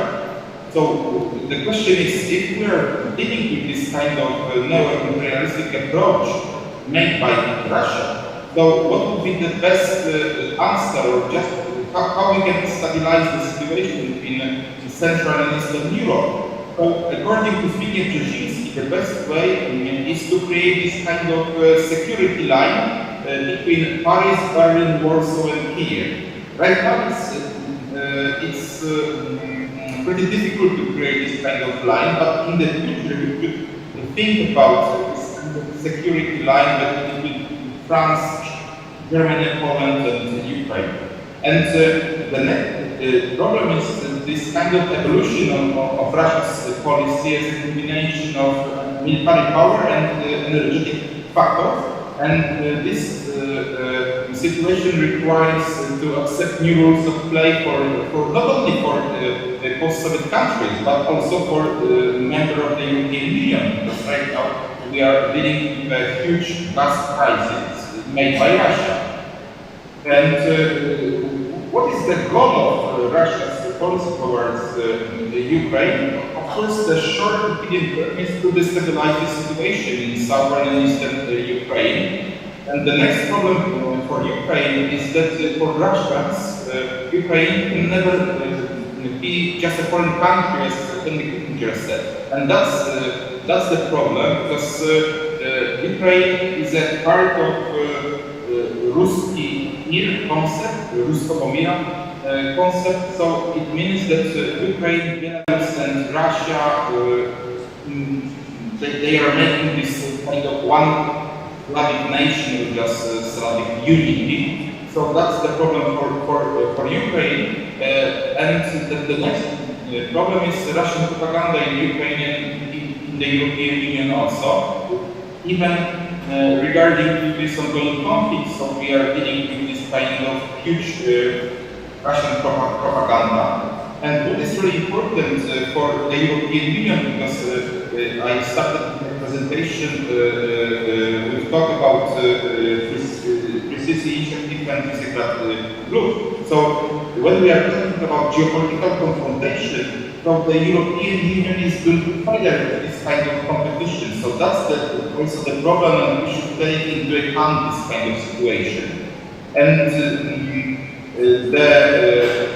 of course, during the conflict, the number of Ukrainians killed by Russian troops are really high, but also the victims of this ongoing conflict in Ukraine is the number of refugees from Ukraine. And you can see that in Visegrad countries, or just in countries belongs to the Precision Initiative, there are so many Ukrainians. So in Poland, right now over 3 million, and in Slovakia 200,000. Professor Stępiński, time to conclude. You have last 2 minutes, please. Okay, thank you. Maybe to conclude my presentation, so what would be the direct impact of this kind of let's say Ukraine crisis, of just Russia-Ukraine war? Of course, the evolution of Ukraine's 1994 Budapest Memorandum on security. Nobody is going to sign this kind of security guarantees. The next problem is negative impact on Russia's economy and the position in the world, I mean, regarding to China and so on, and preventing the further European integration of Russia and the creation of greater or wider Europe, because in 90s it was kind of concept to create on one side Russia, on the other side the European Union, and to create common areas of cooperation, but because of Russia, nobody is talking about it. But that's in general it will be a problem. And this crisis may have consequences for not only Ukrainian Tatars, but also for the European Union and for Visegrad countries, because there are some disputes among Visegrad group countries about this ongoing conflict and also on NATO. And it seems to be this conflict in Ukraine frozen, same in Moldova or in the south or in the Caucasus. So, thank you very much for your attention. Thank you. Thank you, Professor Stępiński. You didn't mention that the Free Seas Initiative, it's a so-called presidential framework initiative of the presidents. And recently we had another initiative which has something to do with your town. We have on the agenda of official Polish diplomacy so-called Lublin Triangle. So my advice to the organizers of the next conference in the series to go into detail what's behind, beyond this new initiative of cooperation between Poland, Ukraine and Lithuania. Of course, we have just one short obstacle. Ukrainians are necessary to be the winners of the current situation. However, we wish you success with the Lublin Triangle. Now it's my time to present Ivan Illich, University of Niš. I will be extremely to listen to this presentation because I am dealing all my life with China, and my second language after Polish is Hungarian. So both from Chinese and Hungarian perspective, what Serbia is doing and the relationship between Serbia and the European institutions are extremely interesting, and I'm looking forward for your presentation, as I guess all of us as well. Thank you. So, Ivan, the floor is yours. Thank you, Professor. First of all, I like to say thank you to Dean Mr. Goran from University of Bitola, Faculty of Law, for inviting me, and also to say thank you to our Polish colleagues. My topic is challenges in relation between Serbia and European Union, and I will start with the process of accession of Serbia to the European Union. First of all, we could say that Serbia's accession to EU has been on the current agenda of future EU enlargement since 2012, when Serbia became a candidate for accession. But Serbia officially applied for membership in the European Union on December 2009. We all know that accession negotiations are currently ongoing, and that Serbia is one of the 5 current candidate countries for EU membership, along with Albania, then Montenegro, Northern Macedonia, and Turkey. Let's see some of important dates. First of all, in November 2007, Serbia and European Union was ratified Stabilization and Association Agreement. This is when two sides agreed on the final version of the text, which should be slightly modified or remain unchanged, which is a move that is preceded by formal signing. Then the European Union unblocked trade arrangement in Serbia on December 2009. Also in December of the same year, 2009, Schengen countries approved visa liberalization for the citizens of Serbia. And Serbia officially, as I mentioned, applied for membership in the European Union on December 22 of 2009. What were negotiation steps up to now? Serbia was granted candidate status on 1st March 2014, and negotiations were opened on 21 January 2014. And the first chapters were opened on December 2005. Serbia opened initially chapters 32 and 35, and then other chapters. But what is important to say now? Serbia opened a lot of chapters, but only chapters 20 and 26 are closed up to now. But only all of chapters which was open are now closed. And now let's see how far have we come. Although the process of accession was officially launched in 2005, so far only 2 of 35 chapters have been closed, as I mentioned. And from 2019 to the end of 2021, no one chapter have been opened. And we can say that there was a stalemate in the accession process. In negotiations with the European Union, Serbia opened 22 of 35 chapters, covering areas where Serbia must meet criteria in order to become an EU member. So far, only chapter 25 and 26, this is about science and research and education and culture, have been temporarily closed. In the meantime, the system of negotiations by chapters was moved to the so-called clusters, This is a new way that chapters grouped by similarity. In December 2021, Cluster 4, which is about environment and energy, was opened. I think that it is important to say that after Turkey and Montenegro, Serbia is the country that has been in negotiation with the EU for the longest time.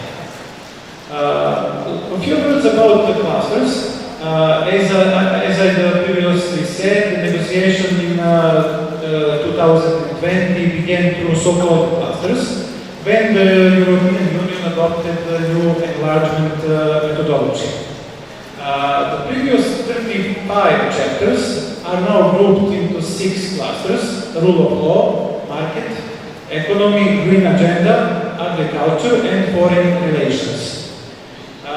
In order for the clusters to be open, EU needs to recognize the process in harmonizing Serbian laws with European ones in certain area. However, in December 2021, after 2 years of stagnation, Serbia continued accession negotiations, and Cluster 4 on environment and energy was opened. The latest projection shows that Serbia could end the negotiations within the new enlargement methodology, maybe in 2025. But now that line is, I think, it is quite uncertain. And now let's see what are problems between Serbia and EU. Problem in key sectors that are important for closing all chapters boil down to the rule of law. Within this area, Serbia is not achieving the required results. The problem of corruption, insufficient level of media freedom, and transparency in the work of state bodies is especially emphasized. Also, normalization of relations with Kosovo is also a major obstacle. There were delays in the negotiations between Belgrade and Pristina. Negotiations are now unblocked, but at the level of some so-called technical dialogue.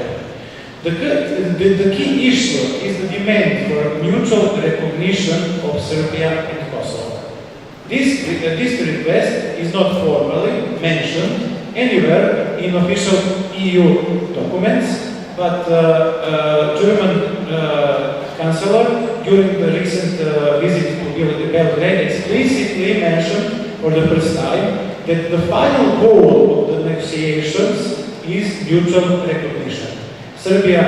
If Serbia will fulfill this condition, since it means an official renunciation of the part of this territory, and that would be in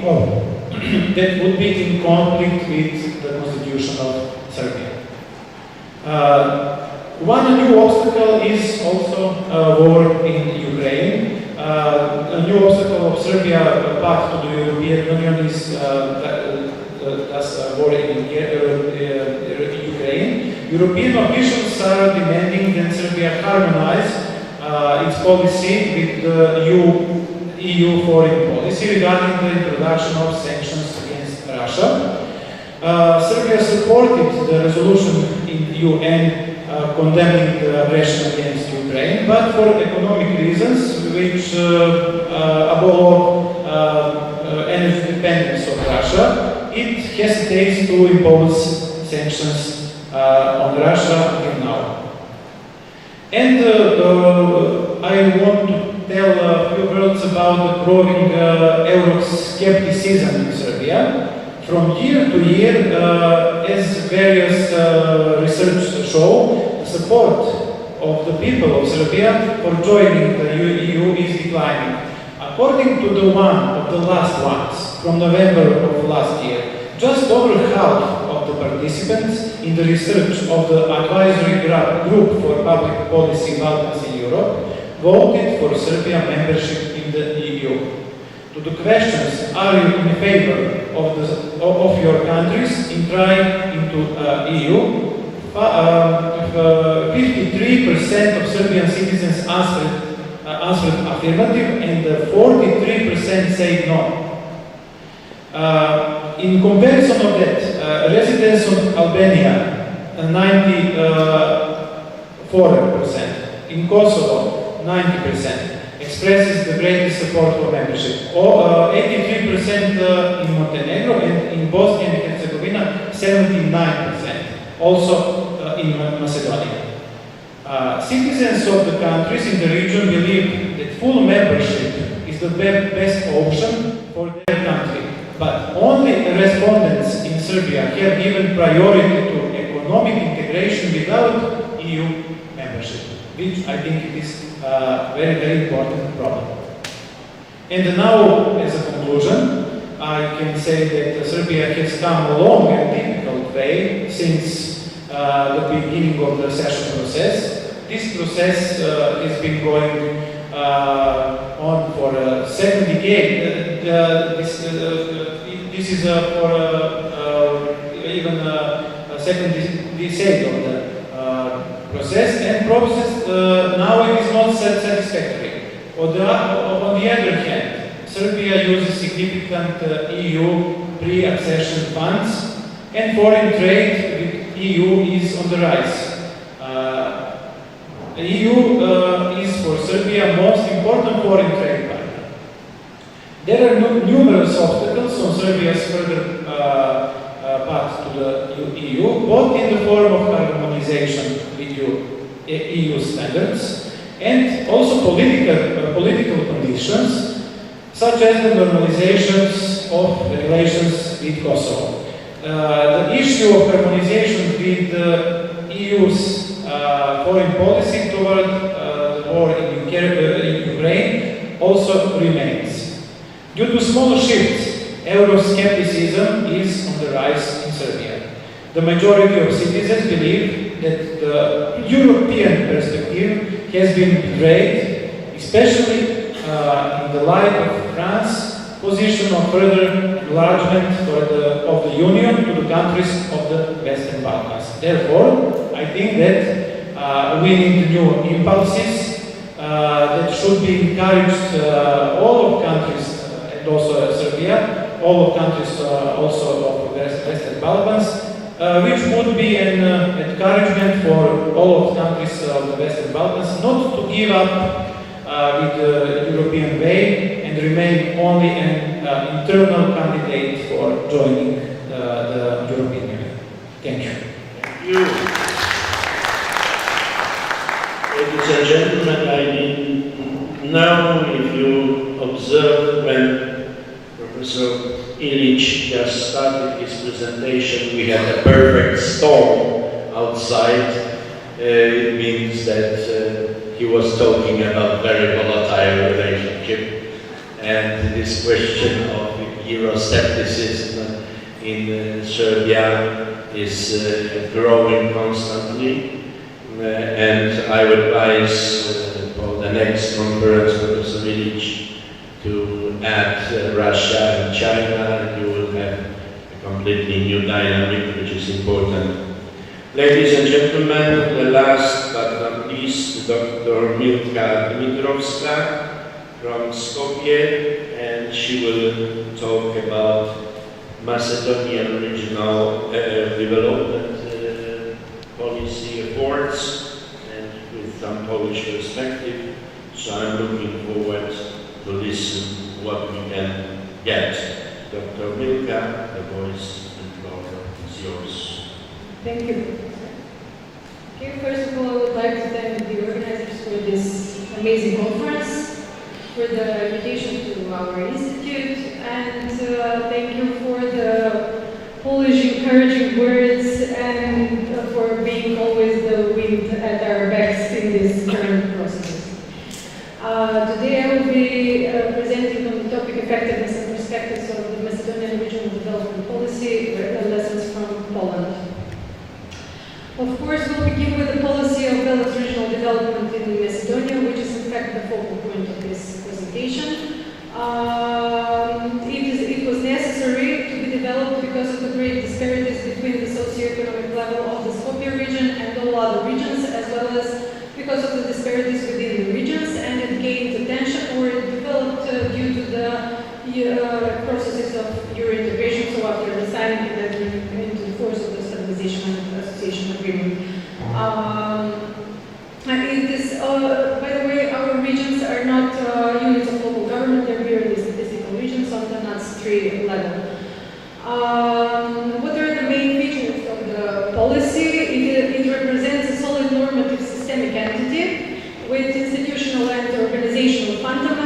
which are highly suitable to the European cohesion policy that Professor Borovitz explained rather well in the previous panel.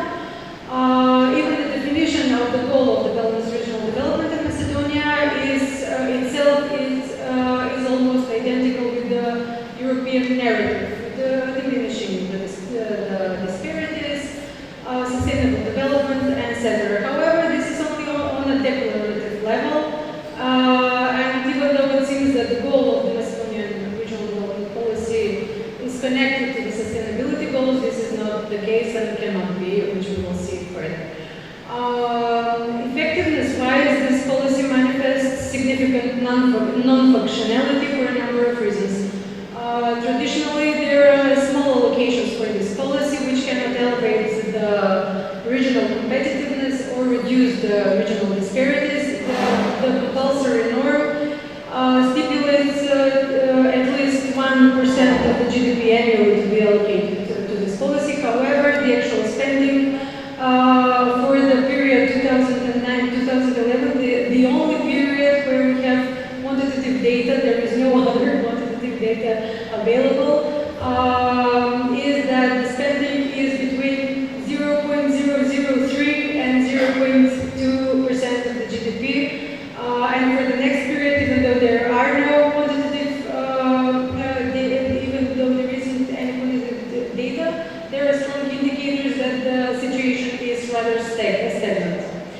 Also, this policy in Macedonia is characterized with high centralization, inconsistency of the measures, not only from one programming period to another, but also within a certain period. Also, partial use of or application of IPA funds, and overall institutional incapacity. So not just the institutional incapacity of the Macedonian administration, which is too burdened, inefficient, and partisan, but also related to the institutions that are tightly connected to this policy. These aspects of ineffectiveness stem from the key factors impacting the Macedonian regional development policy, most of which are systemic, such as the economic and political level of development of the state and the limited total financial capacity of Macedonia with underdeveloped economic sector. So even if you want to do much more, this is not possible because of objective limitations. Other negative factors are the lower level of strategic planning and policy making, not based on data, deficiencies in the educational and administrative policies, and deficiencies in good governance. Out of this, I would like to accentuate a bit the financial insufficiency. Besides the objective financial limits of a medium-developed country, Macedonia faces further reduction of the funds that could be allocated for the purposes of balanced regional development because of political or partisan goals, corruption, clientelism, etc. Realized spending for this policy, which amounts to several million euros annually, accounts for all types of territorial units, the regions, the areas with specific needs, and for rural areas. So given the needs, the developmental needs in every area, we can see that with this money we cannot make even minimal changes. Also, the goal for the disparities to be reduced is not possible to achieve because each region, besides Skopje region, which participates in the annual GDP with around 4 billion, all other regions participate with around 1 billion in the annual GDP. But on the account of being less developed, they receive 100,000 or 150,000 euros, which is nothing. And also, there are no previously predetermined rules for how to distribute these finances. So there is, so it is often the case that a single region or a single municipality gets this money year after year, while others do not. All of this renders this policy in Macedonia useless. There are some other aspects, but in the interest of time, I would skip them.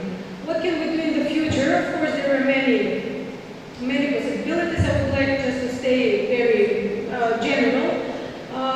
At first, we should at least reach this compulsory 1% at least.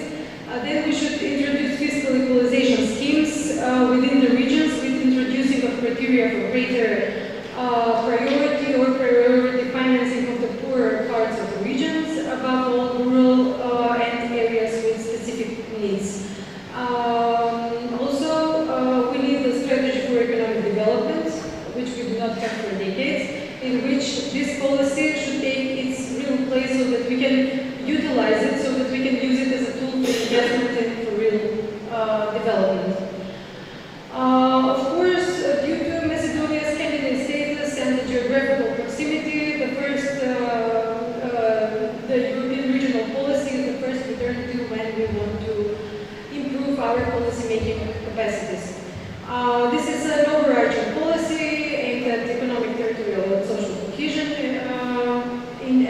these other aspects as well.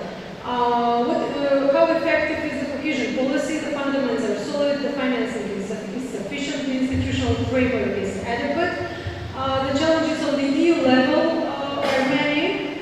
Most of them are during the negotiations of the multi-annual financial framework with intergovernmental elements. However, always these negotiations, however contentious, resolve constructively. Also, there are complicated procedures in the decision-making process and in the implementation of the policy to all levels. Another challenge is how to support new regions that are lagging despite the abundant abundant financing. And other challenges are regular policy challenges, how to set priorities, whether the competitiveness dimension or the social dimension should prevail, etc. However, most of the problematic points of the effectiveness of the cohesion policy are detected at the level on the side of the countries, at the national implementation of the policy. When analyzing the impact of the cohesion policy, the studies have not been unison. However, a conclusion can be derived that most of the studies assess this impact as positive, especially in terms of regional convergence, competitiveness, regional growth, infrastructure, etc. Also, it has improved policy planning and designing of the cohesion policy itself, but also the national and subnational policies.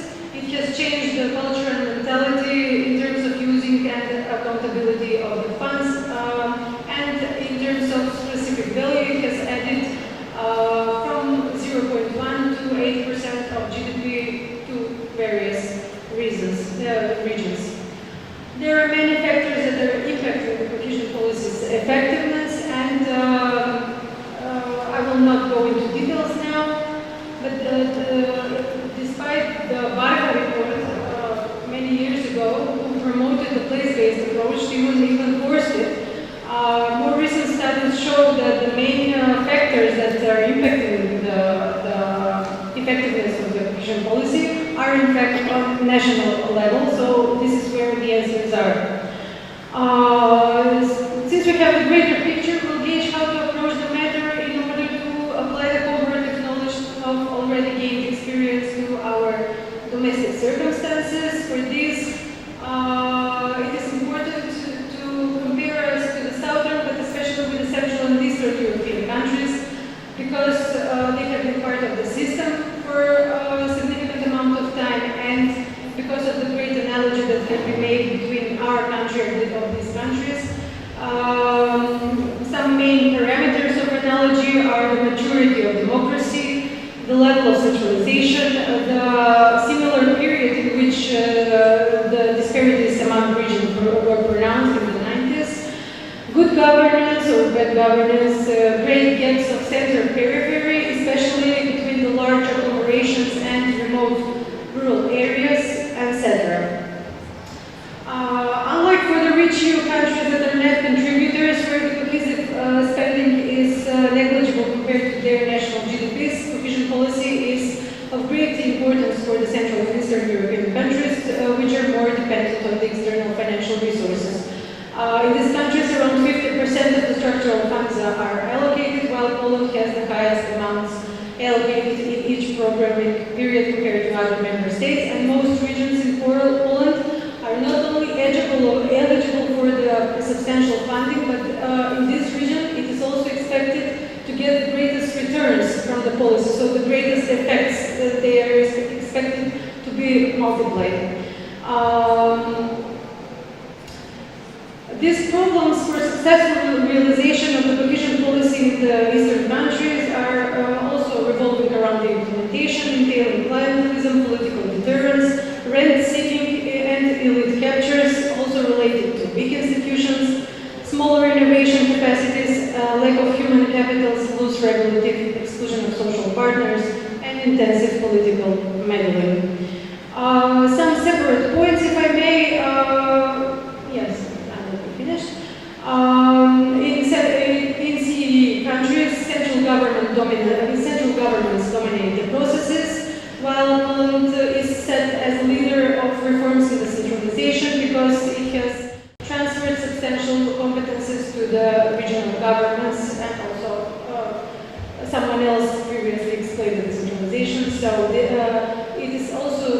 proven that more decentralized political structure are better at implementing the structural funds, so this is a big advantage. Also, the performance of the absorption of the European Fund for Regional Development largely depends on administrative capacity, where the European Commission has determined in many instances that Poland is the leader, that Poland absorbs the funds the best, and in Poland also the partnership principle is better exercised, some scientists say due to some tradition with the trade union. Overall, there are also several countries of these groups perform good, followed by the indicators of smart growth, out of which Poland has the leading place. And also Poland was the first to sign a financial instrument focused on sustainable development of the cities called Jessica. So as final remarks, what can we learn from the cohesion policy and all the science around the cohesion policy and from Poland? There are many lessons, but just as I mentioned, I would like to be very general. We should use more and more sophisticated indicators, not the GDP, Gini, the social indicators, etc. That the place-based approach is useful, but national policies are most prominent. We should learn more about the elements of decentralization. What are the perspectives of formal vis-a-vis substantial improvement of implementation of programs, something that Poland, some waters in which Poland has fared well. We can learn about smart growth and sustainable urban development examples and about the partnership principle. However, there is still room for growth both for Macedonia and for Poland, of course, on very different levels.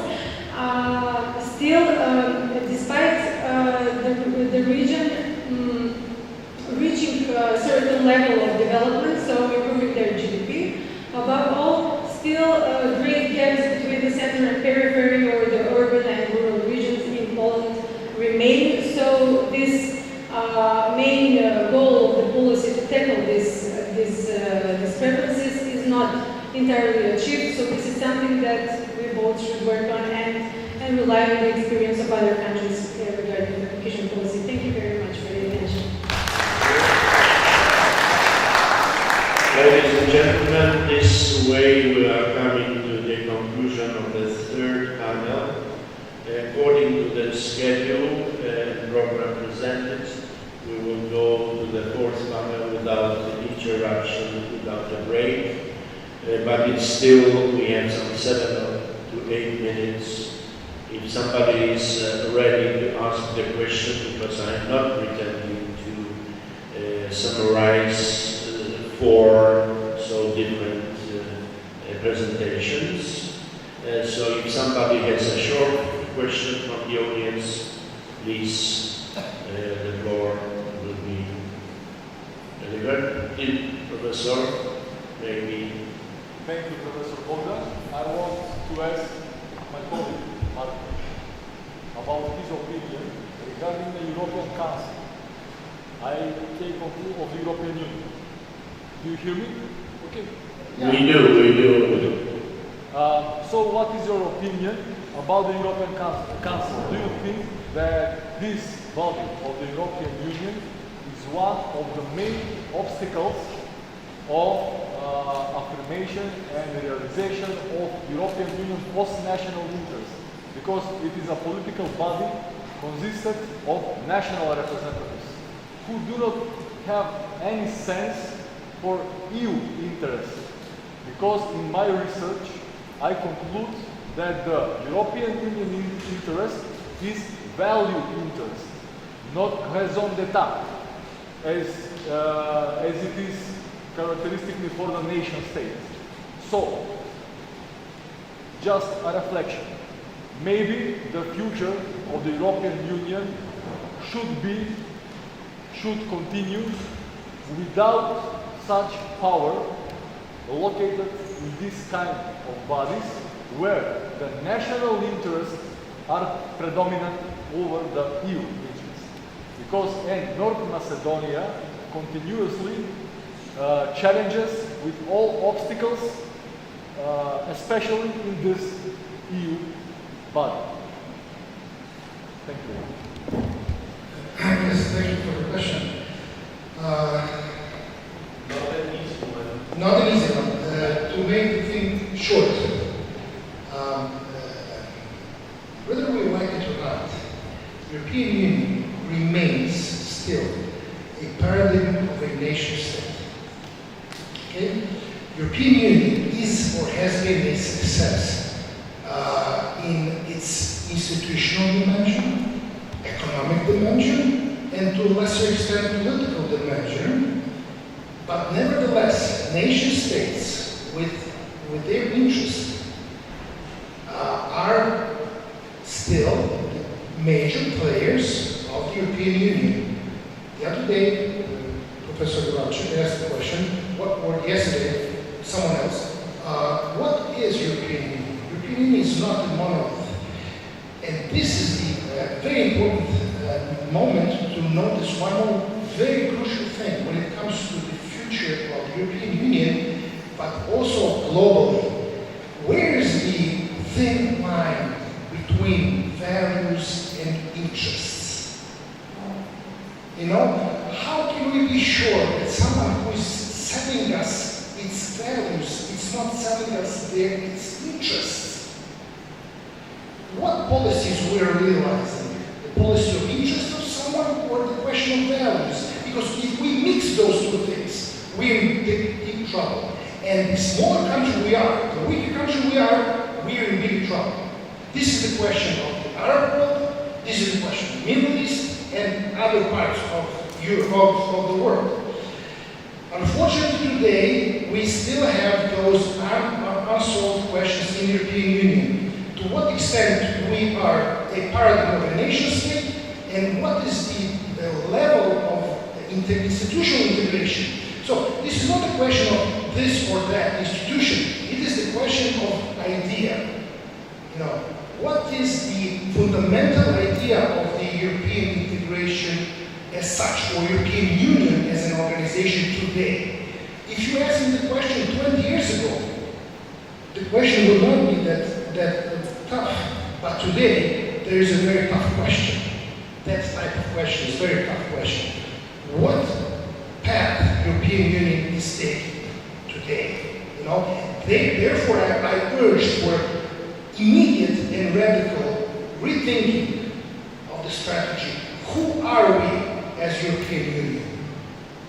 You know, what is our place in the world today?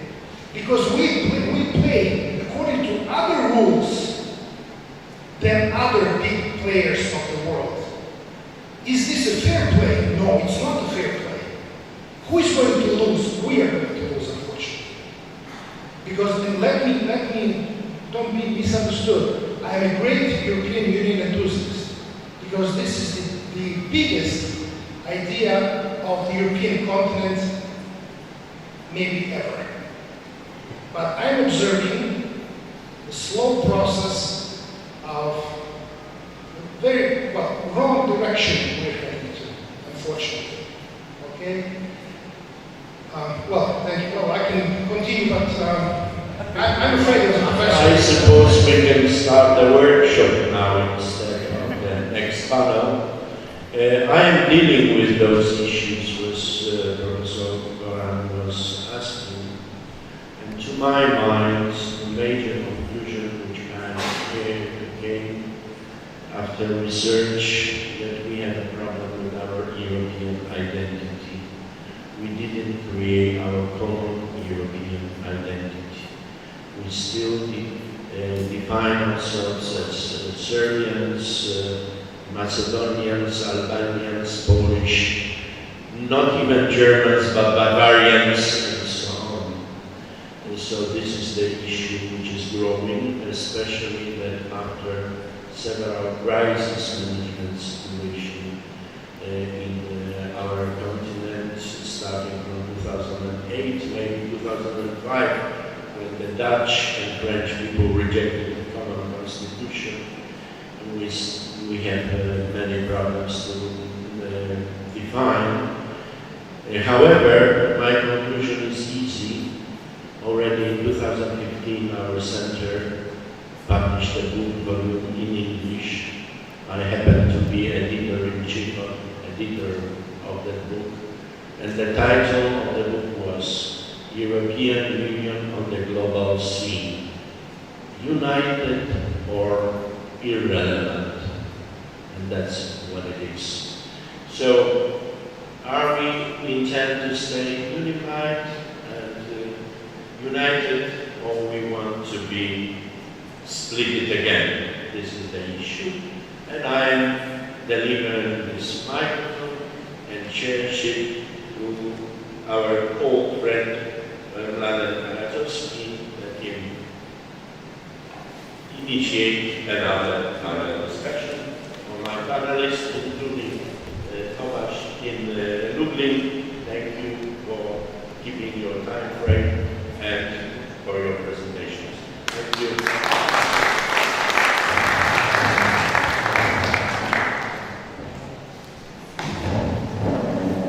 Last but not less important panel, of course. The weather is very bad outside, but it's a very good ambient for a conference. So I hope that we still have concentration and freshness for the fourth panel. Our fourth panel is named Poland as a leader of social and cultural changes. And we have 4 participants. We have Professor Dorota Jorkiewicz from the University of Warsaw, Professor Elena Kulowska, my colleague from the Law Faculty University of Then we have, I suppose, online Professor Adrian Gabriel and Professor Michaela Lopez. And at the end, we have Professor Arthur Ramchuk and Professor Małgorzata from the University of Warsaw. So, first, I will give the floor to Professor Dorota Jorkiewicz to present the topic. Yes, okay. The name of her presentation is Telling Poland to the World, Tasks and Challenges for Polish Cultural Diplomacy. The floor is yours. Good morning, everybody.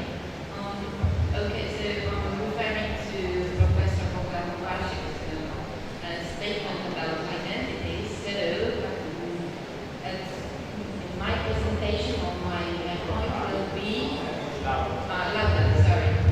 Okay.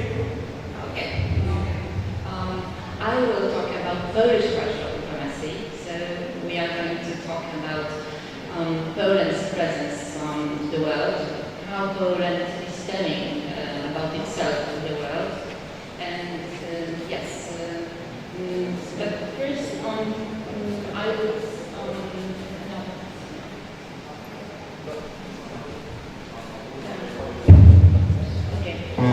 just for the beginning, there are 2 ways of understanding and defining the role of cultural diplomacy and culture in international relations.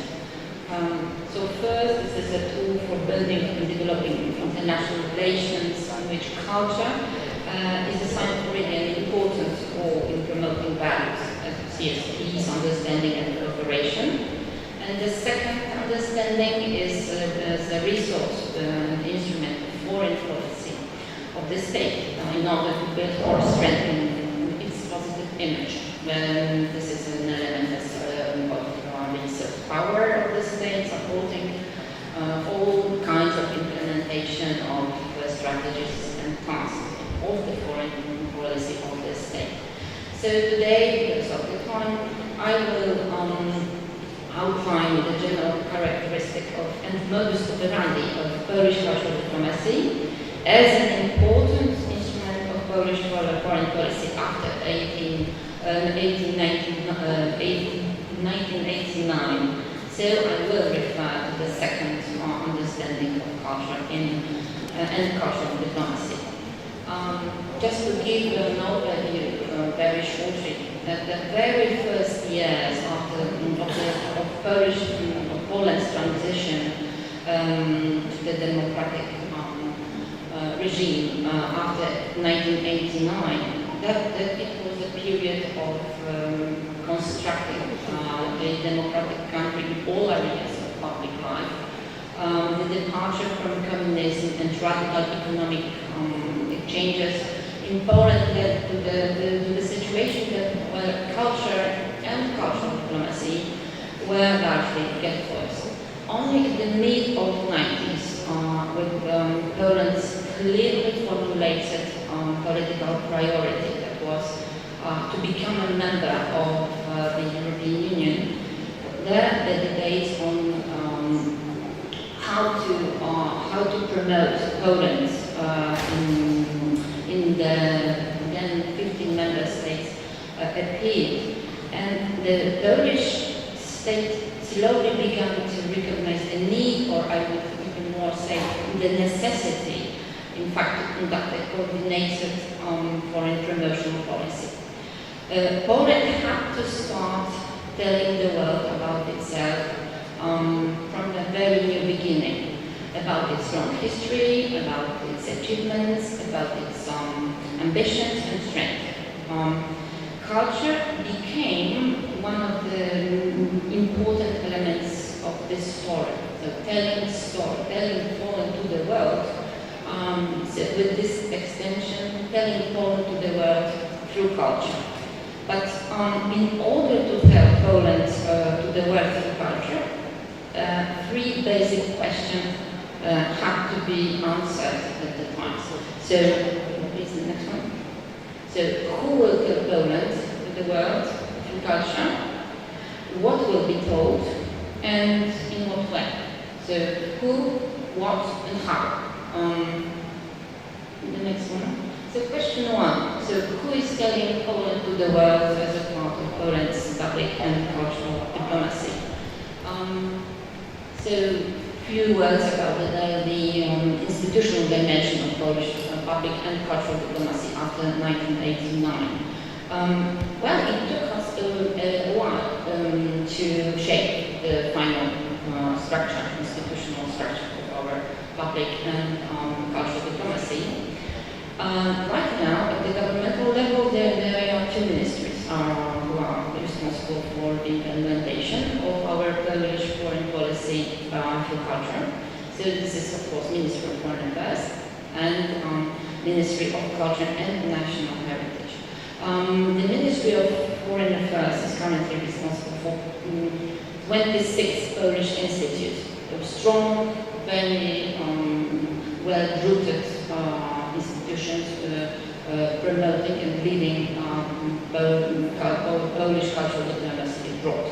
The Ministry of Culture and National Heritage is responsible for another important institution. This is Adam Mickiewicz Institute, who is responsible and specialized government agency established in 2000 just to promote Polish culture abroad.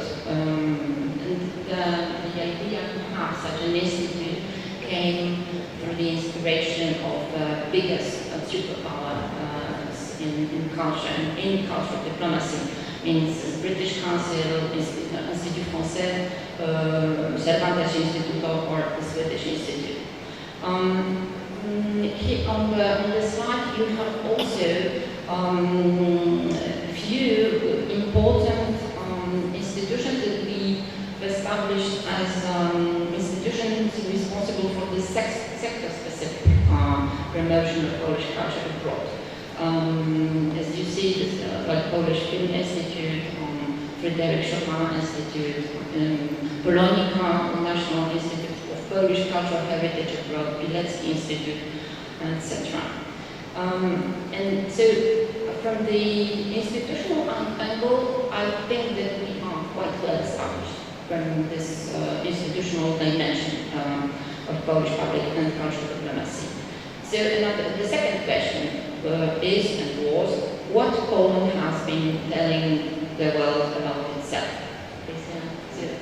And as we are right now like 33 years old in our new democratic public and cultural diplomacy, so we can schedule three stages and narratives in the strategy, in the changing strategy promoting Poland and the world.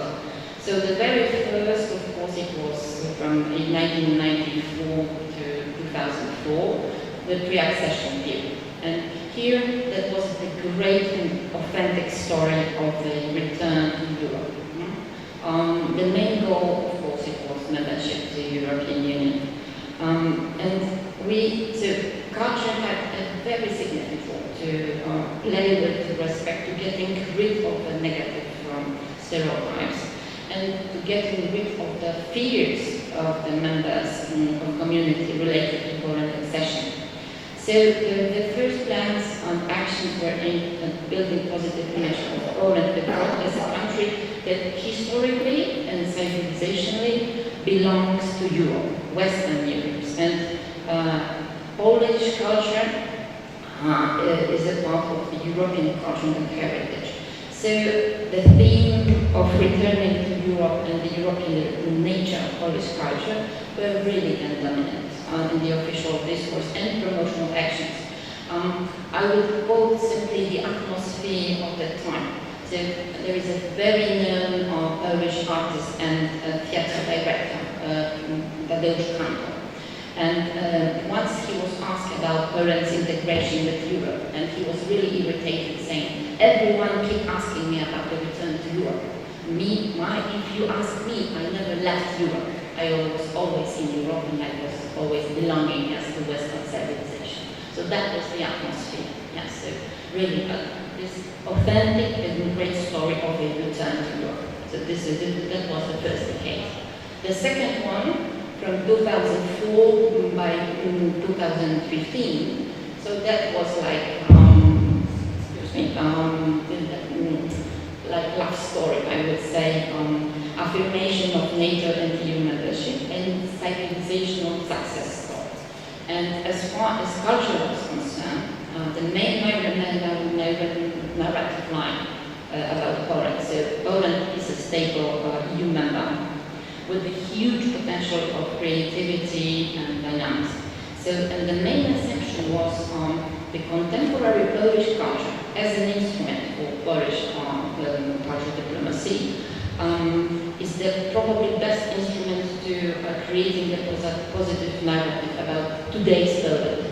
So that it was this idea that Poland is all new.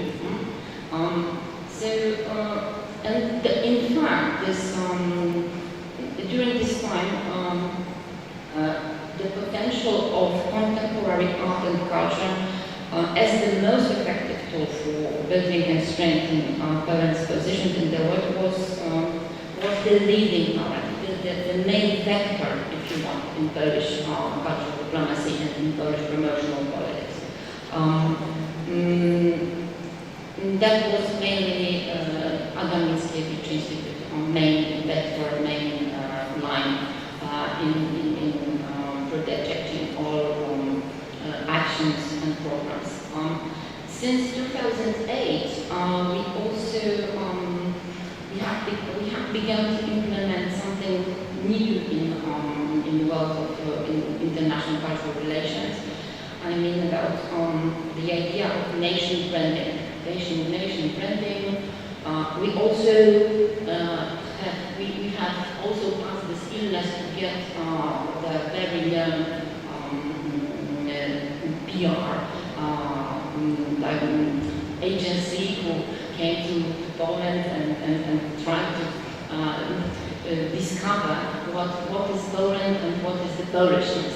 So it was what the Orange concept from 2003 and 2004.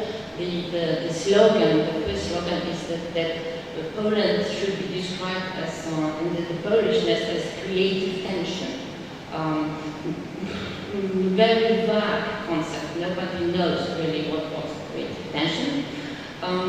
but that described very well the atmosphere. Yes, what was in the end the successful story, Poland is all new, etc.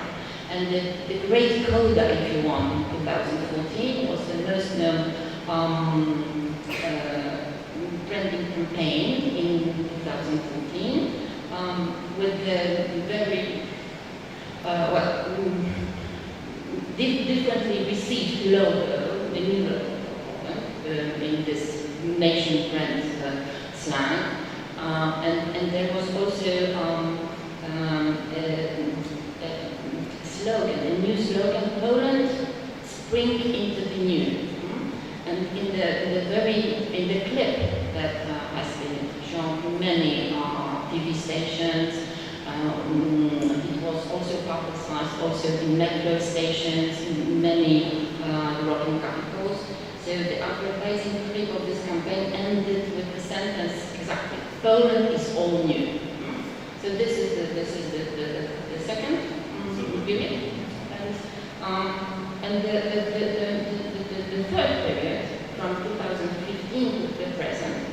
I would say that we grown up, and as time changed, and I would say that there is an important new narrative line, and this narrative line, because in this period 2004 and 2015, we left apart the past. The past seemed to be too complicated, too not easy, yes, to introduce as a branding instrument, if you want, because it's touchy, it's a minefield, if you want, if you play with this without subtlety and so on.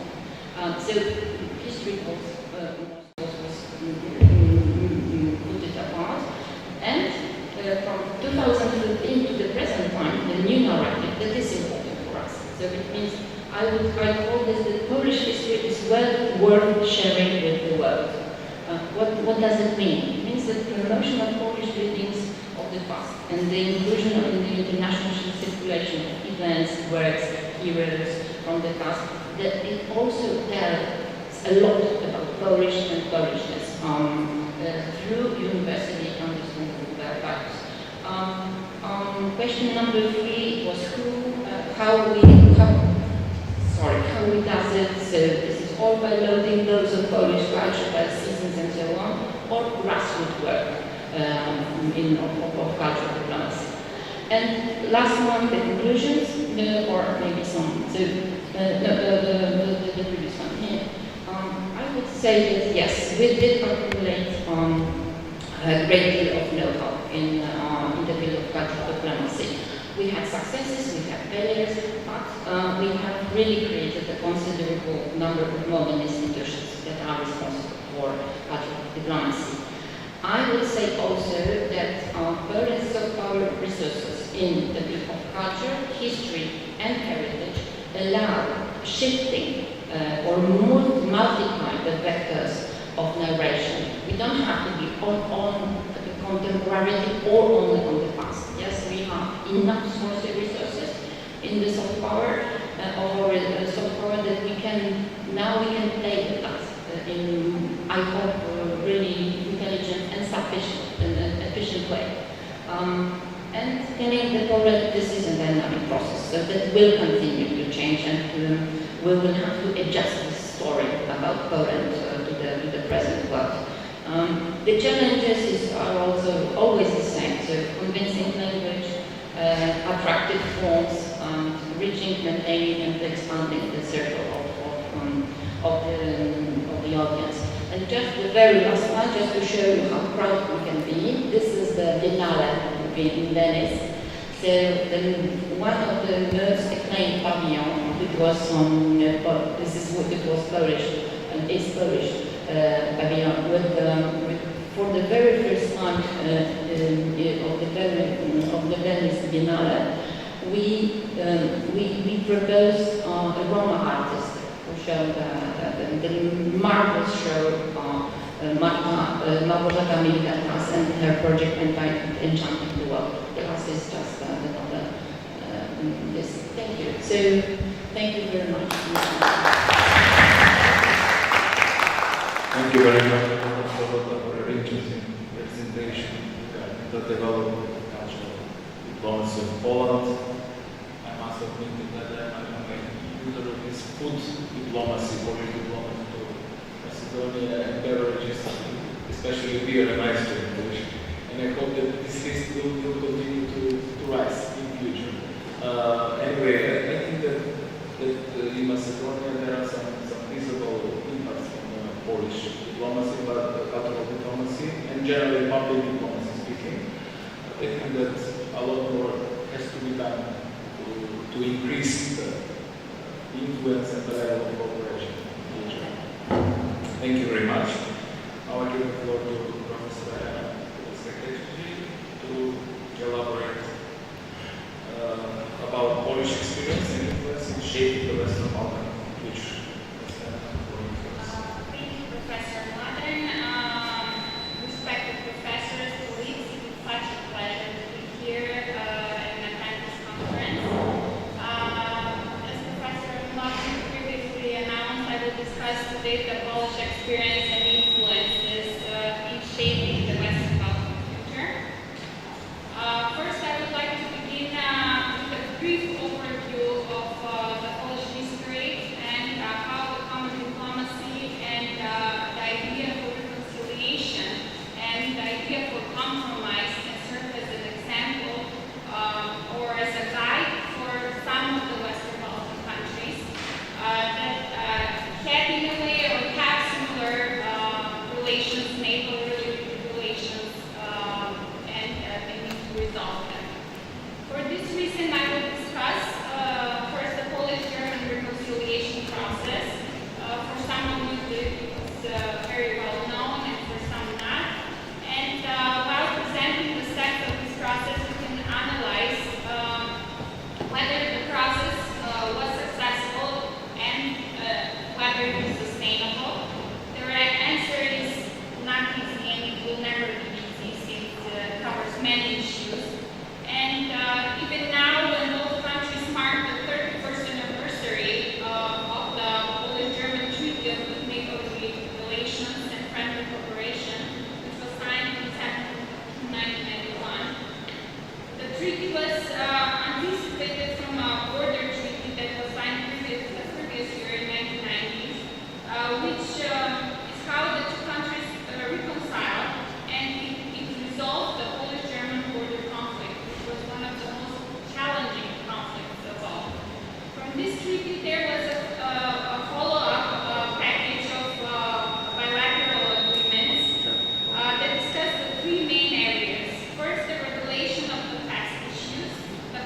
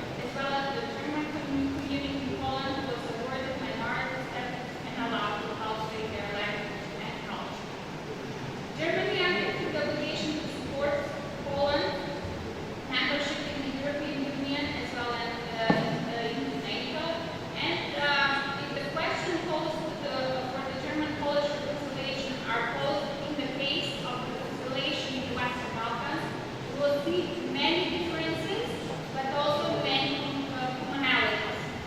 So we need to understand that this treaty and this reconciliation, we can use it, especially some of the Western Balkan countries, in order to serve as a success story for reconciliation and resolving some of the bilateral issues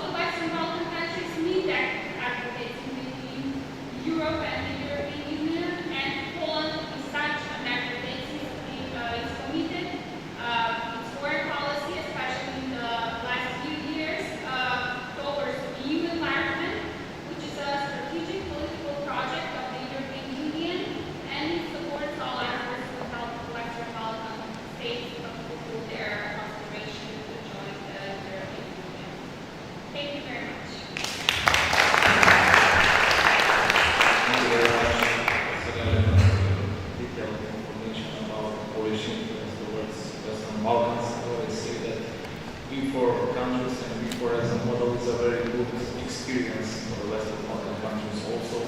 And I always see Poland as a leader of this V4 country, although they are all at the same level. But we can use as a Western Balkan countries always the Polish experience and the general experience of V4 countries for transformation of democracies, but also economic cooperation and regional development.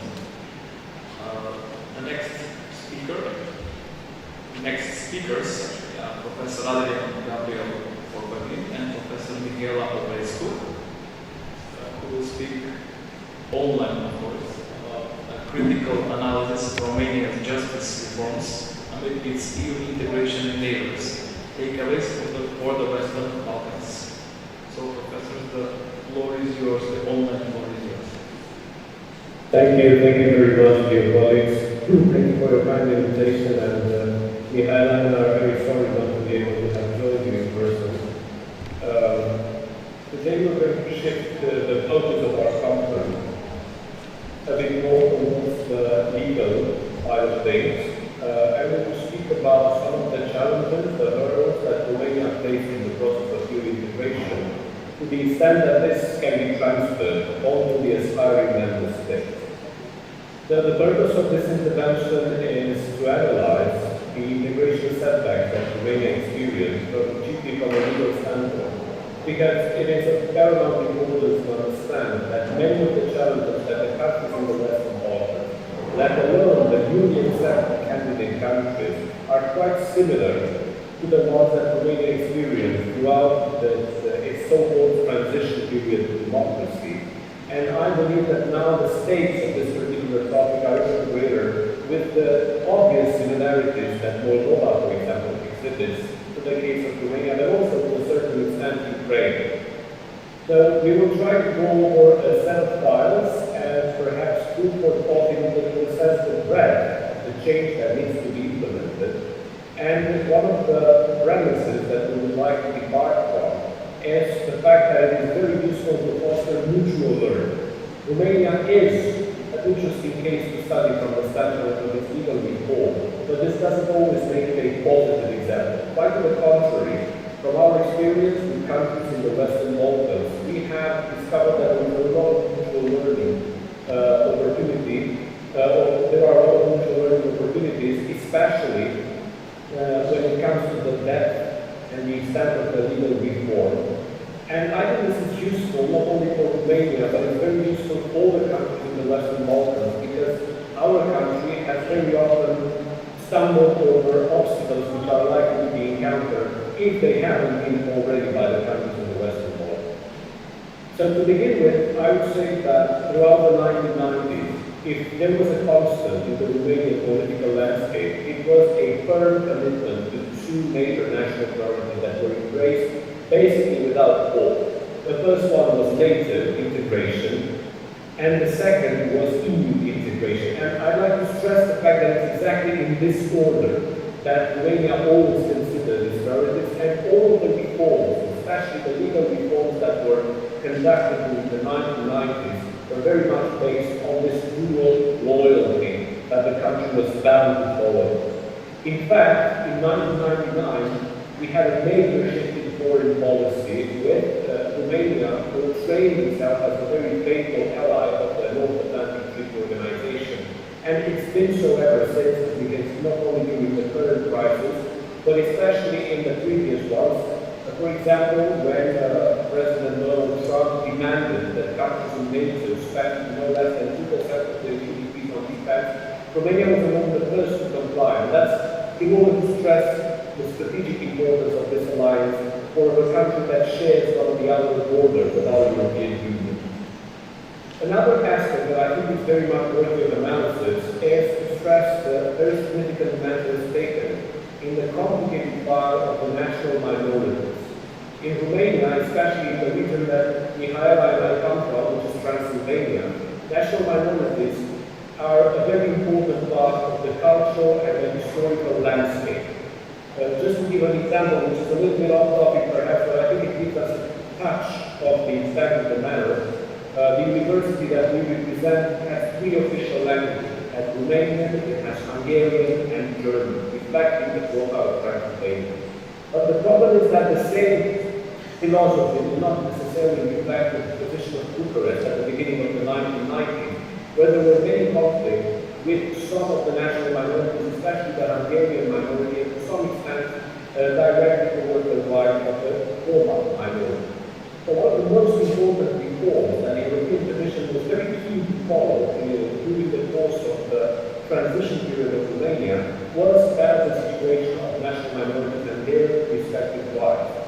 I think this is a very wise example, which was very much extrapolated from the Transylvanian experience and which enabled the Romanian state to recognize no fewer than 20 minority languages, for example.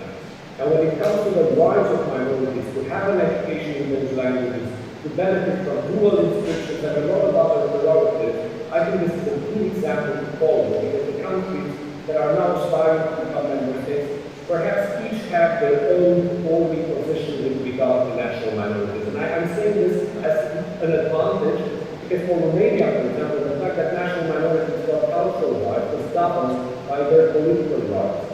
Whereas in our political landscape, only the Hungarian minority and its party have the chance to cross the electoral threshold of 5% of parliamentary elections, which it always has. And this is a testimony to the cohesion of this minority group. The others do not stand this test. So there is de jure representation in the Chamber of Deputies in the lower house of Parliament for all the other deputies of the national minorities that are recognized. And in a country where political equilibrium has been so shaky over the last decade, these deputies of the national minorities sometimes make all the difference in the political landscape. They have the power of being kingmakers, they have the power of tearing down governments, or by the country of supporting quasi-minority governments. Another important aspect, which is also of constitutional nature, occurred in 2003, when the major step of constitutional reform was taken, so that the Constitution of Romania had in it enshrined the principle of primacy of EU law.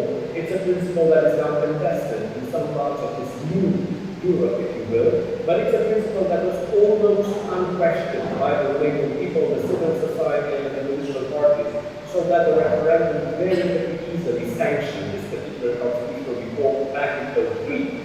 NATO and the EU as national bills were also specifically mentioned in this new version of the Constitution, to the extent that the population expressed a very, very large set of optimism for this particular priorities, and it has done so even today, or until today. Romanians, for example, exhibit twice as much confidence in EU institutions than they do in national institutions, which on the one hand is kind of threatening when it comes to the authority of national bodies like Parliament, but on the other hand, the loyalty goes toward institutions which are sometimes barely understood, like the European Parliament.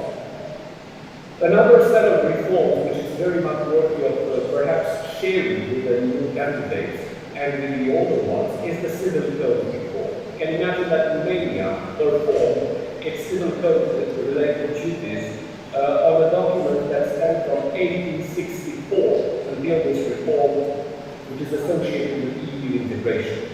And it had a family code that was separate from the civil code, and that was of communist inspiration. So very, very obsolete, very much not in keeping with social norms.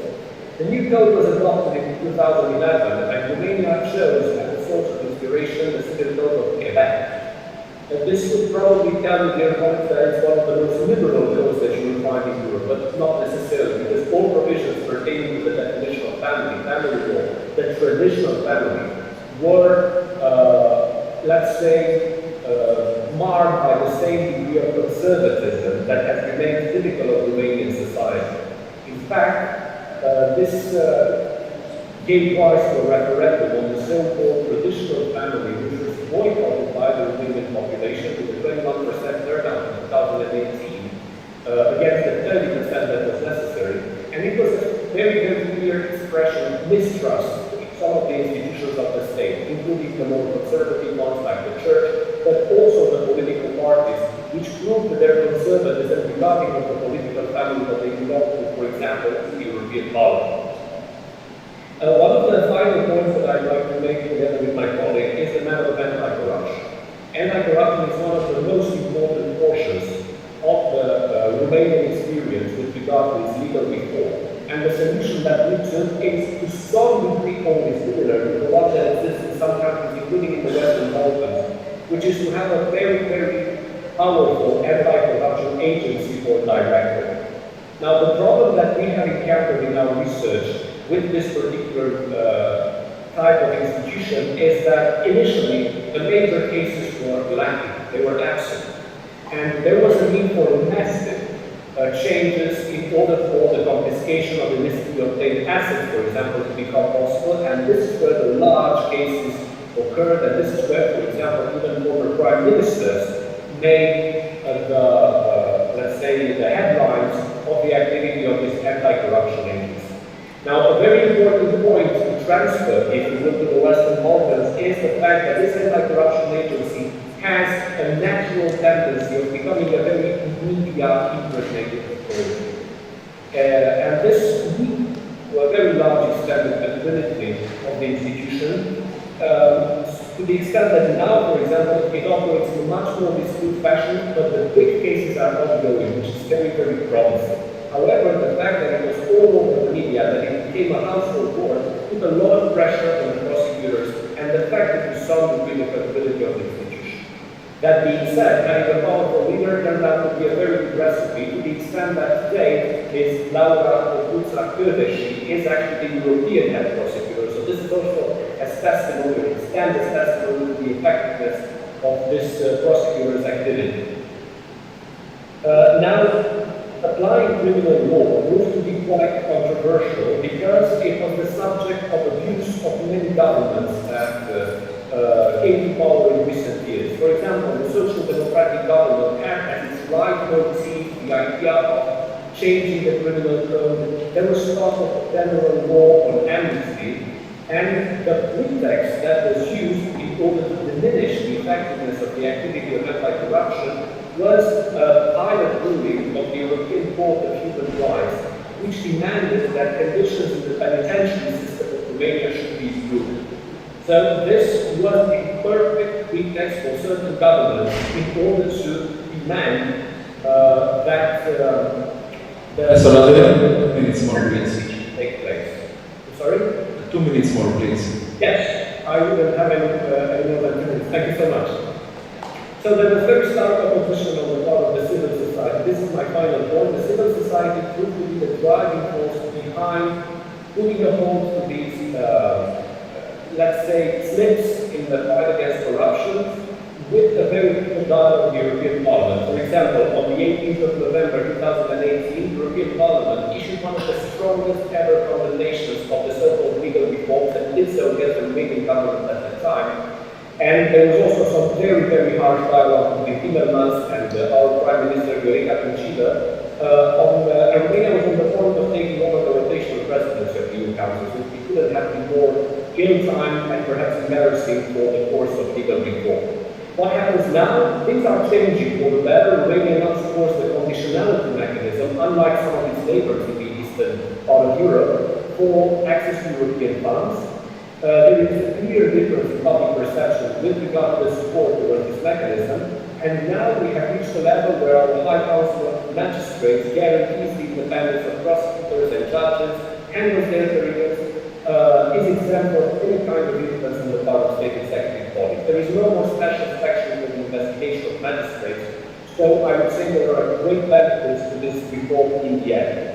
Integration in Romania is not complete. The mechanism for cooperation and verification is still ongoing, perhaps it's going to be lifted, but it could be seen as one of those control mechanisms for our legal reform. Schengen is still there, Eurozone is still unopened, but there are a lot of things, again, that could be transferred so that the experience of the countries that are now knocking on Europe's doors is not as difficult as the one that Romania had.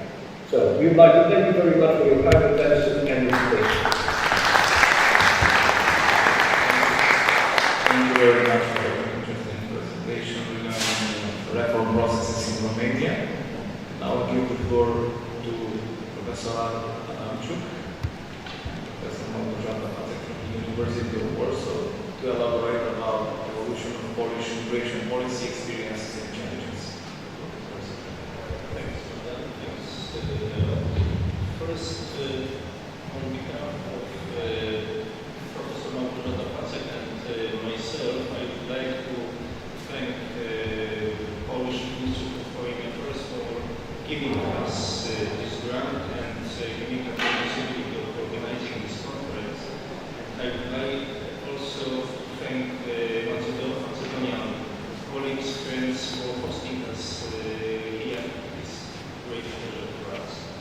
Now I would like to present the fruit of Professor Wacek's line research on the evolution of Polish migration policy, our experiences and challenges. Polish migration policy concerns two dimensions. Policy regarding Poles leaving our country and deciding to spend part of their lives or even their entire lives abroad, and policy towards foreigners coming to our country. Regarding the first point, taking into account the recent history of Poland, we can unequivocally say that Poland is a country with a large number of immigrants living at various historical moments.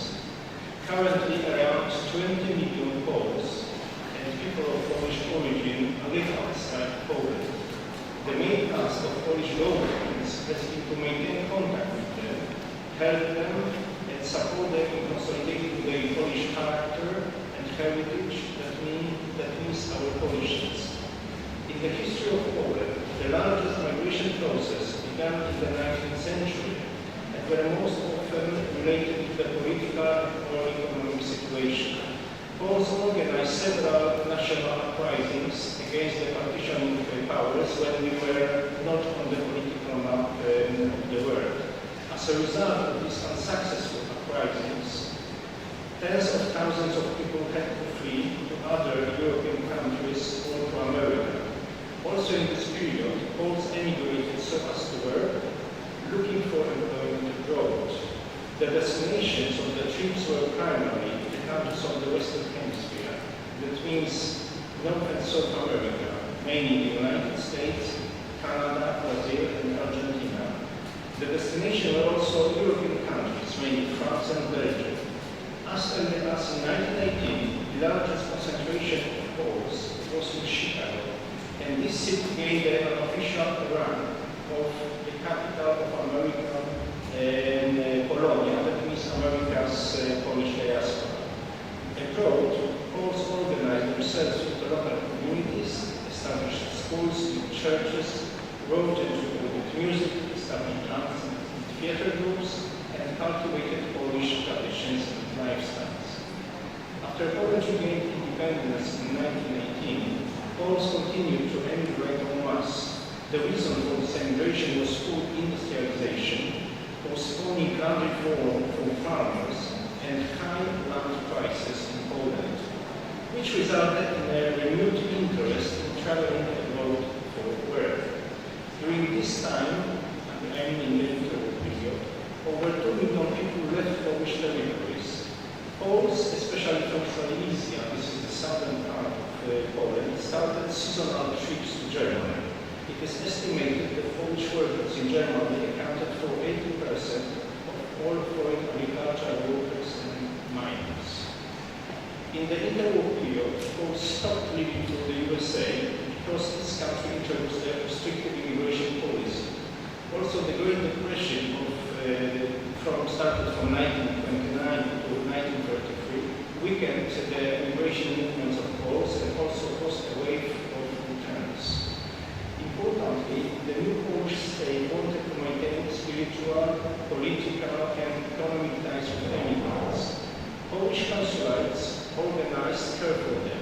They focused on establishing Polish citizenship, organizing the re-immigration of Poles to the country, and providing legal protection abroad.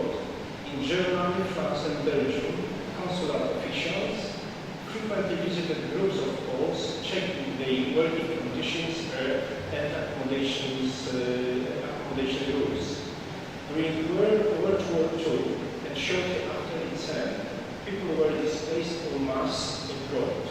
These displacements resulted from military actions or political decisions of the authorities, namely expulsions, deportations, political emigrations, or re-emigrations.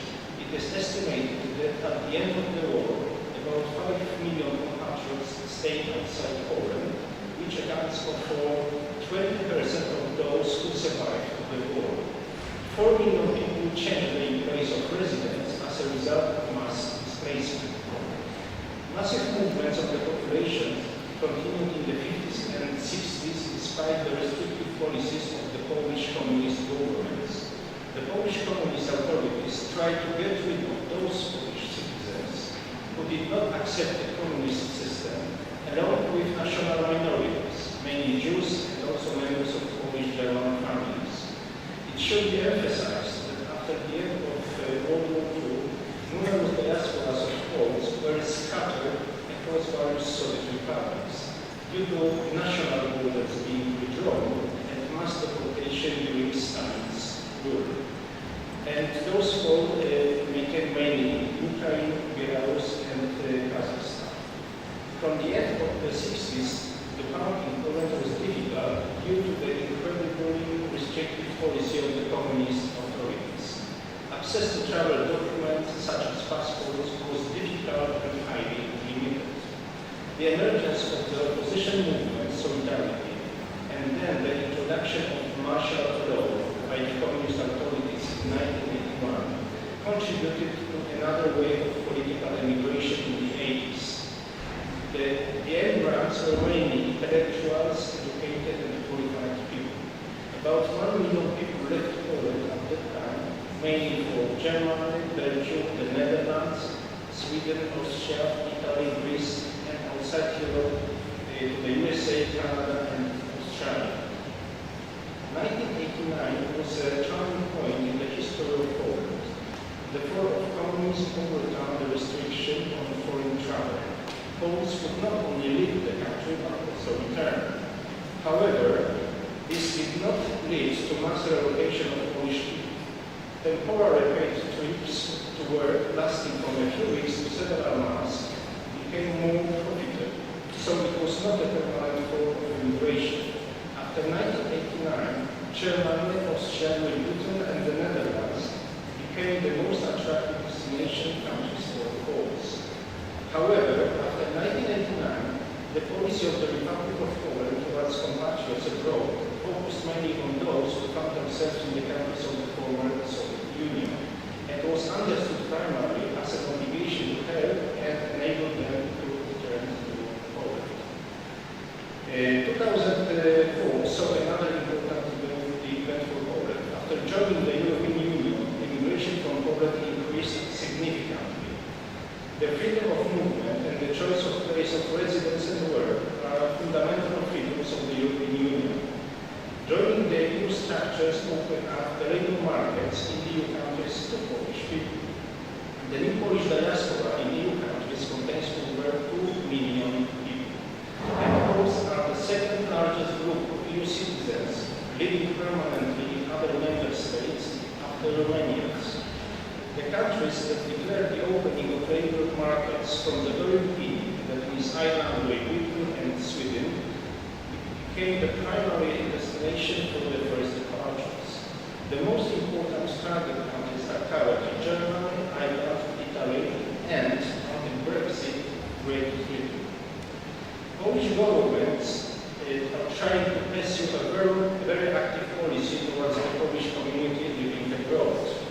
The Ministry of Foreign Affairs is the main body responsible for contact and building cooperation with the Polish diaspora abroad, with Polish people, Polonia. The activities of the Polish government focus on maintaining the ties of emigrating Poles with their mother country and exercising tradition and culture. That means learning Polish and promoting knowledge about Poland, especially among young people. Involving the diaspora in promoting the interest of Poland in cultural exchange. Strengthening cooperation with the Polish diaspora, especially in the former Soviet republics. Maintaining strong ties of new immigrants after 2004 with Poland, and facilitating return in the context of demographic problems and decreasing birth rate in Poland.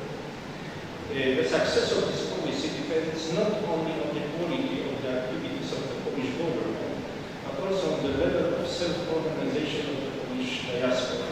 It should be emphasized, however, that most immigrants identify with their homelands, and this identification manifests itself in the form of a feeling that their behavior at work and in their private lives contributes to shaping the image of Poland. The current Polish migration policy towards the Polish diaspora is is of particular importance and great emphasis is placed on encouraging folks to return to mother country. Regarding point number 2, that is Poland's policy towards foreigners coming to our country. From 1945 to 1989, Poland as a communist country pursued a strict visa policy and limited the number of immigrants, accepting only communists who fled from persecution from other countries. The largest group of refugees was received by communist Poland at the time of the 40s and 50s, and it was about 14,000 Greek and Macedonian communists and their families fleeing Greece after the Greek Civil War. Only a few people remained from this emigration in Poland. Now it is about around 2,000 people. From 1989, after the political transformation and the liberalization of the rules for the entry and stay of foreigners in Poland, foreigners from the neighboring eastern countries started to arrive, as well as high-class specialists from the West or newcomers from Asia and Africa. Refugees from Russia were the largest wave of incoming foreigners in the 90s and at the beginning of the 2000s. There were approximately 90,000 Chechens fleeing Russian repression. The dynamically developing Poland in the economic and political dimensions has become, above all, attractive to the inhabitants of neighboring countries. More and more Ukrainians and Belarusians were coming to Poland, and also Armenians and Georgians from the former USSR. The largest group from outside Europe are the Vietnamese, Chinese, Turks, and citizens of India. A new chapter in the history of immigration was Poland's accession to the European Union in 2004 and the Schengen area in 2007. Immigrants began to be divided into EU citizens and the so-called third countries. Poland has become even more attractive for foreigners as an EU member. However, the largest wave of foreigners was received by Poland after another Russian aggression against Ukraine, that is after February 24. Poles have so far received more than 4 million refugees, many women and children fleeing the war. On March 12, Poland adopted the Act on Assistance to Ukrainian Citizens. This law provides for temporary protection, that means special treatment of Ukrainians in Poland fleeing the war.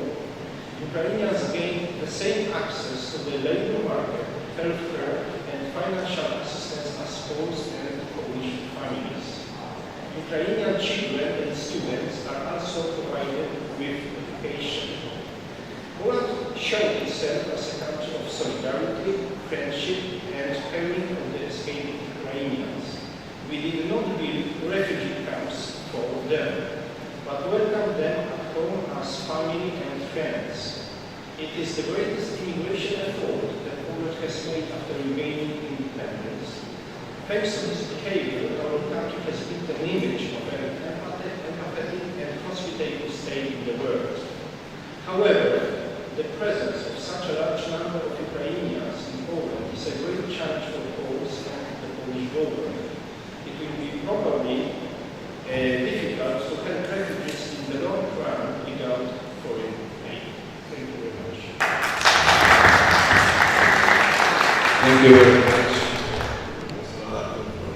A very interesting and content presentation about this immigration and immigration processes and challenges of Poland. And I agree absolutely. Probably all of us will agree that the challenges are even bigger after the Russian-Ukrainian conflict. A few months ago, and the biggest pressure regarding Ukrainian people, the refugees, is actually on Poland side. So thank you very much. I think we have time only for one question, so if anyone is interested, please.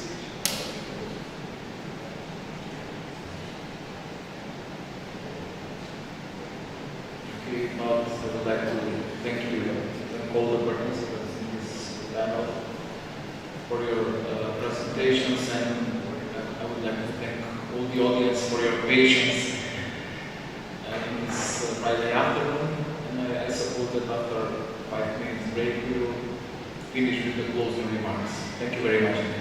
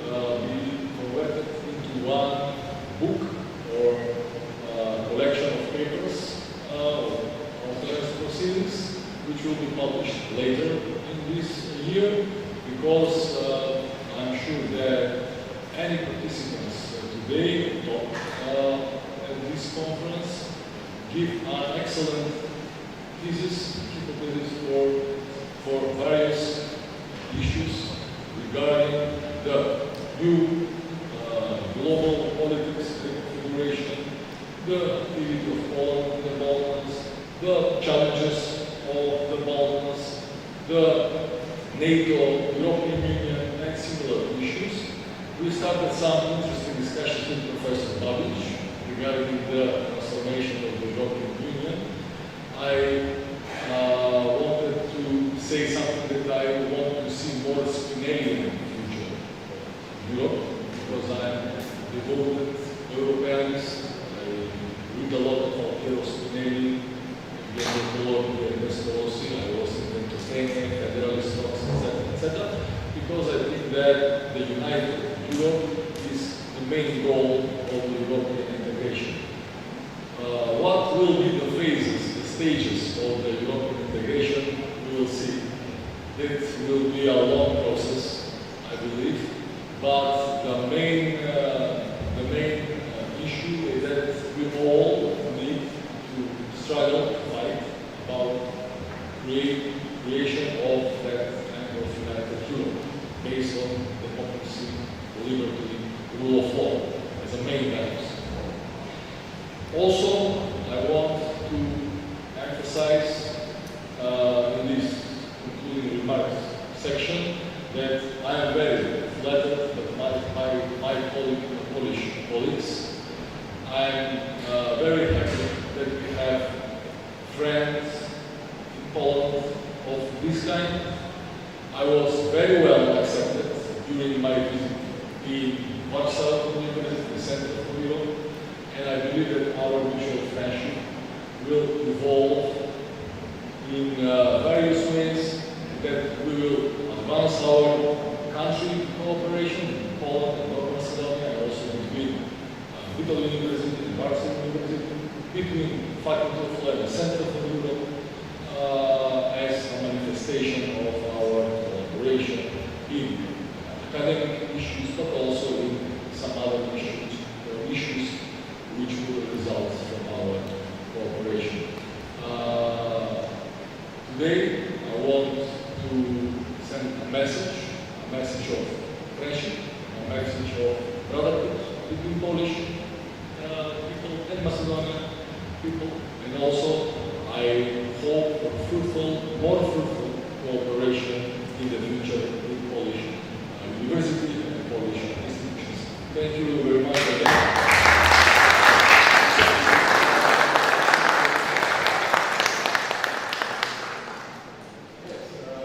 As director, remind me you are invited for the cocktail downstairs in the same place.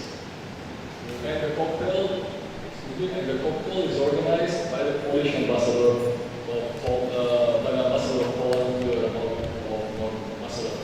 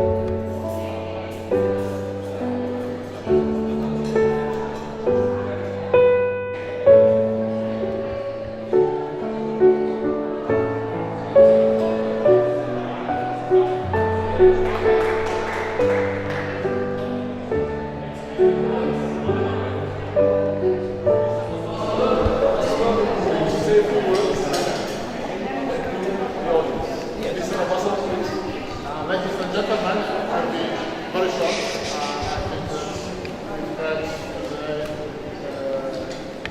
many speeches, so everybody's waiting something to drink something. What I want to say is, first of all, thank you very much to main partners organizing this conference. It's very important Bitola.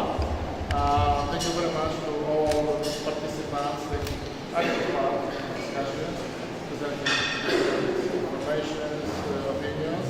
It was very interesting. I also hope that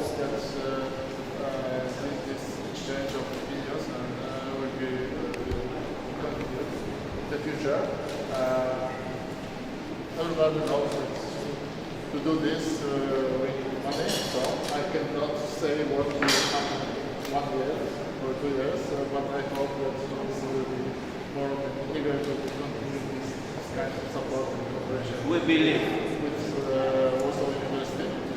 So thank you very much for also to students. I usually they are here with us, but basically this conference is also for them, not only for scientists, but also for students. So thank you very much. I also hope this is my last sentence that our Macedonian partners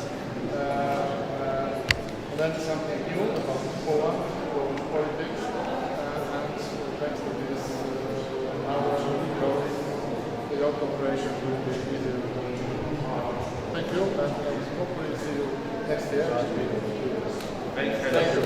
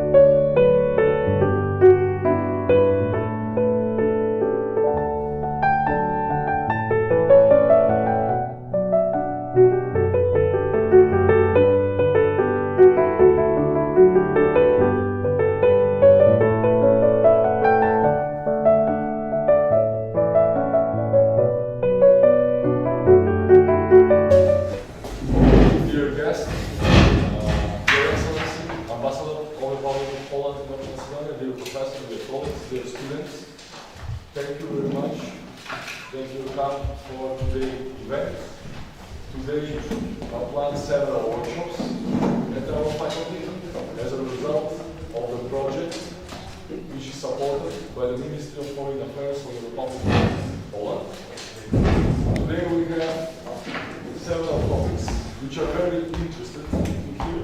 Also, I encourage you to take over and to initiate a discussion with the professor which will give the lectures. So I hope that also today's workshops will be very useful for all of us regarding the knowledge, expertise and experience of our today lectures and professors. First of all, I want to introduce respected Professor Bogdan Goralczyk with his extraordinary and very interesting topic under the name Poland's chances for building a strong position in the new international order. When we talk about international order, for my personal view and my personal interest, is very important topic. I have several papers and several books on the topic of international world order. So the lecture of Professor Bogdan Goralczyk will give an additional weight to our knowledge about this issue. Professor, the floor is yours. Thank you, Mr. Dean, Goran. Ladies and gentlemen, I have approximately half an hour.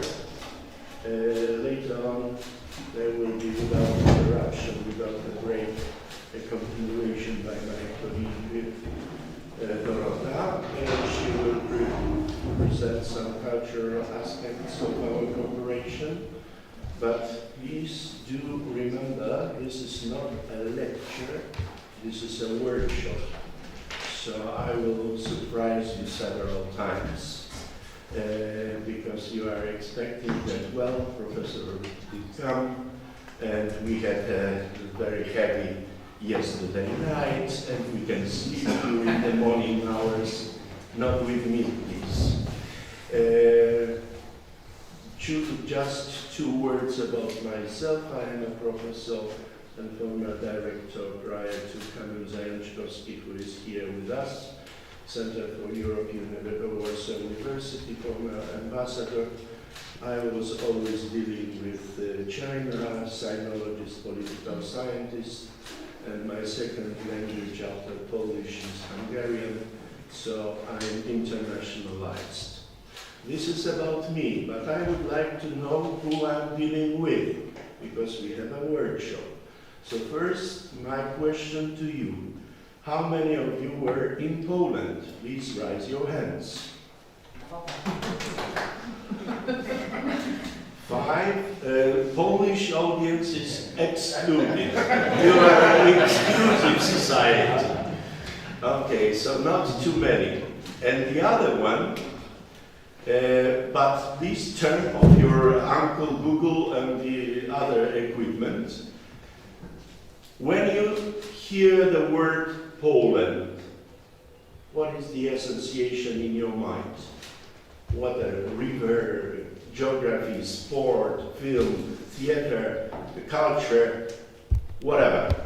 So, Poland for you is? A very big country. Okay. I know something about movies. But this is something about movie. Movie whom? Director, title, film. Proper. For you, Poland means nothing. We have a lot of churches. Okay, so a religious country. Finally, I figure out.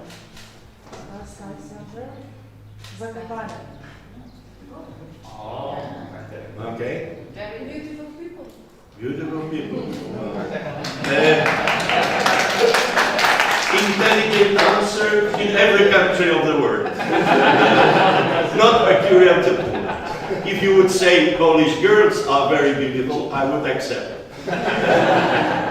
Culture. What kind of culture? Kung Fu fighting? Just traditional and oriented. So also church oriented or not? Not so much. Not necessarily. Not necessarily. So you think Polish theater is strong or weak? Oh. Strong and opera is strong. Okay. And okay, for you? Beautiful. Okay. So more or less beautiful, religious. Someone else would like to add something? Please. Reminds me of folklore and old tradition. Okay, so strongly positioned in tradition. Any names? You are dealing with Poland, sorry. You are excluded. Unfortunately, we were joining the same panel yesterday, so in the other terms I would accept. So no names. Okay. Which means that we are a distant country, and I'm presenting something which is relatively unknown to you.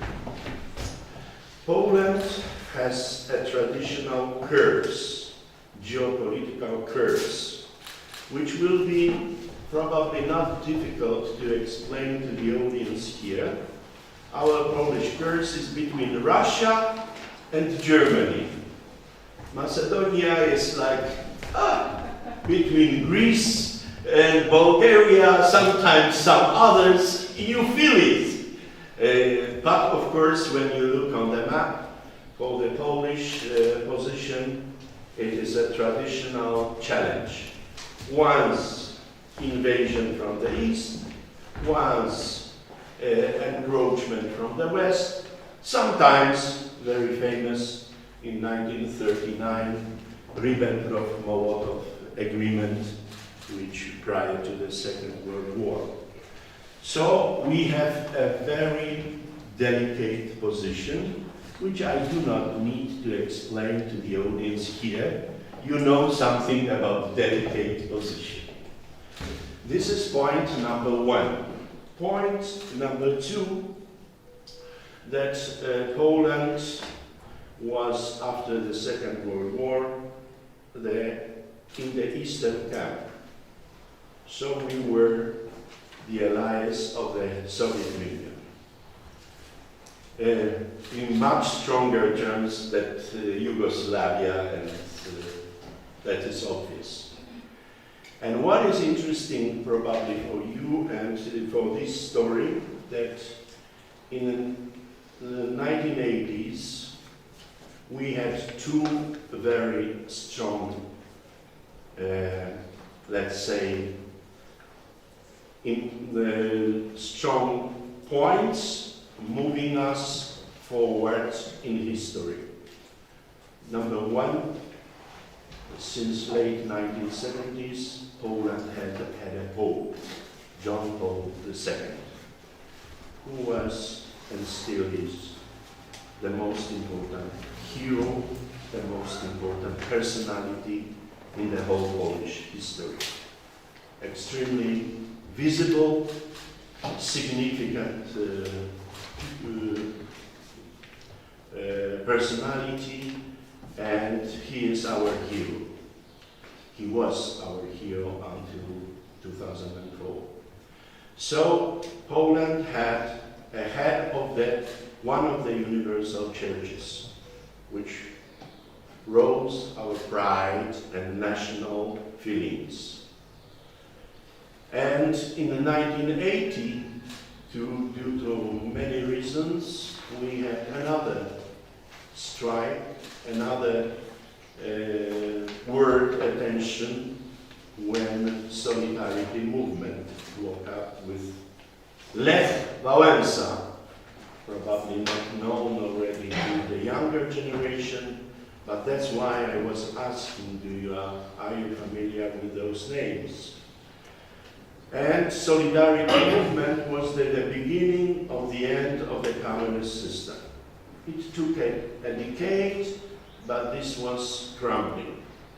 So Poland was one of the main instigators of the collapse of the communist system.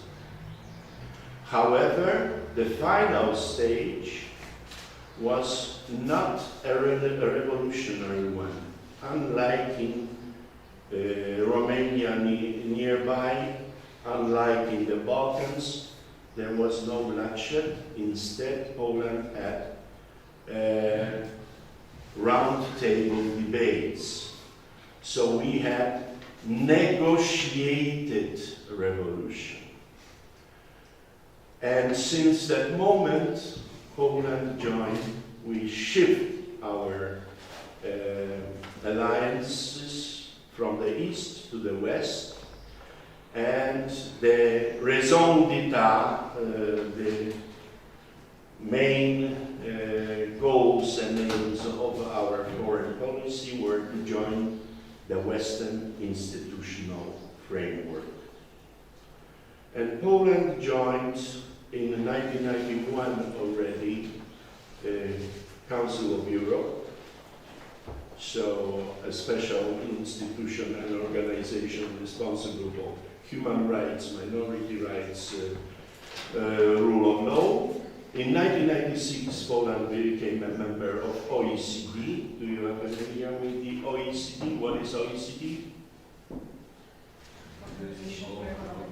Economic cooperation and development, gathering the major economies, of course, capitalist economies. 1999 was crucial because Poland, together with the Czech Republic then, because right now we need to call it Czechia, and Hungary joined NATO. And finally, 2004, we had the fifth enlargement of the European Union, the largest enlargement, 10 countries all together at the same time. But please do remember that in 2004, when Poland joined the European Union, Poland alone was bigger than all 9 other upcoming member states in territory and the number of population. So relatively big country. And in this respect, we joined the Western framework, we joined the Western system of institutional cooperation. However, I would like to focus my attention on the current situation, not talking about history, because this is something which is also important for you. You would like to join both NATO and the European Union, and we have a much more complicated situation right now than it was ever before. First statement, and a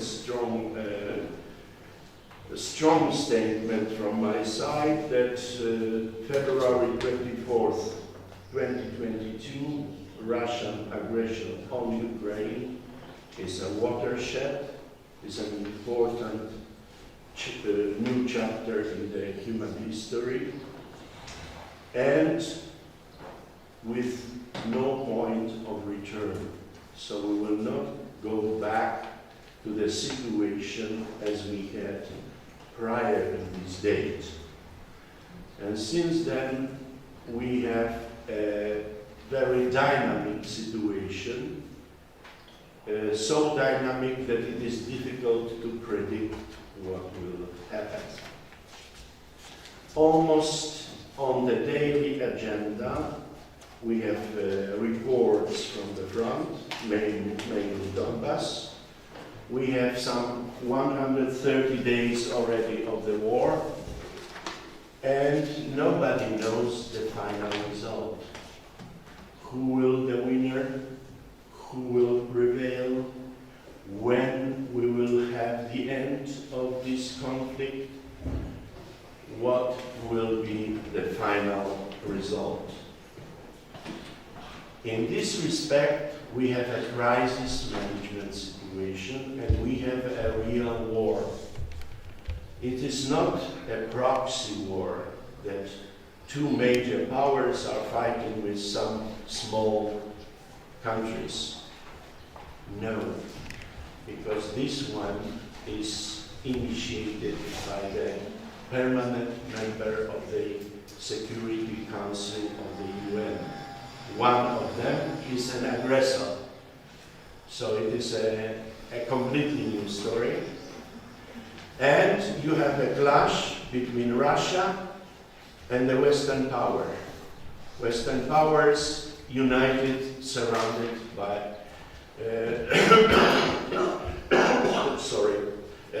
surrounding the main leader, United States of America. And from this perspective, Poland is a neighbor nearby. We are on the borderline with Ukraine, and we have completely new, unimaginable situation. Could you imagine that we absorbed since February 24th more than 4 million Ukrainians came to Poland? More than 4 million. I'm not saying that all of them are sitting in Poland right now. Probably half of them. Many went farther to Western Europe, to Canada, where you have an enormous Ukrainian diaspora. Many went back to the Ukraine. However, we do feel the Ukrainians and we have a constant challenge. Even in our faculty and our institute and our university, we have Ukrainian students and we will have them more since autumn this year, and we have already Ukrainian professors at our faculty. It means they are everywhere. So we need to adjust ourselves to the new circumstances and new situation. And in this respect, there is no surprising that Polish authorities are coming out with, sometimes authorities, sometimes think tanks, sometimes independent thinkers. We are coming out with some fresh ideas that we need to adjust ourselves to the new circumstances, to the new situation, and maybe we should initiate some kind of new institutional framework. And one of the largest, supported by the Polish president and by origin Polish diplomacy initiative and Croatian one, is called 3 Seas initiative, which came back to the older idea of Poland intermarium, between the seas, Baltic Sea on the north, Black Sea, and maybe Adriatic on the south. And this one is alive and enlarging. So we will try to create some cooperation between Russia and Germany in this zone. Secondly, we have a new idea also by the presidents of President Zelensky, Ukraine, President of Poland, and President of Lithuania. And it is called so-called Lublin Triangle. Poland has some major cities: capital city Warsaw, old capital city Kraków, former Breslau, Wrocław, Szczecin, Gdańsk, and Lublin is one among them. And Lublin Triangle to memorize that sometimes in history Poland was a much bigger country than it is right now on the map. And even sometimes some intellectuals are coming out with the idea that we should arrange a federation between Poland and Ukraine. I'm smiling a little bit because to fulfill all these ideas, and they are emerging, and we are discussing them, we have them in Polish media, even sometimes in the mainstream media, we have one condition: Ukrainians need to prevail. Ukraine needs to win the war, which is not so guaranteed, as we know, and this is the issue. And of course, Poland is democracy, so we have not only official line or governmental circles, we have a very strong opposition, even if divided, but very strong and visible. And opposition is not coming with these ideas which I mentioned, Lublin Triangle, Intermarium, or Free Seas Initiative of Federation, or some others. They would like to come back to something which was very visible in the early 20th century and in the 1990s already, which is Weimar Triangle. Anyone of you outside of the faculties know? Well, we had a constant meeting and constant summits, meetings and annual events between Germany, France, and Poland. So Poland was in the main axis of the European continent. And we would like to revive that, especially that Brexit took place. By the way, there is another idea of triangle between London, Warsaw, and Kiev. Boris Johnson is strongly promoting this, but I will not bet with Boris Johnson because you know how he is behaving. So as we see, we have a dynamic situation because the war usually is a crisis, an opportunity, and a chance. However, we have the major demand because we are on the border with the country in the war. And Poland is a communication supply hub for the Ukrainian war. This is no question about this. In this respect, we were living in our country for 3 decades under one slogan umbrella. Economy, stupid. More money you get, more business you do, you will be more fruitful, effective, and happy. Ladies and gentlemen, this story is over. We have a new slogan. Security, stupid. And not only security in military dimension, also climate security, ecology security, energy security, because we have oil and gas on the top of the agenda.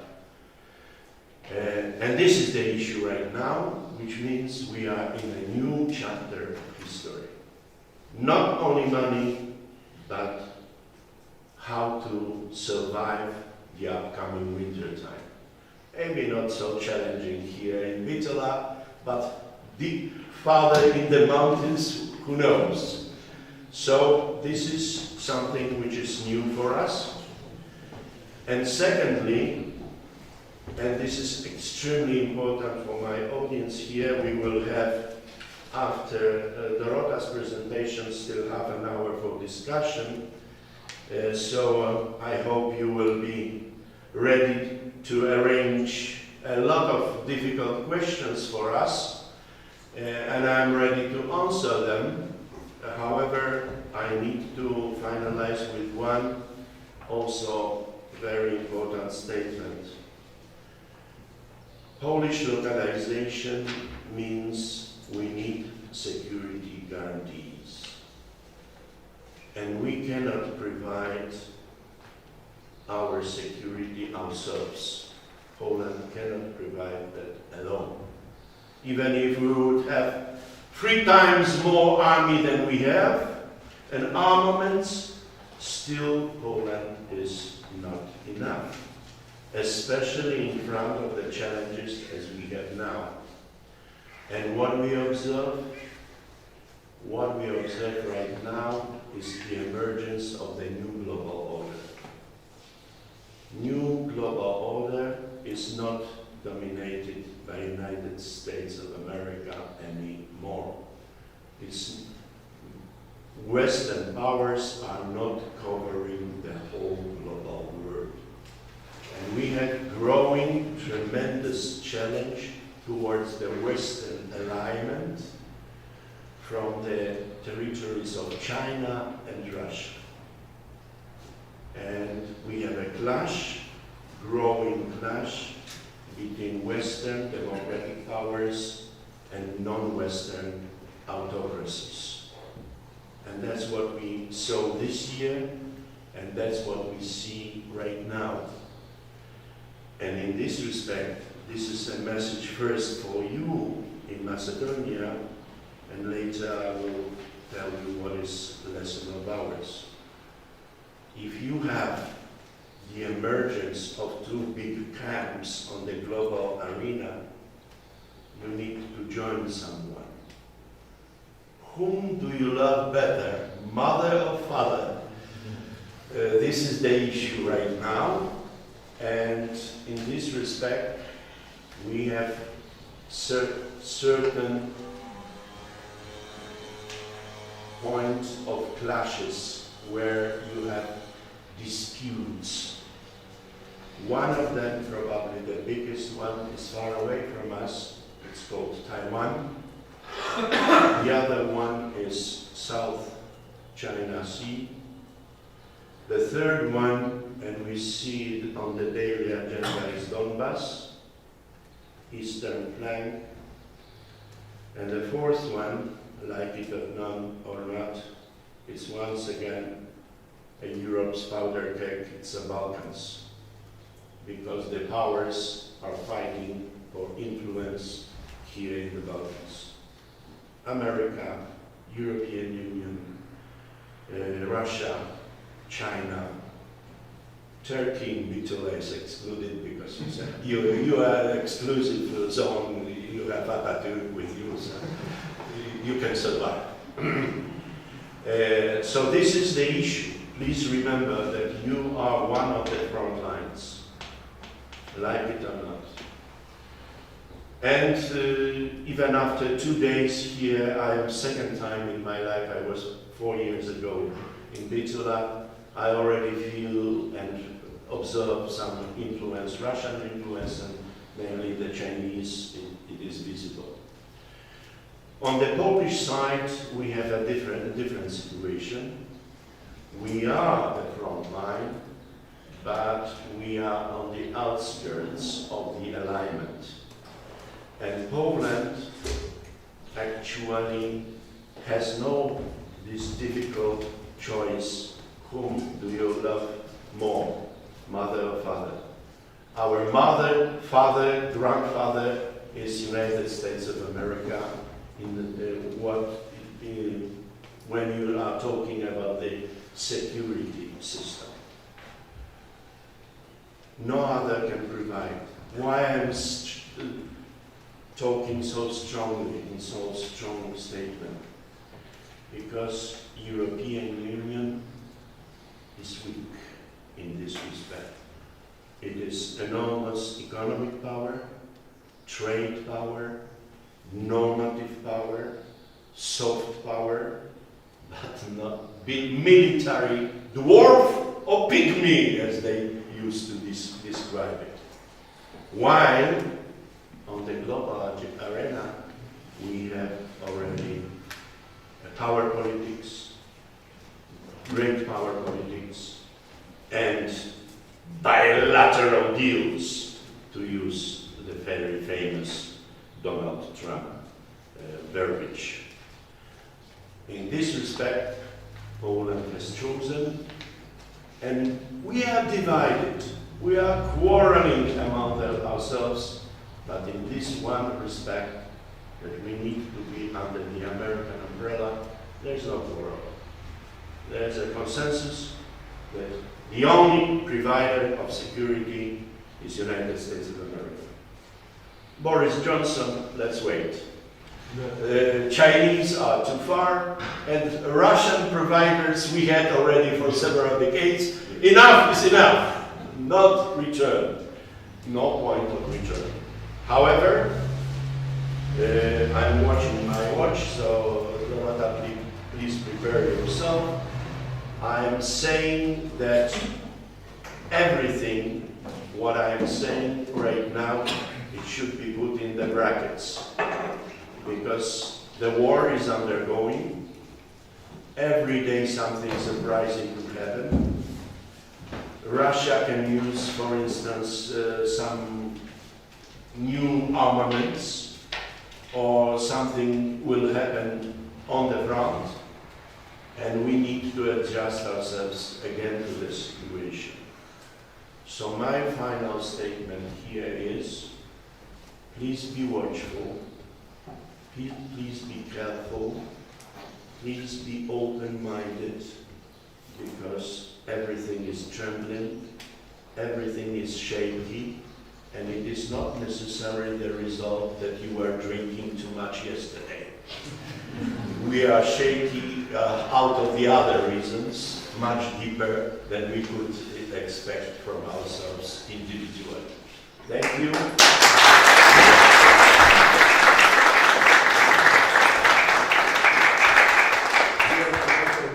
Thank you very much for your very inspirative discussion and reflection on some current international topics. The next speaker is PhD candidate Dorota Lukkiewicz from the University of Warsaw, and she will speak on Poland tells Europe, Polish sites of modern heritage. So, dear Dorota, the floor is yours. Thank you.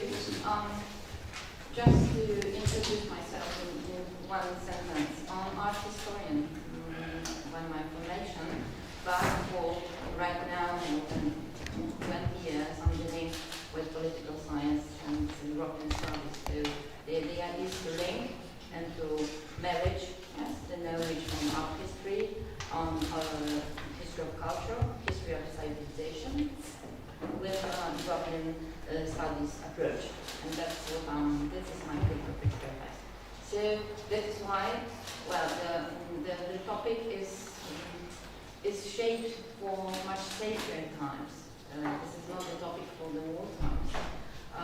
But still, there is a linkage between what Professor Gulacic said and the topic, because I'm going to talk about solidarity as well, and of course about soft power issues, because culture is one of the soft power resources, and culture is one of the instruments to lead foreign policy on the global, international, regional scale. So simply just to, I don't want to surprise you by any question, but here you have two letters of two international regimes of protection of cultural heritage.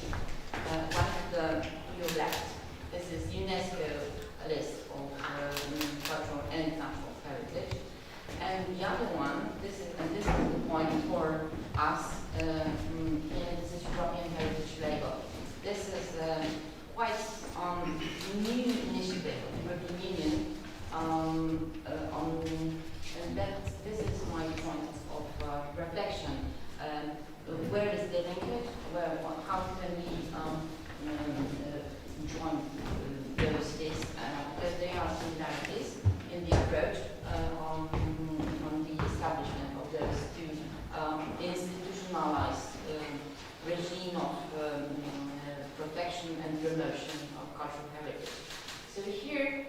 this is just if you want to read, but in brief. So how does it work to link cultural and historical heritage, soft power, UNESCO, and cultural diplomacy?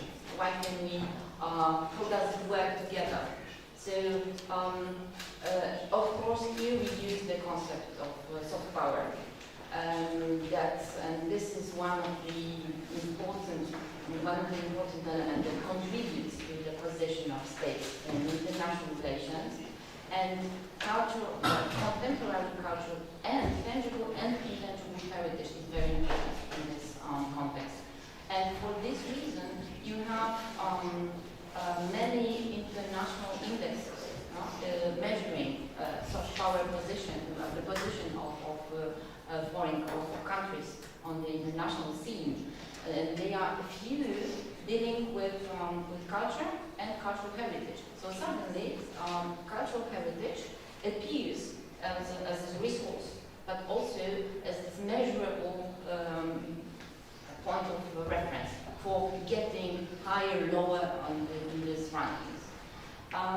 So one of these measurable indicators for those rankings is the number of sites from the country on the list of World Cultural and Natural Heritage.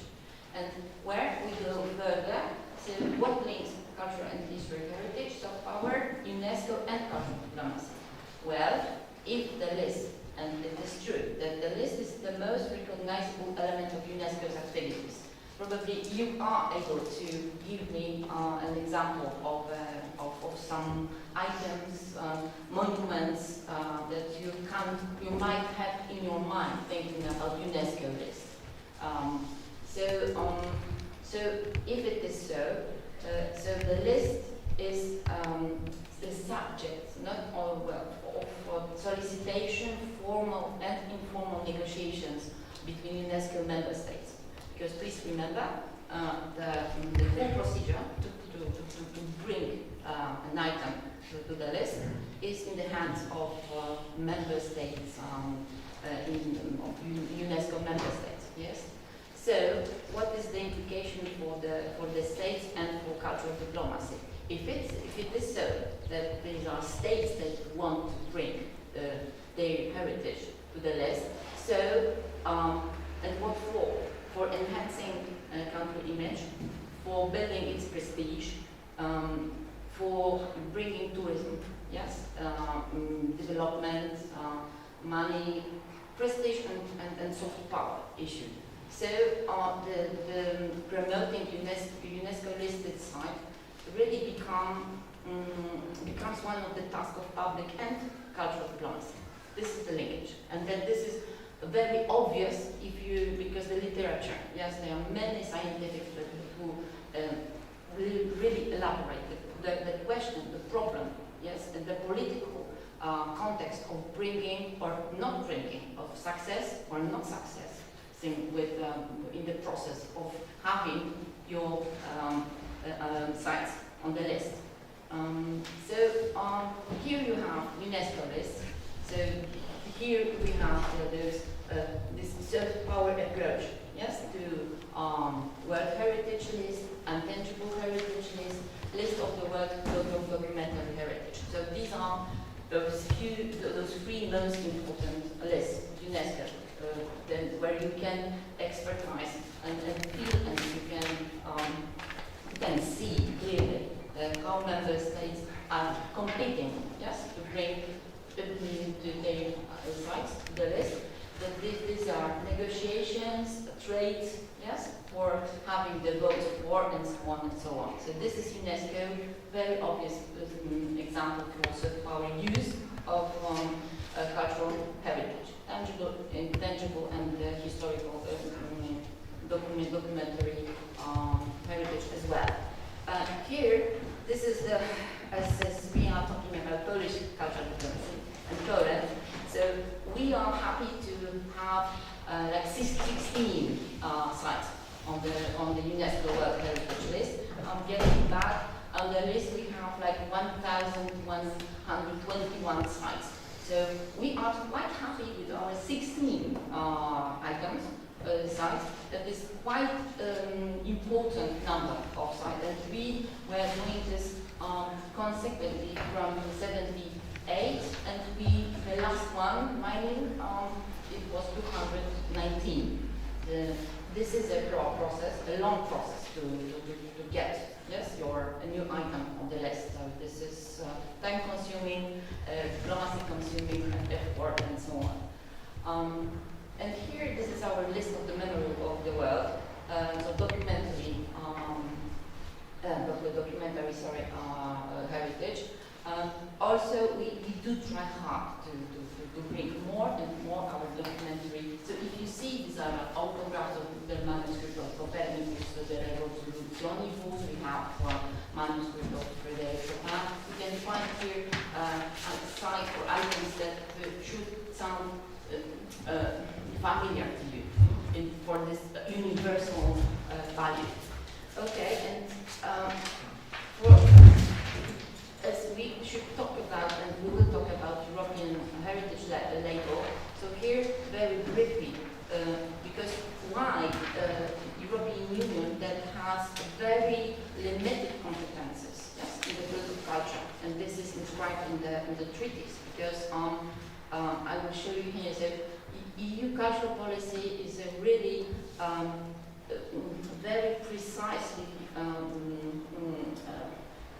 insert in the treaties actions, because culture is excluded from any harmonization at the EU level. EU cultural action might have only supportive and complementary role, yes, to the action of the member states. But in the treaty, what is very important, because we will take it literary, thinking about what this European heritage label is, because the Union shall bring the common cultural heritage to the fore. What does it mean? So that there are some fields that Union might be useful and create the phenomenon, institutional, yes, I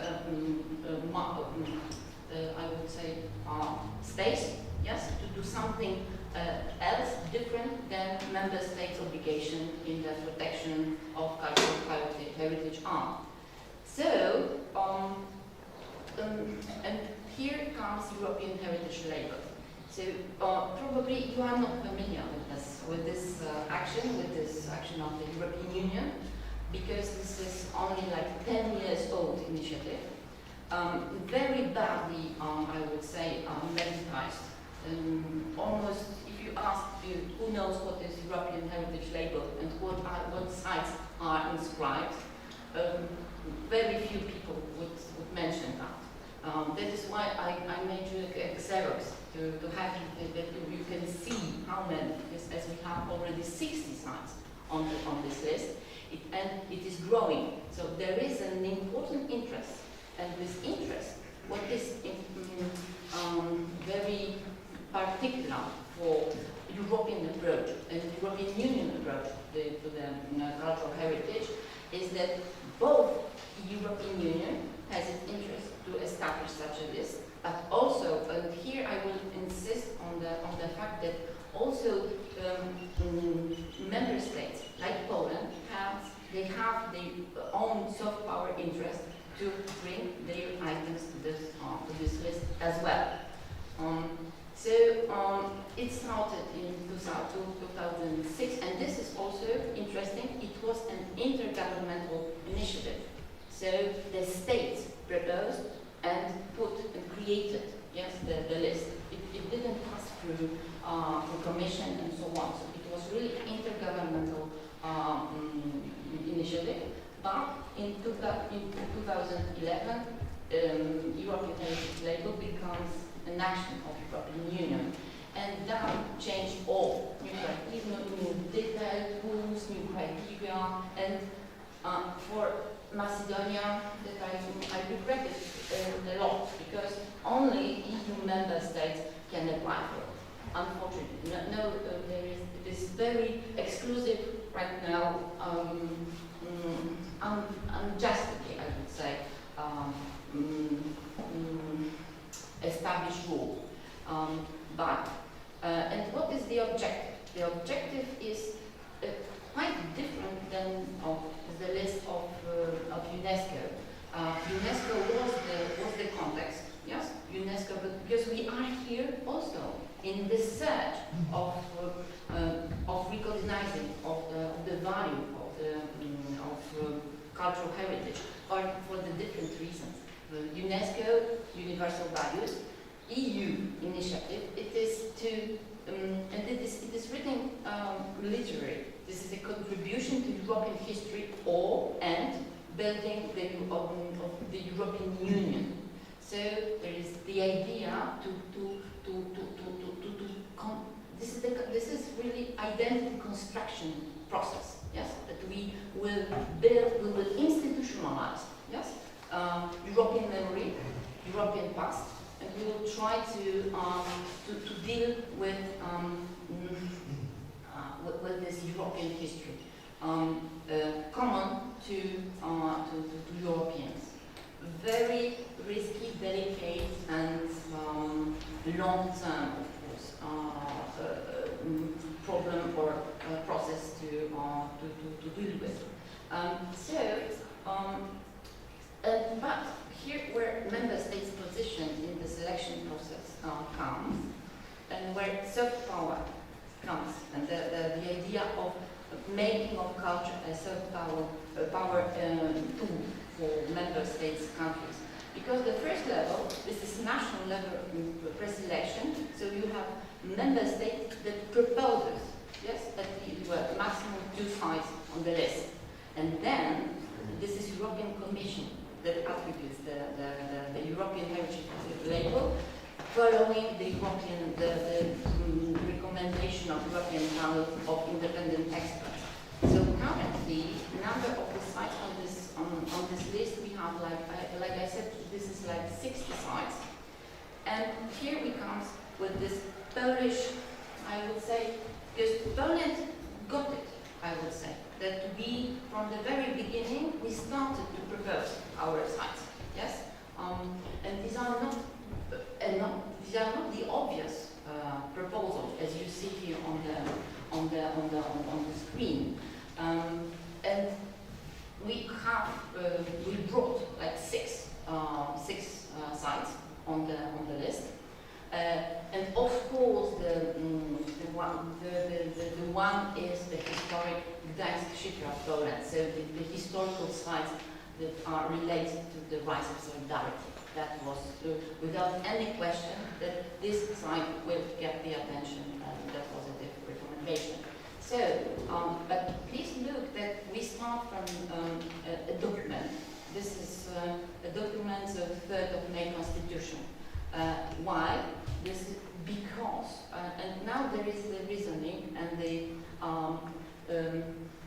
the arguments of this European value, European interest that must be inserted. So I would say this European context is in the site, but the member state with civil society, with those who are going to be the custodians of the place, they this added European value must appear.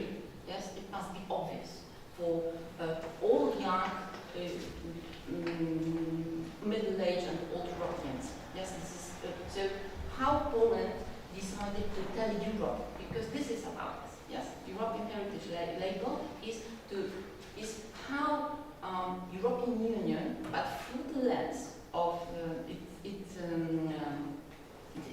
member states, wants to tell Europe. And the challenge is, yes, to balance, for example, our history, our identity, to really bring the history of our part of the continent as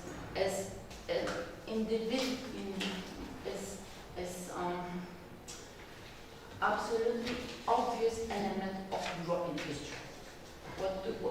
If you think about this, this is not that obvious for old Europe to say that yes, we are here, we have our huge experience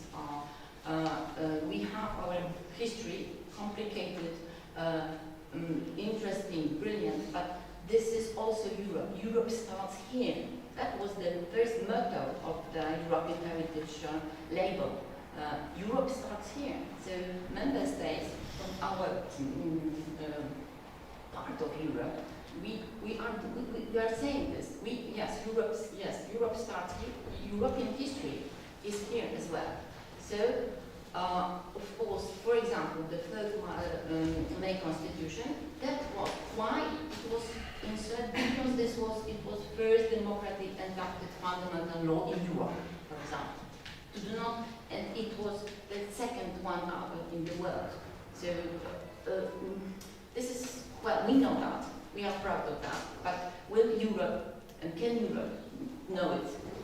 So let's say that we try to use or to implement or to fill, yes, with our science and our approach to the history with the sites that I think that are really important, but not only for us, but we do trust that all those 6 sites have an important European context. Yes, this is built with European values context, that we can use this, yes, to explain to Europeans what is the Europe, but the Europe for now, or European Union, sorry, because I would love to, and I think that this is also the challenge for your cultural diplomacy, because I don't see, Western Balkans, as you are all the members of Creative Europe program, so European Union Cultural Program.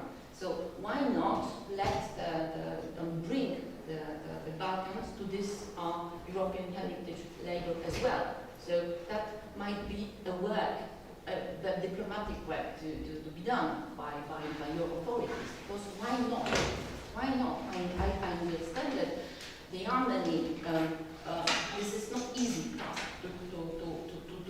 to choose rightly the items, yes, but I'm sure that it would give another deeper context and notion to Europe, because right now we are talking about this.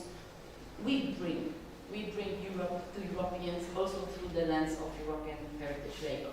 Why not you, yes, as North Macedonia and other Western Balkans countries? Why not, yes? But this is I think this is a very diplomatic, long-term work to be done.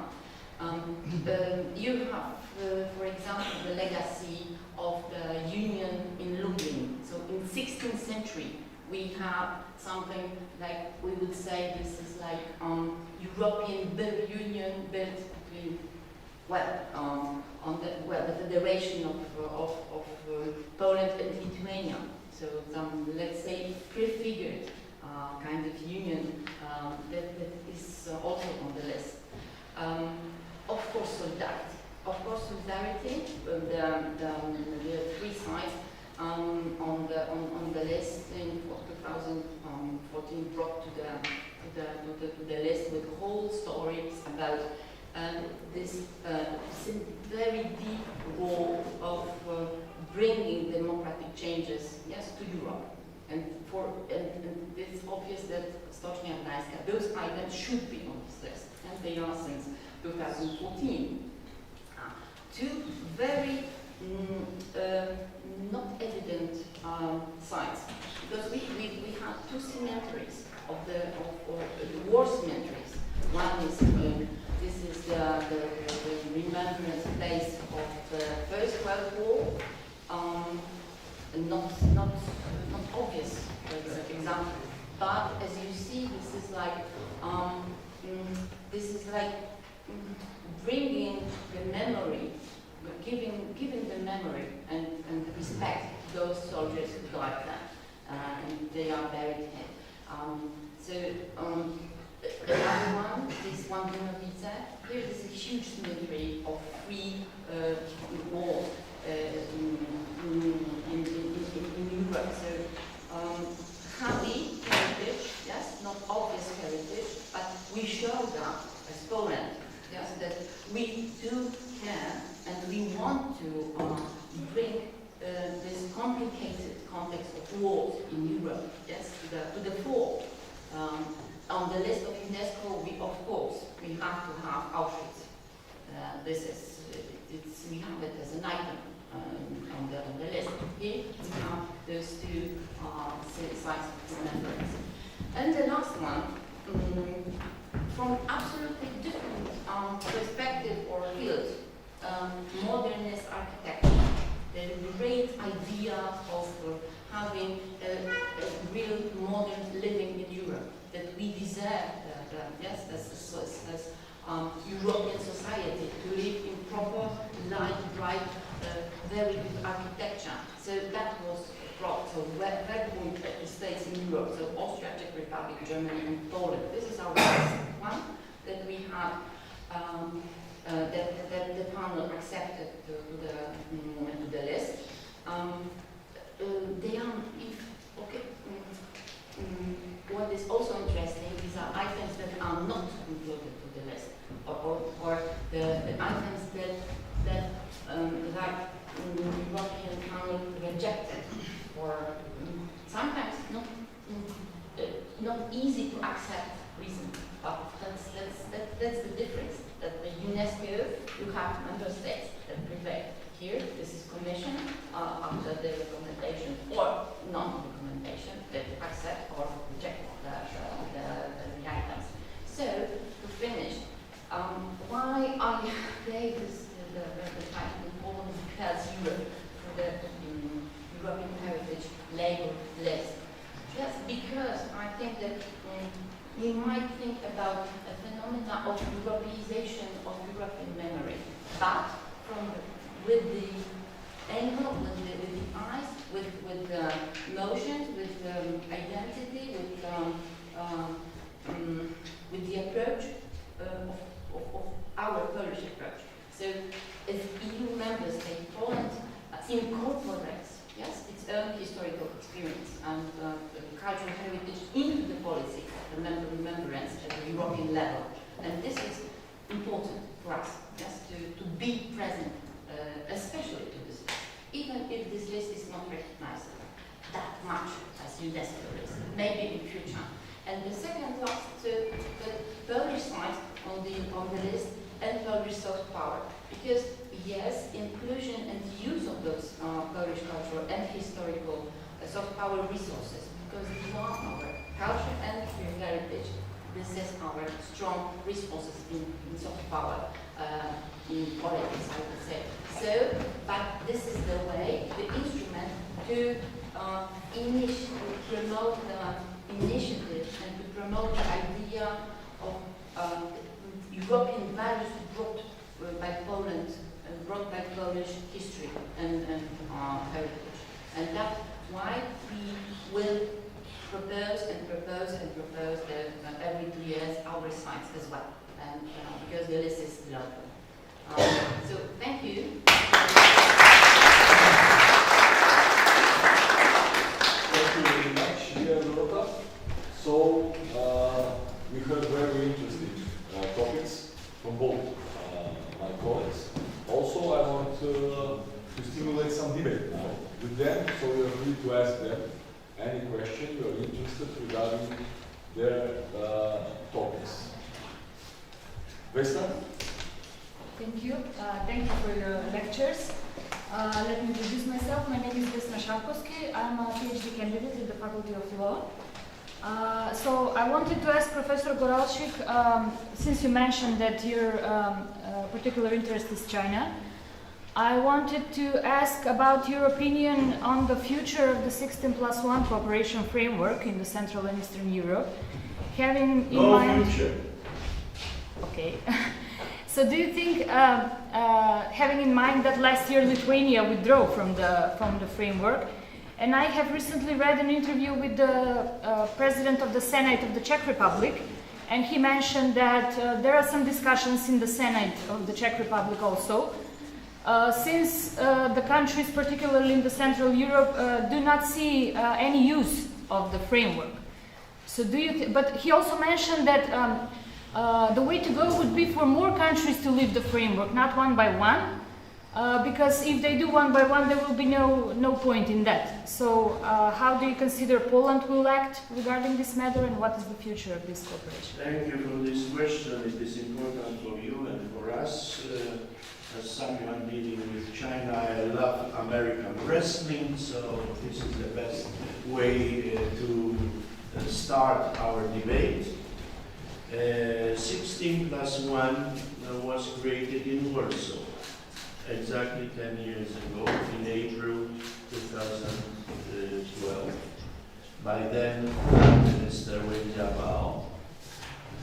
I was at the ceremony of opening it, and I was tremendously surprised, and not only myself, that the American ambassador then in Warsaw was sitting, and when Prime Minister of China was exploding with new proposals, what is to be achieved, American just make notes. So it was a tremendous surprise for all of us. And initially, it went quite well, but not for long. First, annexation of Crimea and Donbass, because the war has started not on February 24th this year, but in Euromaidan in February 2014 already. And since that moment, I observed, because this is one of topic of my research, a different approach of the 16 towards the Chinese initiative. Initially, we were expecting infrastructure investments, big money, maybe banking system encroachment, money flows, and so on. However, since this borderline of Crimea annexation, we had 2 or 3 camps within 16. The Baltic states, joined by Poland, started to think about security, not necessarily economy. And slowly we were withdrawing ourselves from the Chinese initiative, because we realized that what they propose is only economic dimension, while for our reasoning, more important is security dimension. So initially, after 2014, Baltic states, and this is the culmination right now by the Lithuanians' behavior, that we are moving out from this experiment. Second group, by coincidence also my field of research, is Hungary within the European Union, Greece, because Piraeus, this is another story yet, and Serbia. Only economy, not necessarily security. Stronger economic links with Chinese. So second, within 16. And all the others were watching, sitting on the hill and observing what will be the final outcome. But when the pandemic erupted, you do remember that even our prime ministers, including Polish prime minister, went to the airport to welcome Chinese equipment and Chinese mask diplomacy. At that time, it was already wake-up call. We need to short it up. We need to cut our division lines and supply chains, and since then, the situation has changed. So, inside of the 16, starting from Slovakia and Czechia, we are more and more retreating right now from the initiative. However, the Chinese have two strategies towards our continent. Not only 16 or 17 plus 1, but as you know, Belt and Road Initiative, which is different one because the 16 is from the previous administration, while Belt and Road Initiative is name code of Xi Jinping. This is his personal initiative, one of the Chinese dreams. And in this respect, both the pandemic and especially the war on Ukraine has destroyed a lot of things. For instance, Mr. Orban was trying to arrange a special road towards Hungary, but it is already completely destroyed by the war. So we have still connection by boat of Balaszewice, Polish-Belarusian borderline. It is still working, but it is not working maybe 30% what we had previously. So to my mind, and to put this long story short, I do expect that after the pandemic and after the war, which means I do not know when, the Chinese will come out with something completely new. Because those initiatives are outdated and need to be adjusted to the new circumstances. And to my mind, I would expect, knowing the Chinese, that instead of 16 or 17 plus 1, there will be 27 plus 1. I don't know, my speculation, my guess. And secondly, instead of these infrastructure projects, win-win, by the way, my definition of win-win by the Chinese, 2-0 for the Chinese. Win by the Chinese all the time. Because they are not only sending money, but also engineers and workers and so on and so forth. So, secondly, this 27 plus 1, it will be not necessarily infrastructure, but maybe cyber cooperation, cultural cooperation, ecology, environment will be included inside. But we need to expect, and definitely we cannot expect this year because China has 20th Congress of the Chinese Communist Party, and this is point number 1 for them. Nothing else will happen. So I do expect something different, but not necessarily this year.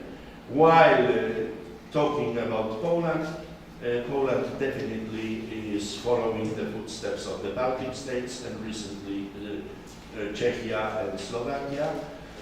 And this is also American dimension, American pressure. We have a growing clash between these camps, US and surroundings, China and surroundings, and Poland definitely is in the US camp, so you have the answer. Thank you very much, Professor. Somebody else want to ask our speakers? If not, I want to ask you to do something. Because as you emphasized, we are living in a very complex world, in a very uncertain and also insecure world. But also, I am convinced that we cannot witness, in particular for a short time, that the world will become clearly multipolar. So I'm more or less agree with Samuel Huntington when he talked about multipolar world order, where one superpower, in this sense, the United States of America, and and several other global powers will dominate the world. But we have one superpower and several global major powers, maybe such as Russia, China, or somebody else. What is your opinion about Huntington thesis about new multipolar world in this context? Also very strong opinion and some knowledge, because recently I published in Poland trilogy, so 3 volumes on contemporary China, especially Xi Jinping's reforms, and third, Deng Xiaoping's reforms, and 2 of them, 2 volumes will be available in English next year. So you can also observe what is my research, because I was dealing with China all my adult life. And from this perspective, I'm saying also that Huntington is outdated. Like it or not, we have not one superpower and many major powers. We have 2 superpowers and several major powers. Or poles, centers. And the question is not about 2 major superpowers or major powers. The problem is how many other powers we have. So we have United States of America, definitely, as a center power. No question about this in all dimensions. And we have, this is new and our mentality is not prepared yet, including in Macedonia, including in my home country, that China has grown as the biggest challenge to the US in the whole US history. It is much bigger than Nazi Germany or Soviet Union ever was, because it is not only economic, trade, or business, but this is, first of all, it's becoming high technology, artificial intelligence, also space, rare earth, many issues like that.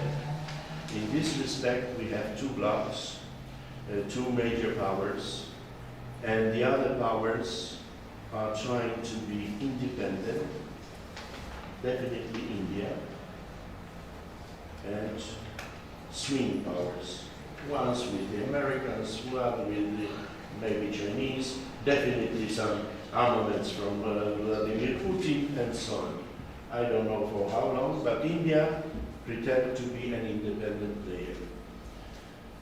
The other independent and major players, of course, Japan, but Japan in security terms is absolutely under the umbrella of Americans. Full stop. Full. So independent economic player, trade player, but not in security terms. Another is Australia, hesitating, but American camp, yes? And here is the question crucial for us, for Macedonia as well, if you are not a member, and if you have so many problems with the joining of the European Union, is this an independent player or not? And we have debates and even quarrels. On the one hand, definitely it is. Major trade power, economic power, soft power, normative power, acquis communautaire, in every aspect. However, we have power politics. We have major powers clashing. And in this respect, the European Union is at war. We have no impact. The only initiatives we were observing were by President Macron. But Macron is weak, especially after the recent parliamentary elections. So who will come out with the so-called European sovereignty? Because we had this idea that we should create it. And to our disappointment, definitely mine, the Germans are not leading us. Everyone was expecting, well, Germany will be the leader. And Germany in this respect when we observe what has happened after February 24th. Germany is a small mouse in front of the big cat. So we are still expecting what will happen, but definitely the European Union is not a major player in those circumstances which we had already since 2014 and we have right now. Because what is necessary now is an independent military power. And who has it? China has, US has, India has, Russia has. And all the others are joining this or the other. So in this respect, it's not clash of civilization of Samuel Huntington or new multilateralism. I would say what I am observing and what is, according to my research, is emerging is new bipolarism between Western, more or less liberal camp and Eastern, non-liberal, autocratic camp, starting from China and Russia. Here is something very, very important. Please do observe the Chinese behavior concerning the Russian aggression on the Ukraine. Initially, in the first week of aggression, the Chinese were dancing and singing chastushkas in their part in China, that Russian army will do the blitzkrieg and we are the winners. Americans will be in retreat. And after a week or so, they realized it is not going to be. And then the Chinese retreated to the mountains and started to observe, hesitate. Who will be the winner? Because there's the old Chinese tradition, you need to predict who will be the winner. In advance, you need to join the winner, not to see on the opposite side. Very clever attitude. Always with the winner. Always with the winner, even prior, the winner knows it. And in this respect, recently we had a talk between Mr. Xi Jinping and Vladimir Putin by phone. And once again, China supported Russian demands, which means for me, China evaluated that Russia will not lose this war. And secondly, my favorite Prime Minister Orban, he never retreated for supporting Kremlin and Russia. Never. And when he is doing that, it means that he counts that Russia will be the winner. This is for me two litmus tests. Chinese and Hungarian behavior that, well, be cautious to pronounce and announce that Ukraine will be the winner. Of course, we know that the final result of the war, everyone is a loser. Russia will be weaker and maybe Ukraine destroyed. However, we need to be cautious not to announce that Ukraine is the winner, even if, which is obvious from the Polish perspective, it is Polish raison d'etat to support Ukraine, to have an independent Ukraine. Because I mentioned at the very beginning of my presentation this historical curse between Russia and Germany. If we will have an independent, pro-Western, EU or maybe NATO member Ukraine, which means we are not between Russia and Germany anymore. We have someone on the eastern border of our side, and not only Mr. Lukashenko, which is a different story. So we have, and this is the name of the game of Poland right now. That's why we are so strongly engage and involve and support America and the others to be supply center, communication hub. We arrange special hospitals, and we are rearranging right now our educational system because 2 million Ukrainians, mainly ladies and young children, is gone. And we need to approximate, and we need to adjust to this situation. So, Huntington, unfortunately, seems to be outdated. Thank you very much, Professor.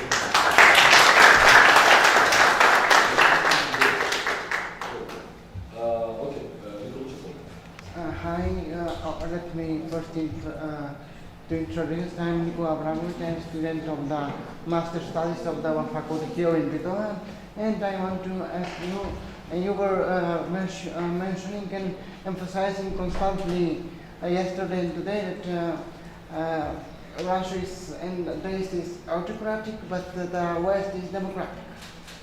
So the Russian aggression of Ukraine is clearly outrage. President Putin is, yes, I agree that's true, but let me remind you how the USA and the European Union undermined Macedonian democracy and national sovereignty just 4 years ago. So, in 2018, I have a tremor, I can't I can't talk long, so I don't know, I have second time this is happening to me when I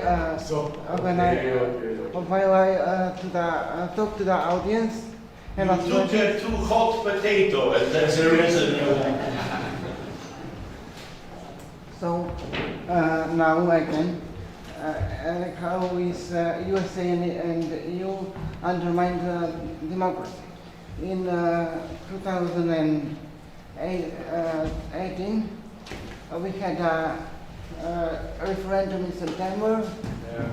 The rules for a referendum in Macedonia is that it will pass if the turnout is higher than 50%. But that was only below 37, but the USA and EU continuously encouraged that the race would be implemented. The agreement which was not passed for referendum to be implemented in Macedonian parliament, and they continuously happened to encourage and in the normal democratic country any efforts to put the agreement in power would be ceased immediately after the referendum outcome. Okay. How did you claim that use is democratic and such? Okay. Thank you very much. Yes, Professor Bogdan, we can talk more about the issue because I want to tackle some essential part of your question, your reflection about the Macedonian question regarding the United States and Europe and NATO previously, and change of the name, etc., Bulgarian aggression, because it's very similar attitude of Bulgaria against Macedonia as Russia against Ukraine, but without weapons. And that's the very big problem, because 70 years ago, Bulgaria acted like Russia today. They entered in Macedonia as occupiers. Yes, our grandfathers were partisans and were part of the anti-fascist struggle. Bitola and the village Lavci is famous for resistance during the Second World War. One of the greatest heroes of Macedonia is from Bitola, Steve Naum. This army barracks was named Steve Naum, according to one of the greatest and first Yugoslav people's hero after the Second World War. Yugoslavia was not a part of the Soviet camp, nor at United States. Yugoslavia had own independent and non-aligned path. But after the collapse of Yugoslavia, everything changed. So I can understand, because I not just understand, but I feel your revolt against this unjust behavior of the big powers against Macedonia. First of all, we were, degraded because of the Greeks, because of our ancient history, because Philip of Macedonia is founder of the city of Heraclea near Bithynia. We can go by walk to Heraclea. So now, after that, we have a medieval. You will go to Ohrid today and you will witness the Macedonian medieval history with the fortress of Samuel, etc., etc.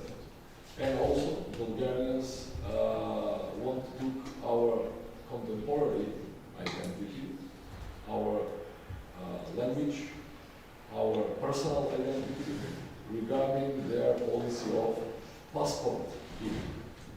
It is very awkward policy, and I'm very frustrated because Bulgaria is not sanctioned within the NATO, within the EU.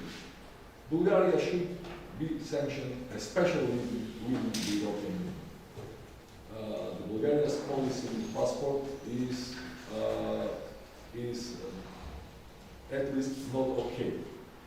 At least.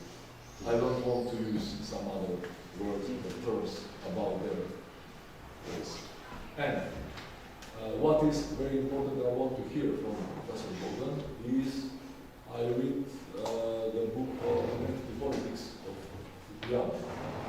And he has some interesting reflection about the new clashes in the world, because maybe we are not in the age of ideological clashes, but we enter the age of identity clashes and identity politics. What is your opinion about identity politics, Professor Bogdan? Well, to my mind, we have something deeper than that, because we are still under the pandemic. Maybe not in Bitola, maybe not in Warsaw now, but China, for instance, was locked down for 400 million inhabitants were until recently locked down, and no light on the horizon. So in this respect, we are closing each other, and we are cutting the supply chains. And to my mind, what is approaching and emerging is deglobalization. That we went too far, that we had too strong links everywhere, and everywhere we have a re-emergence of the nation state, which put under pressure the multinational solutions like the European Union. And here, both China and Russia, but also India under Narendra Modi is an exemplary case. And we need to observe that because this is a tendency what we observe. And if this tendency will not stop, I can easily imagine a decoupling, the new term which has just emerged between US camp and China camp. Please do remember that China has alternative internet totally. They have their own Facebook, Twitter, YouTube, even GPS.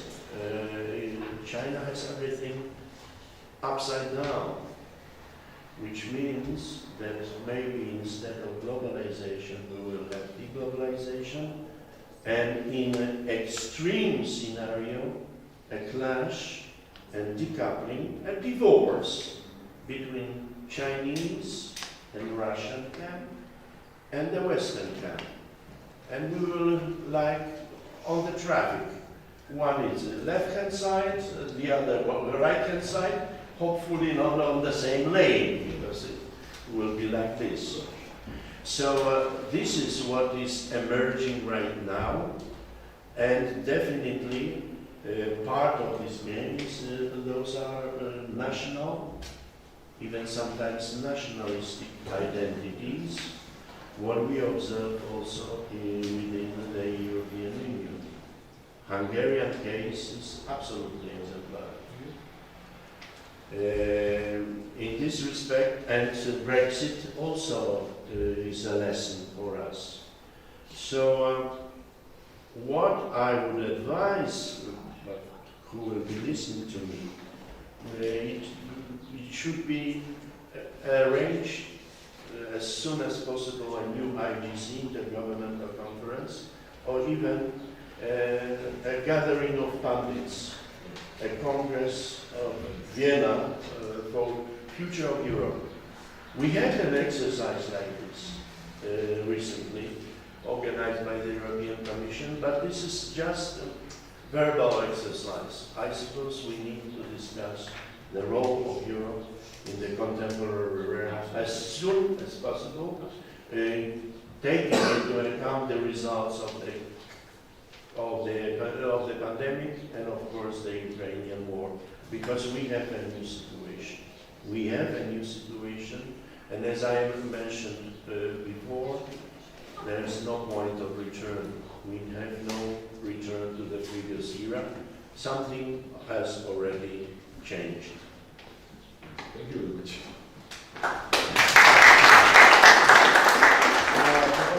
Professor has a question? Only one short question to Dorota.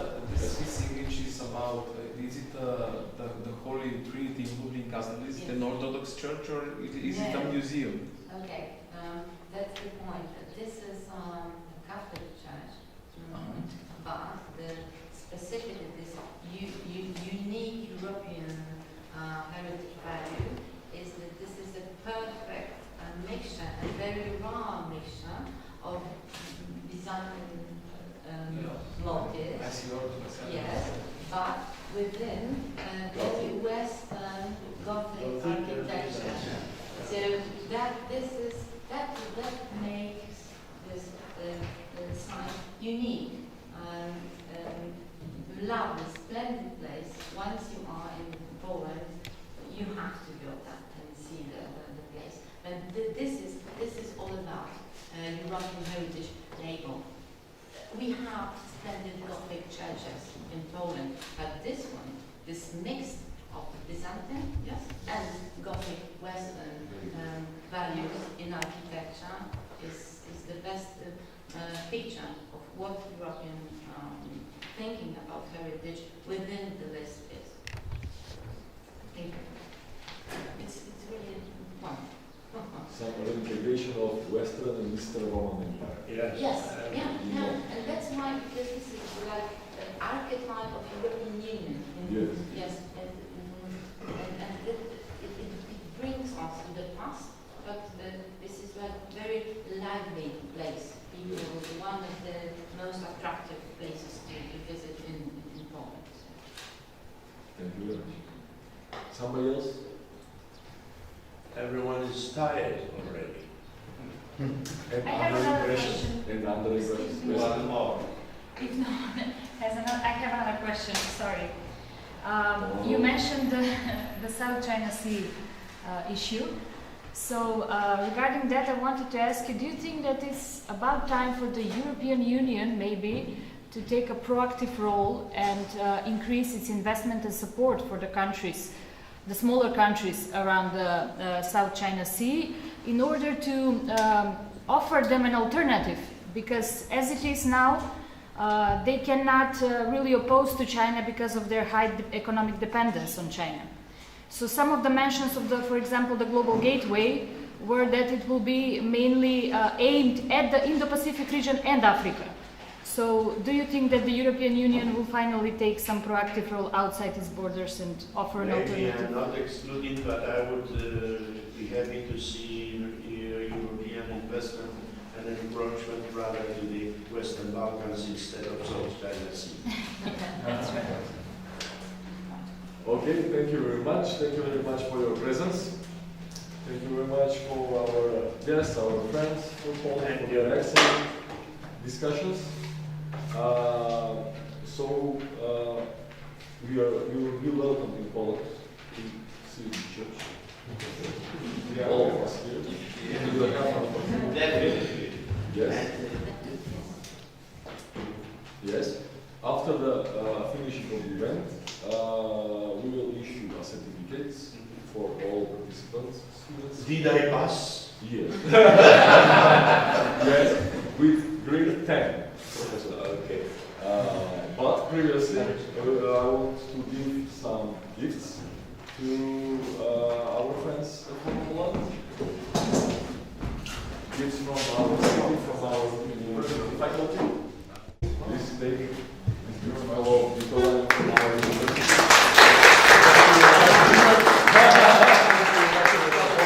Thank you very much for the support of your ministry. So we hope that we will have a fruitful collaboration in the future with Poland, with the Ministry of Foreign Affairs and Europe. I hope so. Thank you very much. Director.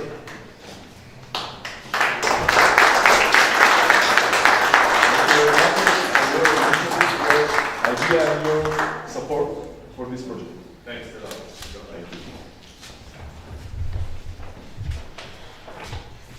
So, thank you. Professor Arthur was the first who came to Bitola and several years ago. I started to promote Poland in Bitola and also promote Bitola in Poland. Yes.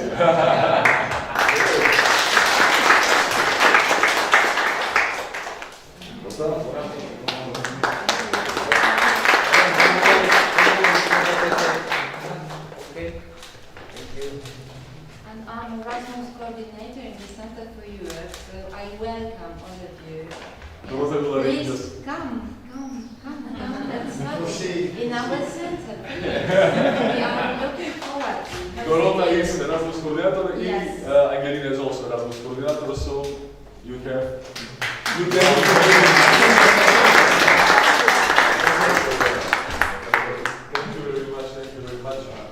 Professor Bondan was first with Arthur to come to our first international scientific conference organized in 2008.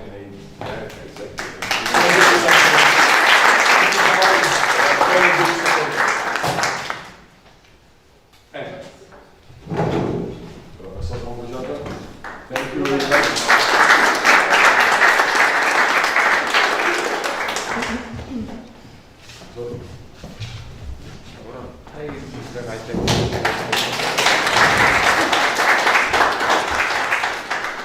Thank you. Welcome to Warsaw. Yes.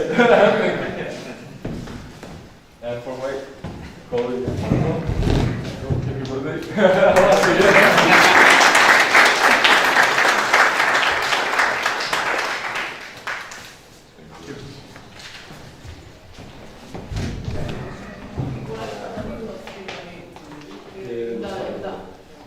Thank you very much. We wish a good day. Today. We will communicate and so the students, please, we can wait here. Okay. Значи, за сертификата ви пиша мейл, имате информация како која каде. Сега мога да направя за групна фотографија. Групна фотографија пред